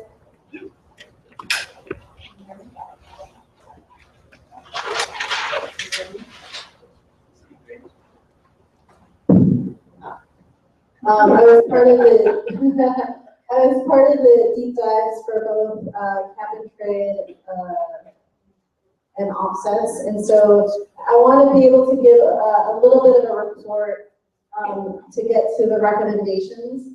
I think one of the most shocking things, for the folks in the room who aren't familiar with this topic, I think the industrial strategy of the state of California through the Air Resources Board has been the most contentious with the environmental justice community. There have been big fights between the Environmental Justice Advisory Committee and the Air Resources Board because they chose the cap and trade program where they allow polluters to, instead of reducing their emissions in our communities, they can trade their allowances or buy offsets in other places that aren't in our communities so that those polluting industries can continue to pollute. And so this is a big an important topic for us to get right and to capture our sentiments around it. So in the deep dive, one of the things that I learned, especially looking at the adaptive management tool and the emissions reporting, that tool that ARB put out, is that I kept wondering, how do we know if the facility is over their limit of emissions? And basically right now you can't, there is no limit per facility because the limit is economy-wide, meaning if the entire economy of California is reducing its emissions, then we're okay. Even if the emissions in EJ communities is going up. So that's not okay. And so there's a problem with the design of the cap and trade system that's allowing this pollution to go up in our communities as long as it's being reduced somewhere else in California or somewhere else in the world. So that is a huge problem. So one of the recommendations related to that is, I think if we were to continue with cap and trade, we need to make sure that we are measuring and creating caps to emissions based on sectors and facilities. Because if we can't track what those facilities or sectors inside the industry are polluting, then it's not effective and we can't force them to reduce their emissions. Another thing that I heard from the deep dives is, let's see, there's a lot, I have a lot of notes. A lot of what we hear around offsets is, there's other things. Allowance, when they have these allowances per metric ton of carbon, they allow, right now it's about, if you had a $10 bill, you could buy a metric ton of carbon dioxide. And so, you know, if you're Chevron, you could buy a whole bunch of those. And $12, $10 is the floor. What we're seeing is they continue to offer the price of the allowance at that low amount. And part of it is in the auctions, the lowest price is what's they're accommodating instead of the highest auction price offered. And so that is also a design flaw in the cap and trade system. Yeah, so the price is too low, and I hear that ARB board or by statute can actually help increase that amount. So we can do Dean and Diane. We can be getting that on the board about yeah, if we are to continue with the cap and trade system, we need some design fixes. So that includes what I said at first around the sectors and the facilities being given limits to their pollution. There's making sure the price is actually the real price of carbon, not just the lowest price. That the auction price should not be the lowest price offered, but the highest price offered. And then under offsets, so folks have talked about offsets. Most of what I heard from staff is that offsets are allowed into the program because they want to make it affordable for polluters to pollute in California. California. And so that doesn't make sense to us in EJ communities because we want it to be as unaffordable as possible so that they can reduce their emissions. So we want to make sure that offsets are not used to pollute more in our community. So there needs to be some way to limit or eliminate offsets. So one of the things that I'm seeing, so in the energy sector, there's actually a loading order for which energy should be prioritized first, like for instance, do renewables first and do distributed generation, et cetera, before they can get to the gas power plant. So there could be a loading order for the offsets in California. We could say it has, it should be primarily EJ first, and if you can't do that, then it has to be California. And then if you can't do that, don't do it at all. Especially not the international red forestry offsets. And that there should be a consultation with environmental justice communities in California and these indigenous groups, tribes where these offset programs may be created. So there has to be a consultation to reduce the risk to our communities or eliminate the risks. And last one, since with energy, we have an RPS of something like in SB 350, we have to get to 50% renewables by 2030. I think we should, even though that part of the bill in SB 350 around oil and gas didn't get included, let's put it in the scoping plan. Let's aim for 50% reduction in oil and gas sectors. Okay.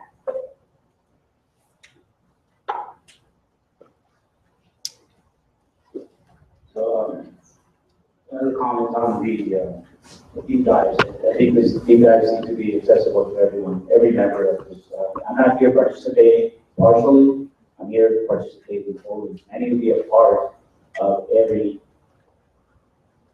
all materials and all information, and they should be live streaming. We have live streaming here.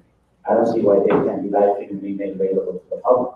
There should not be any conversations, discussions that are coming out of ARB that should not be available to the public.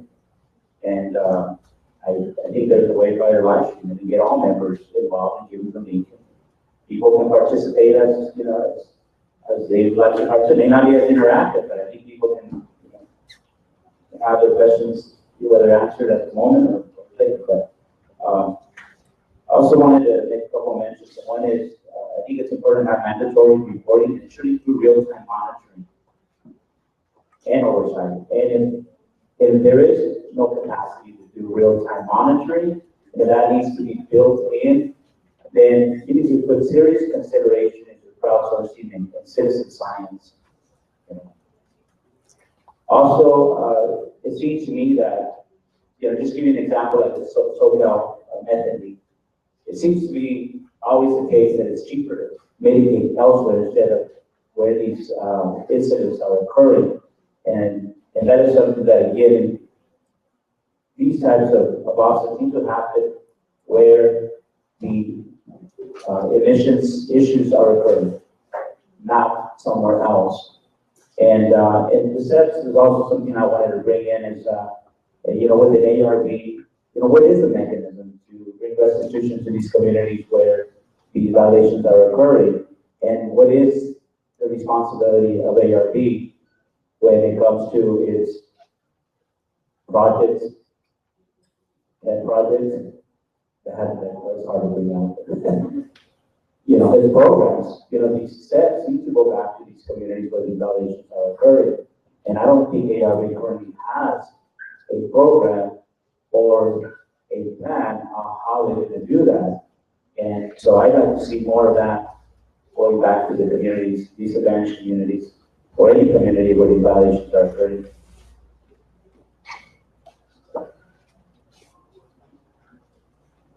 I just want to inform that the webcast that is in our EJAC URL or webpage is not on the calendar or on the workshops page of ARB on the webcast page. I would recommend you verify that on the also for the deep dive, if we get a include on those as well. We did put this project meeting on the climate change events calendar. Where it's all climate for 8032 related events. On the webcasts and workshops. Yes. Okay, good. And then my contact is fire. Okay. Now, I want to say, very seriously, just been listening the whole day, checking in when I can, but I mean, first of all, I'm glad we're having this meeting in a rural area, disadvantaged area, a region that needs a great deal of attention. This area reminds me of my region, the San Joaquin Valley, and many times it feels like the rural redhead is stepchild, of the state of California, where we don't get the inevitable cut of the resources, infrastructure, and a number of other things. And so, just thinking about that, a couple of sessions back, we put in a recommendation where Luis was able to adjust the language to add geography. But even after we left it there, it said in consideration, taking geography into consideration. I would like to go back to that at some point. It doesn't have to be now, and take up more time, but to make it intentional that the geography should be a part of the process and in the equitably distributing resources. That's a lot of our organizations, that's what we do, but I think sometimes folks forget about us as campesinos, and we just got to speak up, make sure that we aren't forgotten. And Luis makes an excellent point in regards to monitoring, air quality monitoring. When I first started the air quality work, one thing that I noticed in the map showing the pollution, the east side of the San Joaquin Valley was the most polluted. Later, I seen a map of where all the air quality monitors were. Guess where they were at? On the east side of the valley. At that point, I worked with one of the legislators, and we started working towards putting the first air quality monitor on the west side. Which ultimately we were able to do, but it's one out of a whole huge span of area that has it, right? And I think we just need more air quality monitors in a lot of these rural areas where humans are breathing, where humans are living, and where communities like that now don't get left out of the Plus Up program because they don't have a monitor that shows exactly what's going on in terms of their air quality, and their demographics are muffled because of neighboring prison and whatever. But I think there's a special attention that needs to be paid for rural areas that I think sometimes our colleagues just miss. And I think at the next meeting, I think we need to keep having these meetings in rural areas. I think at least the next one, and I invited to be in Huron, California, San Joaquin Valley, the west side, the same area that is continuously considered the American Human Development Report as the poorest, least provided the least education and health, in some respects. In other respects, not healthy. He's doing a lot of BS and violence. But anyhow, so yeah, just a big, reminder that rural areas where we need a lot of special, more attention and put it that way. Okay, so Martha's been waiting, and then we're going to come back to Luis. So, some patience from the committee members. I was on the document on 2 of the calls, and I've been sort of thinking about it, and I think we really do need to think about what are the data sources we want CARB to look at. Then the other issue is this issue of authority. So we've talked about it.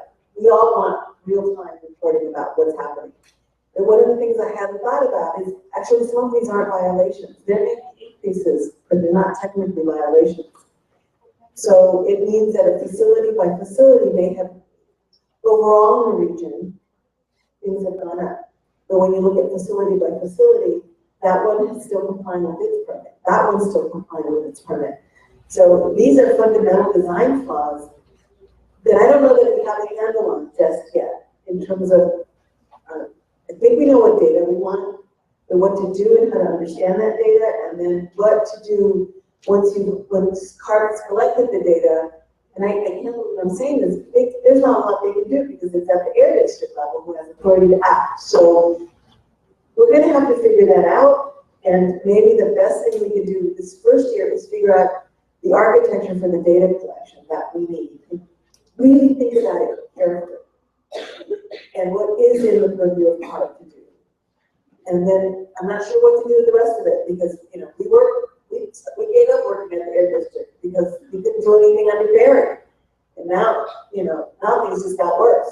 So, you know, that's where we live. We don't want emissions to go up at the local level, but we don't really have the tools.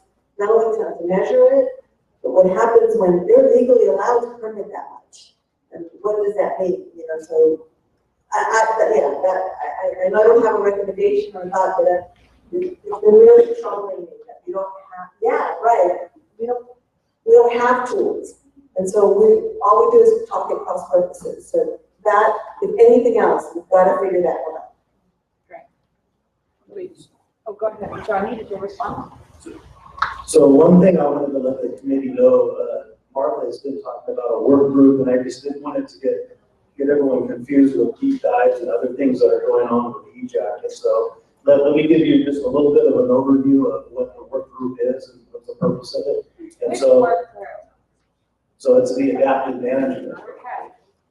So we assembled the adaptive management work group really to help us out with identifying, when we review these emission trends, and part of Tom's recommendation is looking at county level emissions. And so at what point does it trigger ARB staff to do a full-blown analysis, a deeper dive into the data? And so Martha sits on, is a major environmental justice key player within that work group. Also in the work group, we have industry representatives, as well as public health, environmental, NGOs. We have the local air districts sitting on the work group. And so we've had a couple meetings so far, and we plan to continue a couple more meetings where the work group will, discuss and hopefully come to a consensus on how ARB staff, how we proceed with reviewing emissions and identifying emission changes that warrant us to take a deeper dive and further review. So hopefully that helps. Go ahead. Okay, one here, and one is when we started the meeting, we talked about the need for resources, importance of resources. I think we're moving in the right direction. I think there's a lot more that is being provided in terms of resources to the advisory, but we're still not there yet. We still have a lot of bubbles that are moving along ideas, moving along recommendations, moving along the development, the movement. And we're not privy to any of that. And so I want to encourage that we get the proper resources so that we are able to be informed in every aspect, and at least have the opportunity to be a part of it. Otherwise, we're not willing. It's the fundamental problem is that we're still disadvantaged even as an advisory. And the other things I wanted to point out is just in following up with Ray in terms of making things instead of what was the mention? Instead of consider making it, and I'd like for that to happen right now versus save it for later. Is it on the list? Did we get that on? Yeah, I think you put it on the white paper there, but I think that should be changed. And so. I'm sorry, Trish, is this the list of recommendations? Yeah. Okay. You said it was on a white paper. No, so do we need to retype it? Let's make sure we have it. No, find the reference. It's right there, geography. Oh, no, geography. I don't know that it's clear. Okay, geographic equity. Okay, for our note taker, we need to speak one at a time. Okay, would someone like to repeat what you would like the recommendation to be so we have it for the record, please?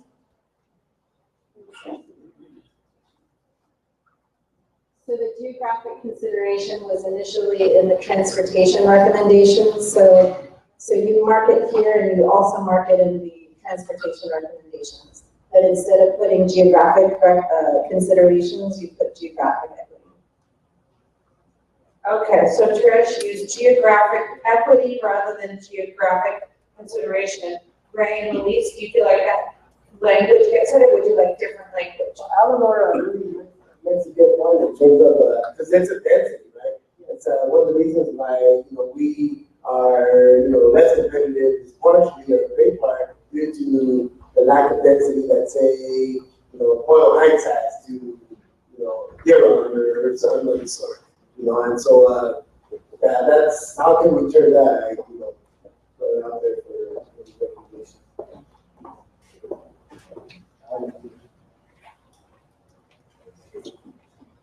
Do you want different language, or can you live with this language at least for now? Okay. So here's my final question on this segment, that it's, there's a lot of recommendations going around, a lot of comments. I want to hear from ARB. We have, I think, a very good representation. I understand not everybody's good, but I'd like to know, how's that going to be moving forward? And I just go back to the meeting we had in Sacramento, and I just felt like that worked wonders. But we've had many of these meetings, and things still seem to go moving really slowly. So I'd like to know how you make this happen. So Louise, if I may, so when we designed this agenda, our primary goal was to make sure that at least we knew what all of the initial recommendations were for the first draft, because that's going to come out in May. Part of the next step that I would like to see from staff, and I was going to bring this up at the end, but I'll bring it up now, is to have an accounting of the recommendations we made and whether or not they were included in the draft scoping plan that we'll see in May and why. So that's part of the next step, but just simply due to time and the urgency for this draft plan, we're trying to make it through all the sections to make sure at least our initial thoughts are recorded before they respond in the scoping plan. I understand we're not going to get into details, but let me just say this, that I think there's a lot that can be done in terms of building confidence of the investors, that things are going to get done. And I think everybody here is committed, but it's always a good refresher to know, yes, we're going to make it happen. And I think that's very important, because that gives you the confidence to be able to go to the executive staff, to the board members that I know that are there to help us and support us in this. But I think it's never gets old, so we get that reaffirmation that we are going to get the resources, we are going to get the access, we are going to make it equitable, we're going to make it accessible. Yeah, thanks, Luis and Katie. I do appreciate those comments. What we intend to do is, part of the reason why we have a formal reporter here is so that we can have a much better idea of the exact recommendations that are provided. As you noted, they were coming out fast and furious there. We need time to get them processed and then make sure that the board reporter certifies them as accurate. So we're willing to pay additional funding to expedite the processing of the transcript so that the staff can then start working on responding to the recommendations at least at the next one. I heard earlier that there was a suggestion to have a quick follow-up to this one, like in 10 days. I don't know if we have, the ability to respond to all of the recommendations within 10 days, because there is a certain amount of time the board reporter requires to go through and validate all of the transcript. What I can say is, within that next one, we will intend to get back to you on the timeline issue once and for all, and then as many of these recommendations as we can, with the idea that the next formal feedback meeting, we will have covered all of those and specifically responding to the recommendations. Let me speak real briefly on the ask that was raised earlier with regard to additional deep dives and one-on-ones. As we noted earlier, we're happy to work with you folks to figure out what additional topics need to be deep dive or revisited and all of that stuff. We went through just briefly the need, well, not need, but why we went with smaller groups versus larger groups. We're happy to do the entire EJAC if that's the will of the group. I just want to make sure you understand some of the legal constraints that we're operating under. As Trish mentioned earlier, if we do a gathering of the EJAC numbers that's greater than, that's a quorum or greater, we have to publicly notice it. Just so you understand what that means. Minimum 10 days public notice, advance notice before. Each member that plans to not be there in person but calls in, they have to identify the specific location where they're going to be.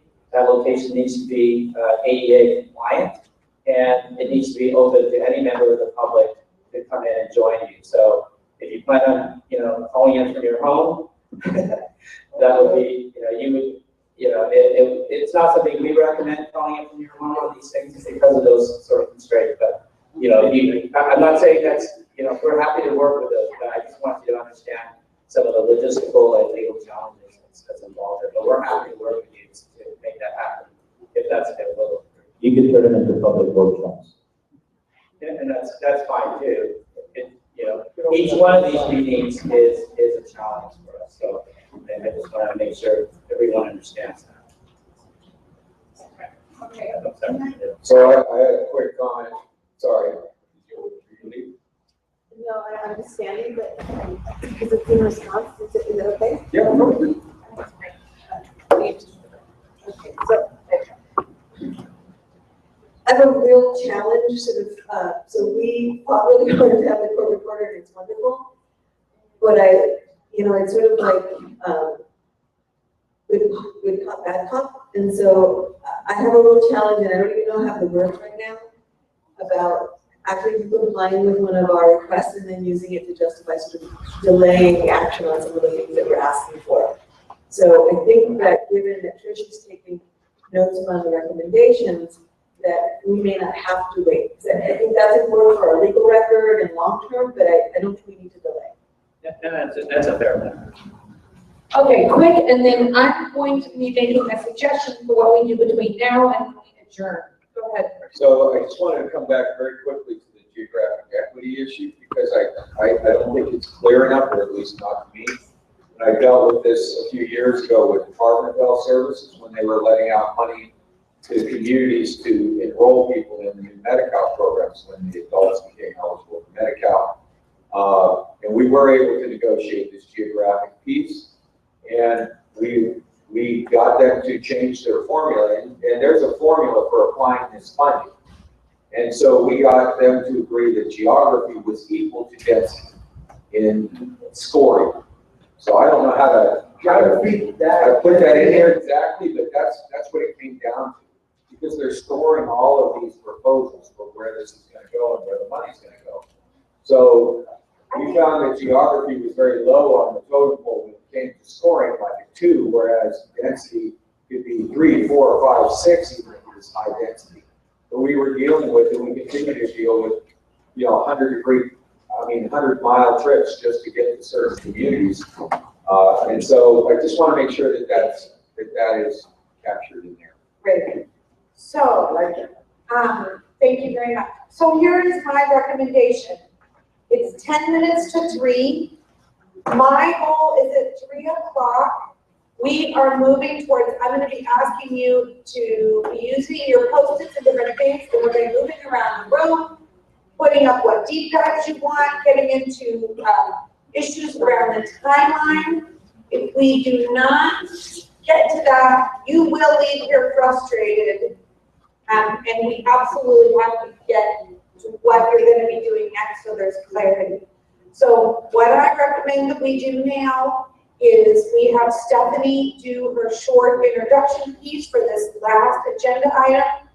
Then any recommendations that EJAC members have, rather than doing them verbally, you write them down and you hand them in. I do not feel like we had a very ambitious, we could have easily had this be a 2-day, 10-hour meeting, or even a 12-hour, 2-day meeting.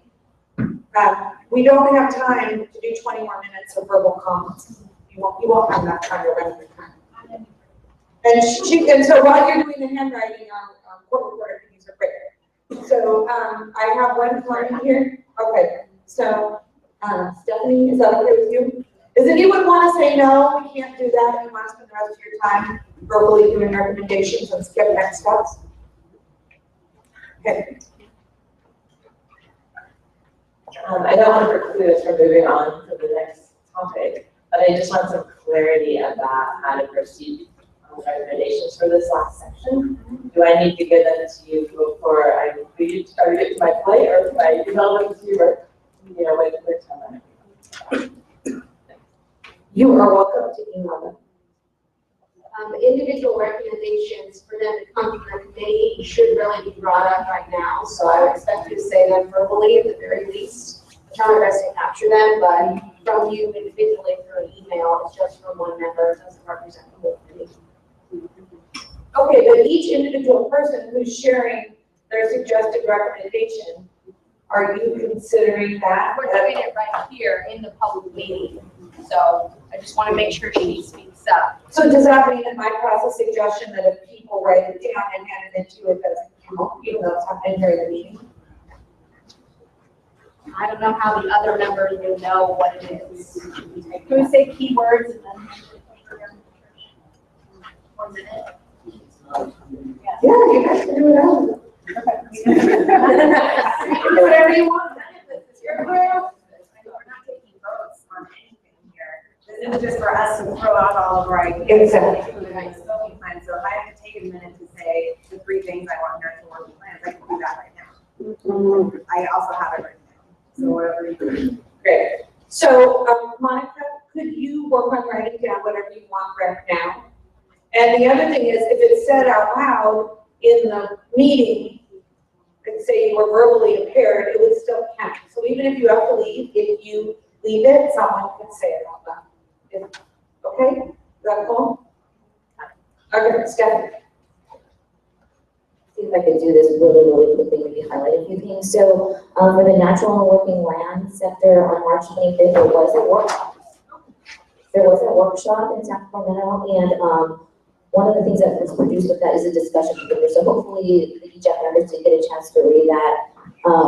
That basically frames out the major strategy for that sector in terms of preserving land, means to enhance carbon resilience, ecological function, considering research and demo projects that would improve ecosystem health, and also building upon green infrastructure through reducing the urban island effect, increasing tree canopy coverage.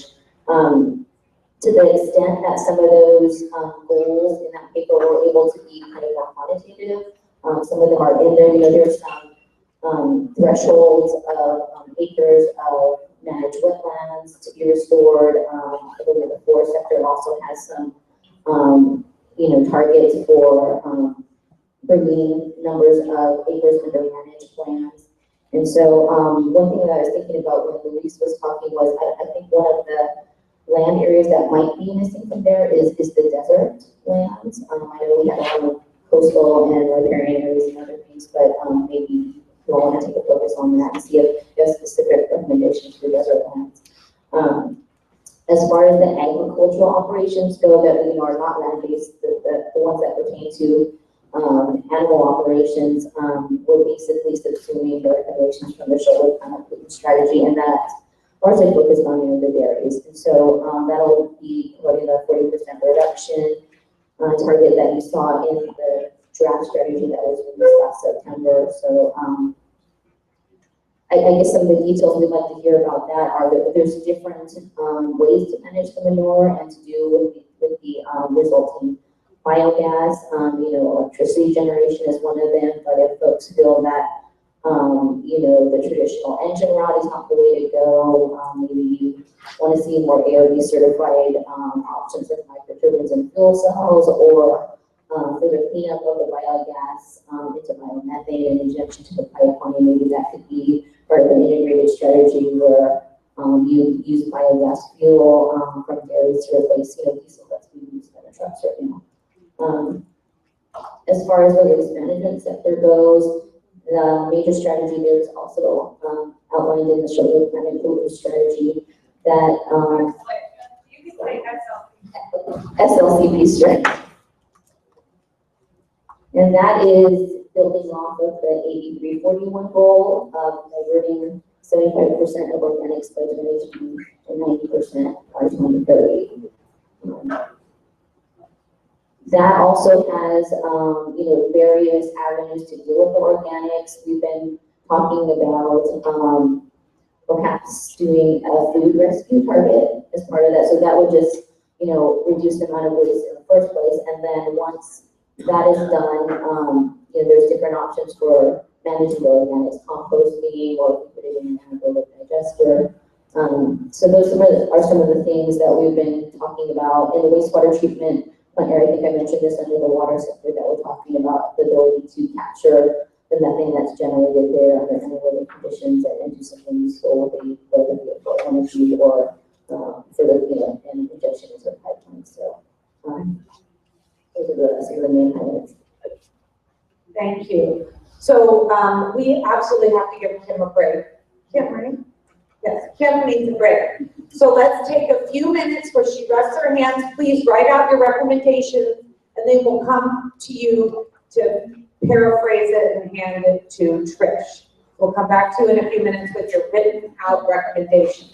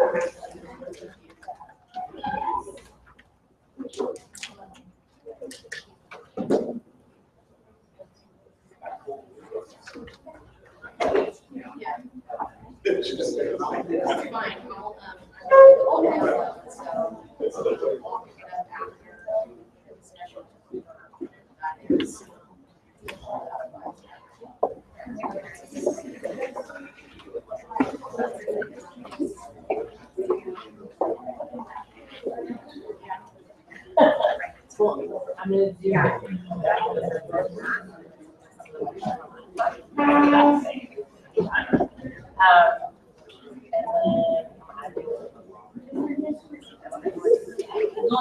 Okay.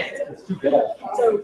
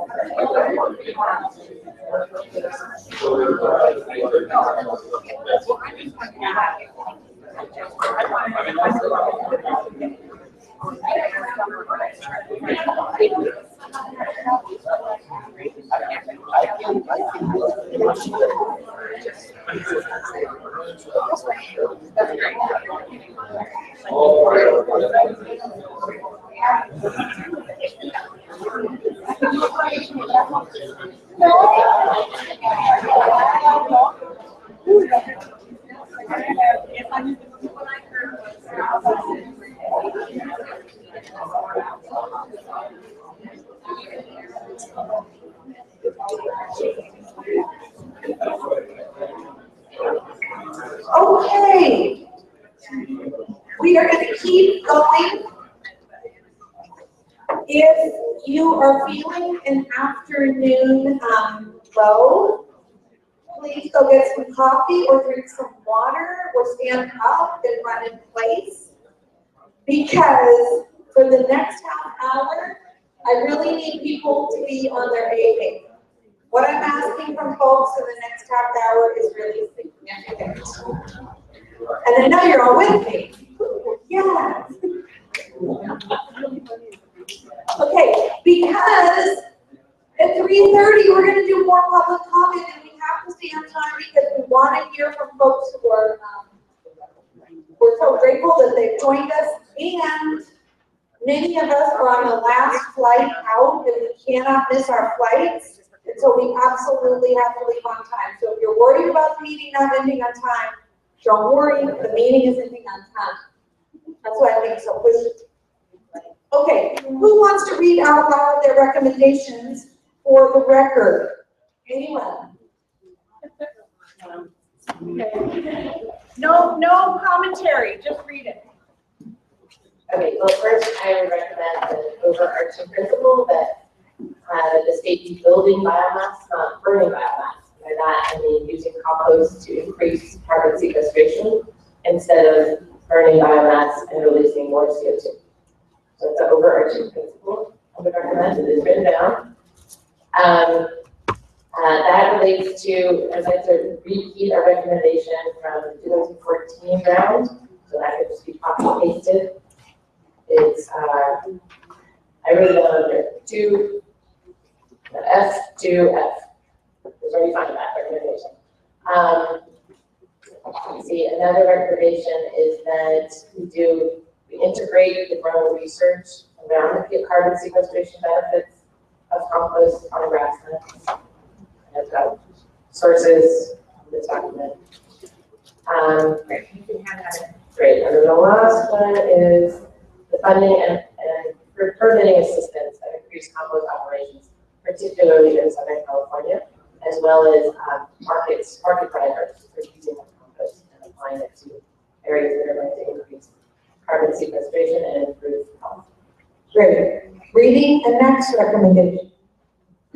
Yeah, for urban areas, the goals for urban canopy, urban forest canopy need to be far higher than the suggested ones right now. And the goals for more urban gardening, composting, needs to be set at a much higher level, to aim much higher than the current goals, and that's for you. And then reiterating Monica's thing, dairy manure needs to be composted with biomass because there are so many co-benefits. Because you get methane reductions, you get reduced fertilizer imports, you get reduced N2O emissions and reduced water needs. That's far more than what you get for capturing a little methane from just a few there. Thank you. All right. So, with regard to biogas conversion to biomethane, make that priority and mandate that vehicles that are servicing digesters and converters utilize that gas as a primary fuel source. And then we need to increase accountability of local government with regard to the reductions they claim for their cap and trade funded activities for counties and cities. Luis. Okay, so some of the things that come to mind at the moment is the cattle dairy, the dust factor. We discussed a little bit the dust factor. Also, it is we talk about field burning as well, pesticides and chemicals, and not to disregard what we discussed earlier about close proximity to Native Valley and those contributions. Also, in terms of food rescue, I just wanted to mention that once you get into the nuts and bolts of it, I think when we talk about food rescue, really define what that means, because just in my experience, you don't want to be giving away wrong food and then get credit. And in terms of waste management, I can think about geothermal. You know, it's being presented, in many different ways, and not to get into the whole debate, but there is a waste, and it needs to be managed. Right. And it needs to be part of the, whether it is a productive, efficient, and useful or not, but the waste needs to be a part of that formula. Thank you. Eleanor. Thank you. Moving on. I'd like to recommend that we identify wildland interfaces, maybe be included in this, urban-rural interfaces, and the need to design membranes. Research BMPs for urban forestry, and establish more refined metrics to determine the benefits of trees, including stormwater and heat island and sequestration. We need incentives for compact development for urban environments. I'd like to recommend that we look at the integration of built environment and green infrastructure and trees as a utility. And thank you, Tom, the increasing tree count would be wonderful. Great. Okay. So number one, add urban tree and green space maintenance, not just planning and creation. Number two, add forest management for wildfire protection and require tribal consultation in that plan. Number three, include urban agriculture. Number four, disincentivize and or discourage locating biomass or digesters in disadvantaged communities, particularly close proximity to housing. Number five, protect green space by better enforcement of SB 375 and sustainable community strategies. And six, to echo Louise, ban agricultural farming. Great. Martha, you have one? Yes. Okay, we've got to wrap this up. Yeah, go ahead. Yeah, I'd like to recommend better coordination between what CARP is doing, Cal Recycle, but also understanding what the Department of Toxic Substances is doing around both its waste reduction and diversion, so that they're all working together and not making a mess somewhere else. Great. Go. Conduct an assessment of potential carbon capture and groundwater recharge pilot projects, labeling EACs. That's it, because they bring the. I'm sorry. Assessment of potential carbon sequestration and groundwater recharge pilot projects, neighboring EACs, disadvantaged communities.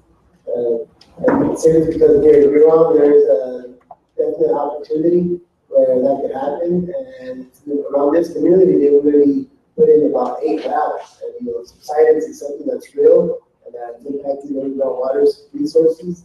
And so we need to not only less environment, but also recharge the underground water sources that we have.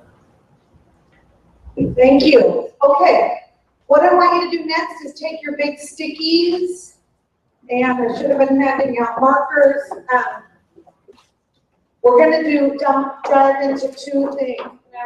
You guys want me to pass it up? I want you to put down whatever deep dives you want. So whatever deep dives you'd like to see, write whatever you want, and you're gonna go put it on these Post-its.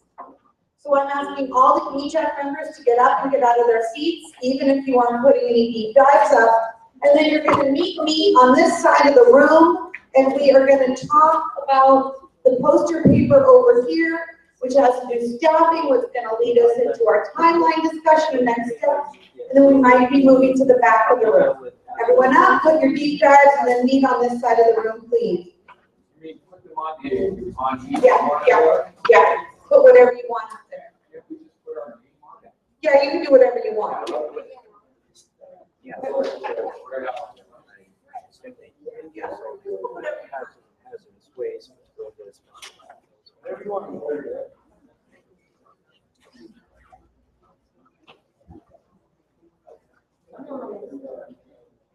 So where are they?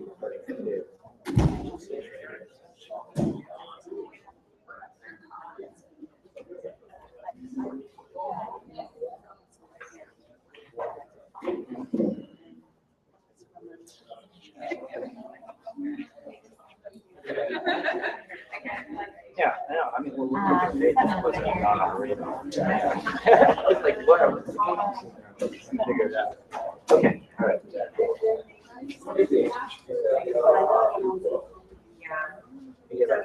But what I was thinking that I was asking was, she's not suggesting they convert it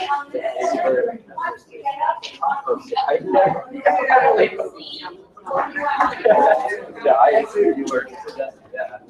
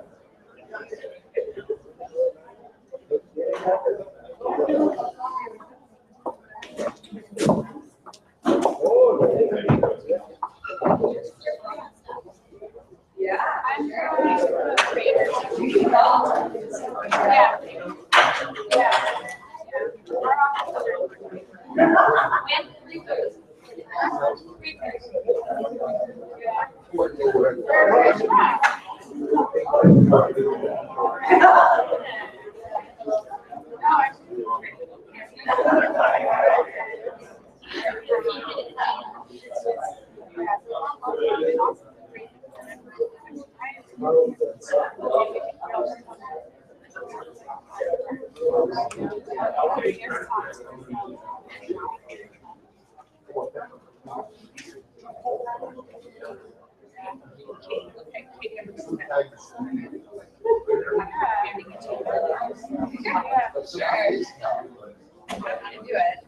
everybody. We are gonna keep going. Anybody who's on that side of the room that feels like coming to this side of the room is welcome to.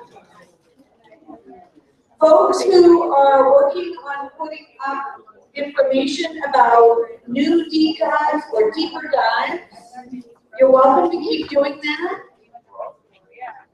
But I am gonna ask that we all get focused on this corner of the room. Could I have everyone's attention? Yoo-hoo! Yoo-hoo! Yoo-hoo! I'm over here. The meeting's almost over. Just a little more attention, gang. Okay, no more talking. Everyone's listening. I'm so proud of you. We are talking about schedule right now. Put your thinking cap on. Okay, I drafted something just because I recognize the time and I really don't want to miss my flight. So I wanted to have an idea to discuss. This is Katie, sorry. So I know if you look over there, you can't see it, but basically the idea that I propose is that at our next meeting, the EJAC members bring draft outreach plans for our regions so that we can start discussing an outreach plan for our workshops, right? So we come into the May meeting, we're gonna review the draft scoping plan because that will be out. We'll spend time in the meeting looking at that and we'll discuss outreach in June. I'm expecting that we'll need to discuss outreach again before we start it because we're gonna be thinking about materials, we're gonna think about ARB support, what we need, what our schedule is, etc. July, August, outreach, recognizing ARB's capacity, and as much as I'd like to do it all in one day or 1 month, I don't think that that's just physically possible for ARB staff. So if we say July, August, we do outreach in our communities, and then in September, we're meeting to debrief all the outreach we've done and to think about next steps. So we're creating a process that for the first draft of the scoping plan that I'm hoping we can replicate again after the 350 data comes out, after the OEHA report comes out, and we have a second draft of the scoping plan we're looking for. Does that sound acceptable? So here's what I want to see if you're an EJAC member. Thumb up if doing a homework of an outreach plan for your area seems something you're supportive of. Thumb side if you're not sure, thumbs down if you don't want to do it. EJAC members, put your hands up. Higher, higher. I need any thumbs to the side. Monica, I can't see your hand. Nikita, great. Okay, done. Let's move over here. Staffing. Where's Eleanor? Come on. Tell us what we might see on this wall. Can help you.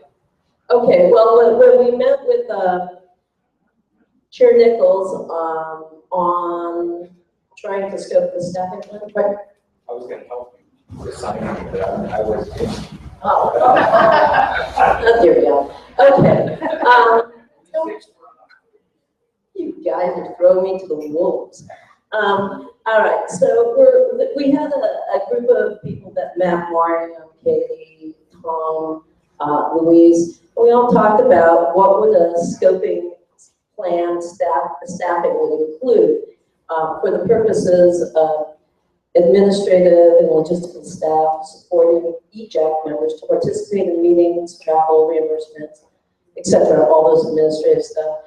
Facilitator for EJAC meetings and working with scoping plan staff authors to share on up-to-date and relevant process and information consults with EJAC and on each sector, and also integrate the EJAC recommendations. High-level ARB staff ensures EJ is prioritized. AB 32 ARB staff can then attend to it appropriately. It also would mean that we look at community engagement staffing to seek feedback on scoping plan from discussion draft into the final draft, as well as full participation of the EJAC by providing per diems for travel, meals, and work time for EJAC meetings, additional related meetings, calls, workshops, and research. So we broke down as far as what this EJ unit would look like, remember being it as well. And we broke it down to, we would need a high-level manager, scientists, economists, community coordinator, behind you is someone that's a resource manager, data manager, technical experts, and any other ones you would like to add. Is that it, right? Does everybody, you guys agree with it? Okay. Thank you. Okay, let's go back to our original seats. We're going to start to begin to close out our meeting. Can I add something to the timelines? Yes. Thank you. I got so sidetracked. So maybe before you sit down, we need to talk about the timeline. And EJAC members, again, if you want to use your large Post-its, we need to add to the timeline. And can I give you the microphone, Mary Rose, to read those out loud? Sure. Can I just, I can't just yell. Can I just shout? I have a very loud voice. Can you hear me? All right. The webcast can't hear me? All right, so what I did was the process recommendation for how we get our recommendations to the discussion draft of the scoping plan. I put them in separate Post-its, and I'm gonna post it up here, and it could be, so we'll figure out how that's gonna happen. So the additional deep dives in completing the sectors, it's gonna happen in April. I think also that, so the EJAC's initial recommendations from today and any additional ones, also in April, convening the EJAC work groups by sector and looking through the initial recommendations and compiling recommendations in April, possibly in May. The EJAC sector work groups are discussing our recommendations with the scoping plan authors, and that they are meetings to introduce us to those authors so that we can engage in discussion with them. Then the release of the discussion draft with EJ considerations, that's up to whenever these authors can get them processed. So that could be May, that could be June. And that these 5 to 10 public environmental justice community workshops to give feedback on the discussion draft is anywhere from June, July, August. And that the meeting in September after these public workshops are going to synthesize the community feedback on the discussion draft. And ARP staff and the staff us to be able to do this. And if I could add, Mary Rose, this is Katie. I think I would love to see us schedule all of our meetings more in advance. I think part of what we're getting caught up on is in these posting requirements, and it would be great if we just had blocks, even if we didn't use them, like 2 two-day blocks every month. And then if we need them for a deep dive or if we need them for a meeting, they're available and we have them held and we don't have to delay, we can just post and go. I don't know if that was implicit, but I think the other part is. We want to consider our future meetings as 2-day meetings or at least 1.5 days, and sort of for all of us to leave here knowing that that's going to be a commitment.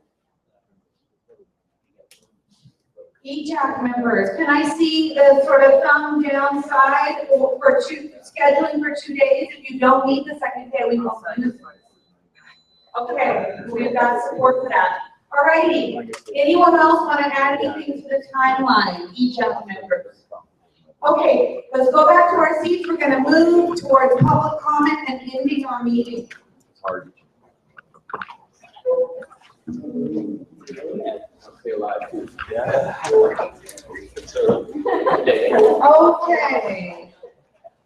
Again, we're going to do 2-minute public comments.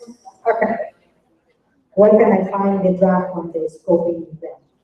So I can start digesting it if I can. Okay. Someone want to explain the original draft again? So based on the timeline that we discussed at the February 5th EJAC meeting, there would be a discussion draft of the scoping plan released in May. That is the timeline that we're working off of. There's nothing available as we speak.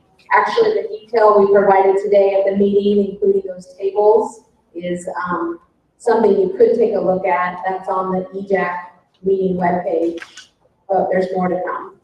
Somewhere about the available capacity. Sure. My manager is mentioning that we did update the scoping plan in 2014, so that is a document to take a look at. And the original scoping plan was released and adopted in 2008.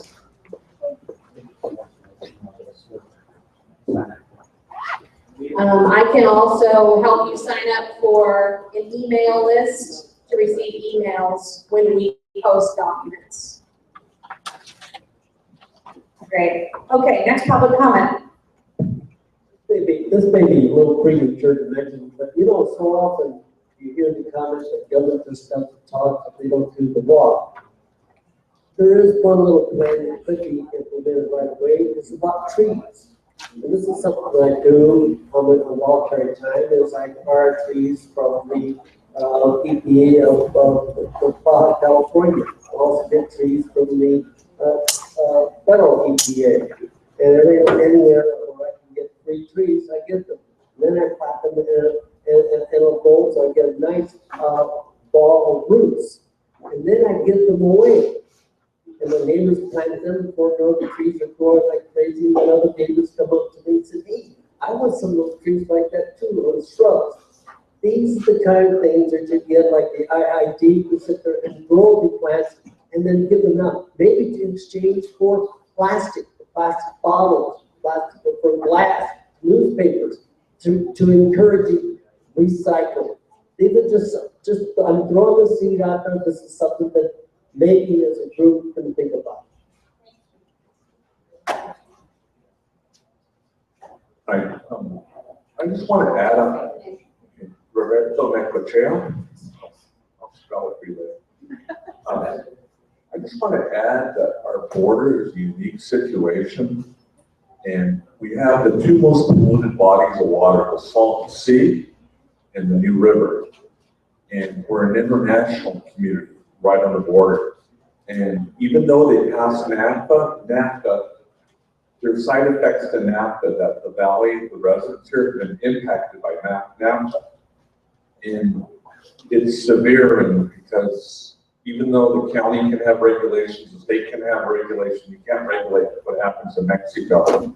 So I think it's really important to collaborate. I know you're the Air Resources Board, you're appointed by the governor. Mary Nichols is appointed by the governor. And sometimes I don't know if commissions really have teeth, or they're just, get together and have meetings. And I just think it's very important to collaborate with the different government agencies, especially here. I'm speaking from the Imperial Valley because of our New River, Salton Sea, the toxic air, New River, most polluted river. And I know our state assemblyman has been a very advocate for this area, but you guys are in Sacramento with the deep pockets. You guys can make the difference for this. And what I'm just made to find out, even though I got here late, was our two largest government agencies are not here at the table expressing their opinions on the Salton Sea and the New River and our quality of air. And here is the Air Resources Board.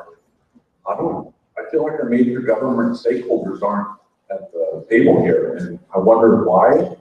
It's not I'm nobody in government, but as a citizen, I think as a state, we should mandate, you're giving back to the agencies that we're all at the same table with the same goals and the same solutions. Because everyone's operating on their own and nothing gets done. So you need to get the federal government involved too, because the NAFTA side effects, the power energy plants in Mexico is impacting our community. Okay, we're almost done. Got two more.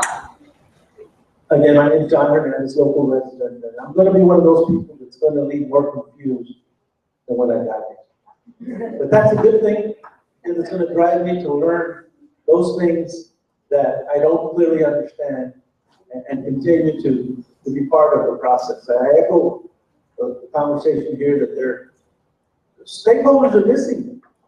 This is so important as AB 32 and the billions of dollars that are being put out, and we have, and no one's late, or Flint, Michigan happening here right now as we speak, then where are the stakeholders? So, I'm going to, try to understand this a little bit more, continue to collaborate with our local community and try to learn a little bit more. And again, I want to thank all those that came from the outside area, those representing the ARB, very important body for us that suffer from their quality issues that are affecting us for so long. Thank you. Okay, last public comment. We're going to go to some very short closing remarks and adjourn. Bueno, primero les doy la bienvenida a este comité y les tengo varias inquietudes, pero voy a comenzar con dos, más bien dicho les voy a comenzar dos. La primera, la mayoría sabe, o al menos los que vivimos en el Valle Imperial, sabemos que estamos en un hoyo y depende de la presión atmosférica, sube o baja la contaminación. Entonces, pues mi inquietud principal, ¿qué es lo que podemos hacer nosotros para ayudarnos a ustedes a reducir esa contaminación? Y el segundo punto.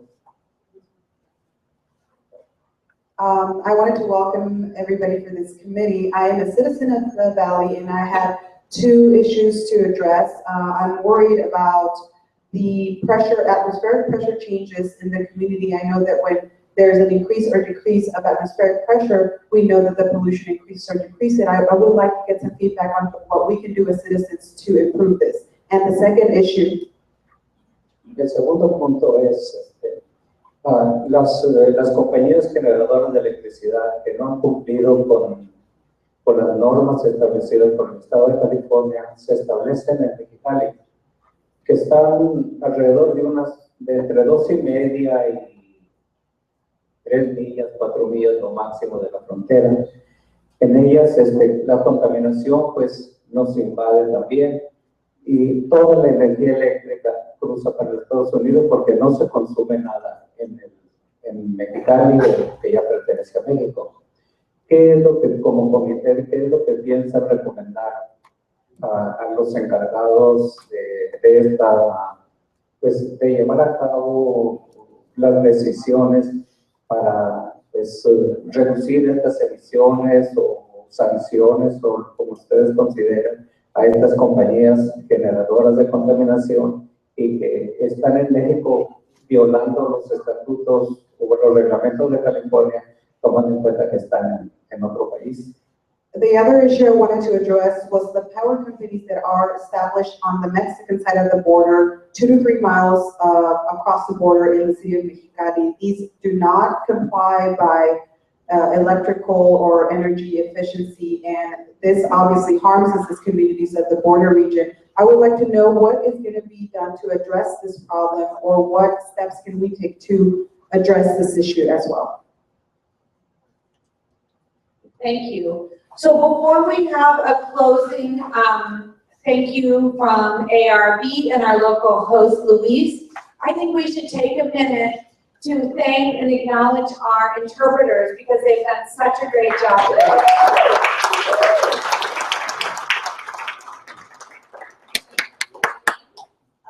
My name is Luisa. Thank you for having me. My name is Erica Rupert, and we're happy to be here. We've been following these meetings for the past 6 years or so, so we're happy to see the progress. Wow, great, okay. And Kim, our court reporter, let's give her a round of applause.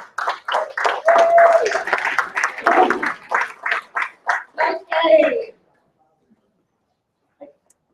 Oh, go ahead. So I just wanted to spend a few seconds just thanking the EJAC members. I really appreciate you allowing us to, and encouraging us to meet Dr. I think this is a valuable experience for us. I want to thank Luis specifically for making sure that this facility was available for us. I think it was a really useful, productive discussion. I certainly took a lot of takeaways away from it. I want to thank the board members and Steve for taking time out from your busy schedules. I think as you heard here, there was some really good comments that were made, and I think those, there are some things that we could take action on and respond to those comments at the next one. So I really appreciate that. Again, we look forward to continuing this dialogue. This is an ongoing process for us, and we'll take a number of these things back with us and take a look at it. I suspect even after we get the certified transcript from the court reporter and we look at our own notes, we're probably going to have a lot of questions and clarifications that we're going to need. So I'm going to ask my staff to set up a call, at least with the leadership team, if not a little bit bigger than that, just to make sure we fully understand what the comment or recommendation was before we proceed with trying to respond to them. So again, thank you very much. I appreciate it, and we'll look forward to the next one. Can I make a 5-second comment before? Can I? 5-second microphone? Yes, microphone. I would just like to say that that first draft is going to be as good as you allowed these members, to give you input, and also us as a community. That's the only thing I wanted to add.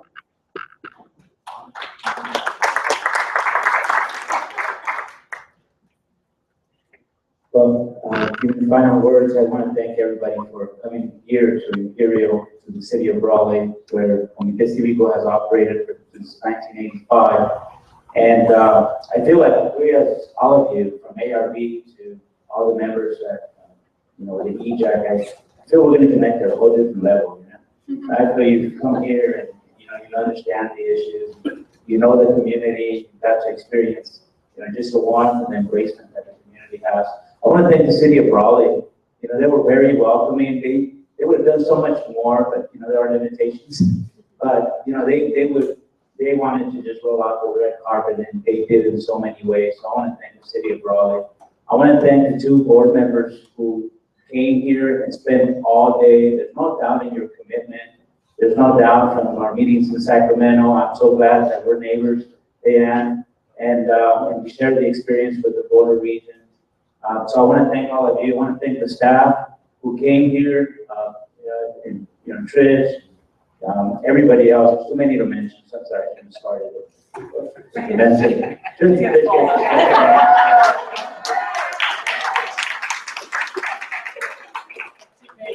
Right. I want to thank our board member, Mayor Antonio. I want to thank him for coming out here and setting up the sound. I want to thank Roy. He works for the local news network, and he's been, making sure that the community is aware through his news network, as well as providing us a live stream. And I also, wanted to thank, the other experts in the audience who came here, committed, the students. I also want to mention that we did have representation here from Assemblymember Eduardo Garcia's office. So she's here. She's going to say hello, Bianca. And I think I mentioned most of it except the most important one, which is Sarah. I want to thank her because she really helped us pull it together. It's not easy to pull all these leaders together in your thoughts.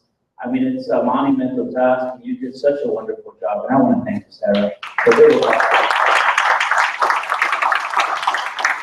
And I want to wish everybody a safe trip back home. If you stay, please, just check with me if you need any directions, places to go. If you want to go to Mexicali, I think it's safe to go. You want to experience that, let me know. Whatever you need, I'm still here. And so thank you. And an applause for yourselves, my fellow members, because you're doing such a wonderful job and such a great service. Thank you.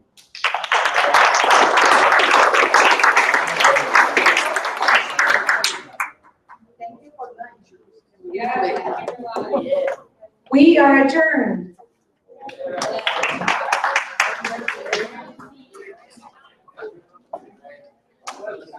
It's not-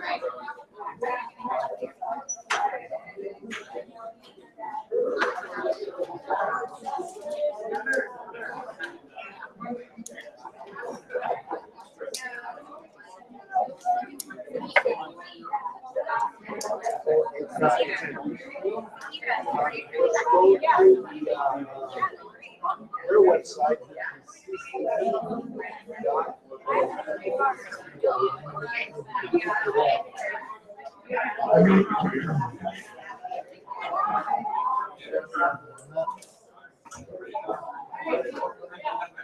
Yes, it's CCD help. Yes. Help. CCD help. Look, right here. The letter CCD help. Ready.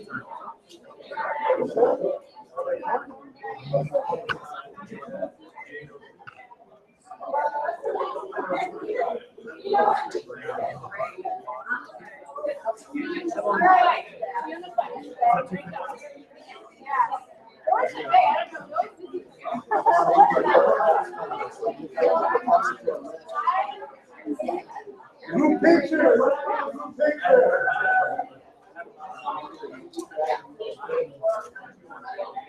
We didn't get the group picture.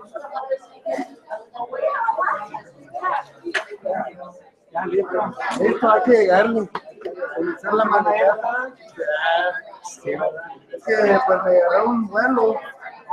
Bien, ya estaba en mi carro, pues ahí yo hablando.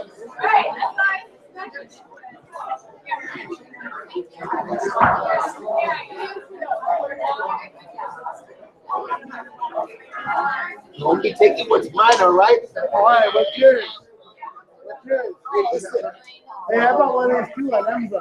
You better sign up for my movie, man. Give me it. I'll send you $10.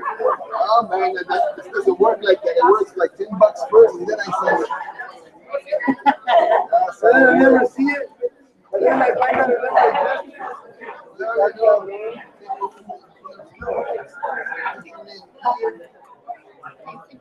Where do you want it mailed to? So you want to just give me your card.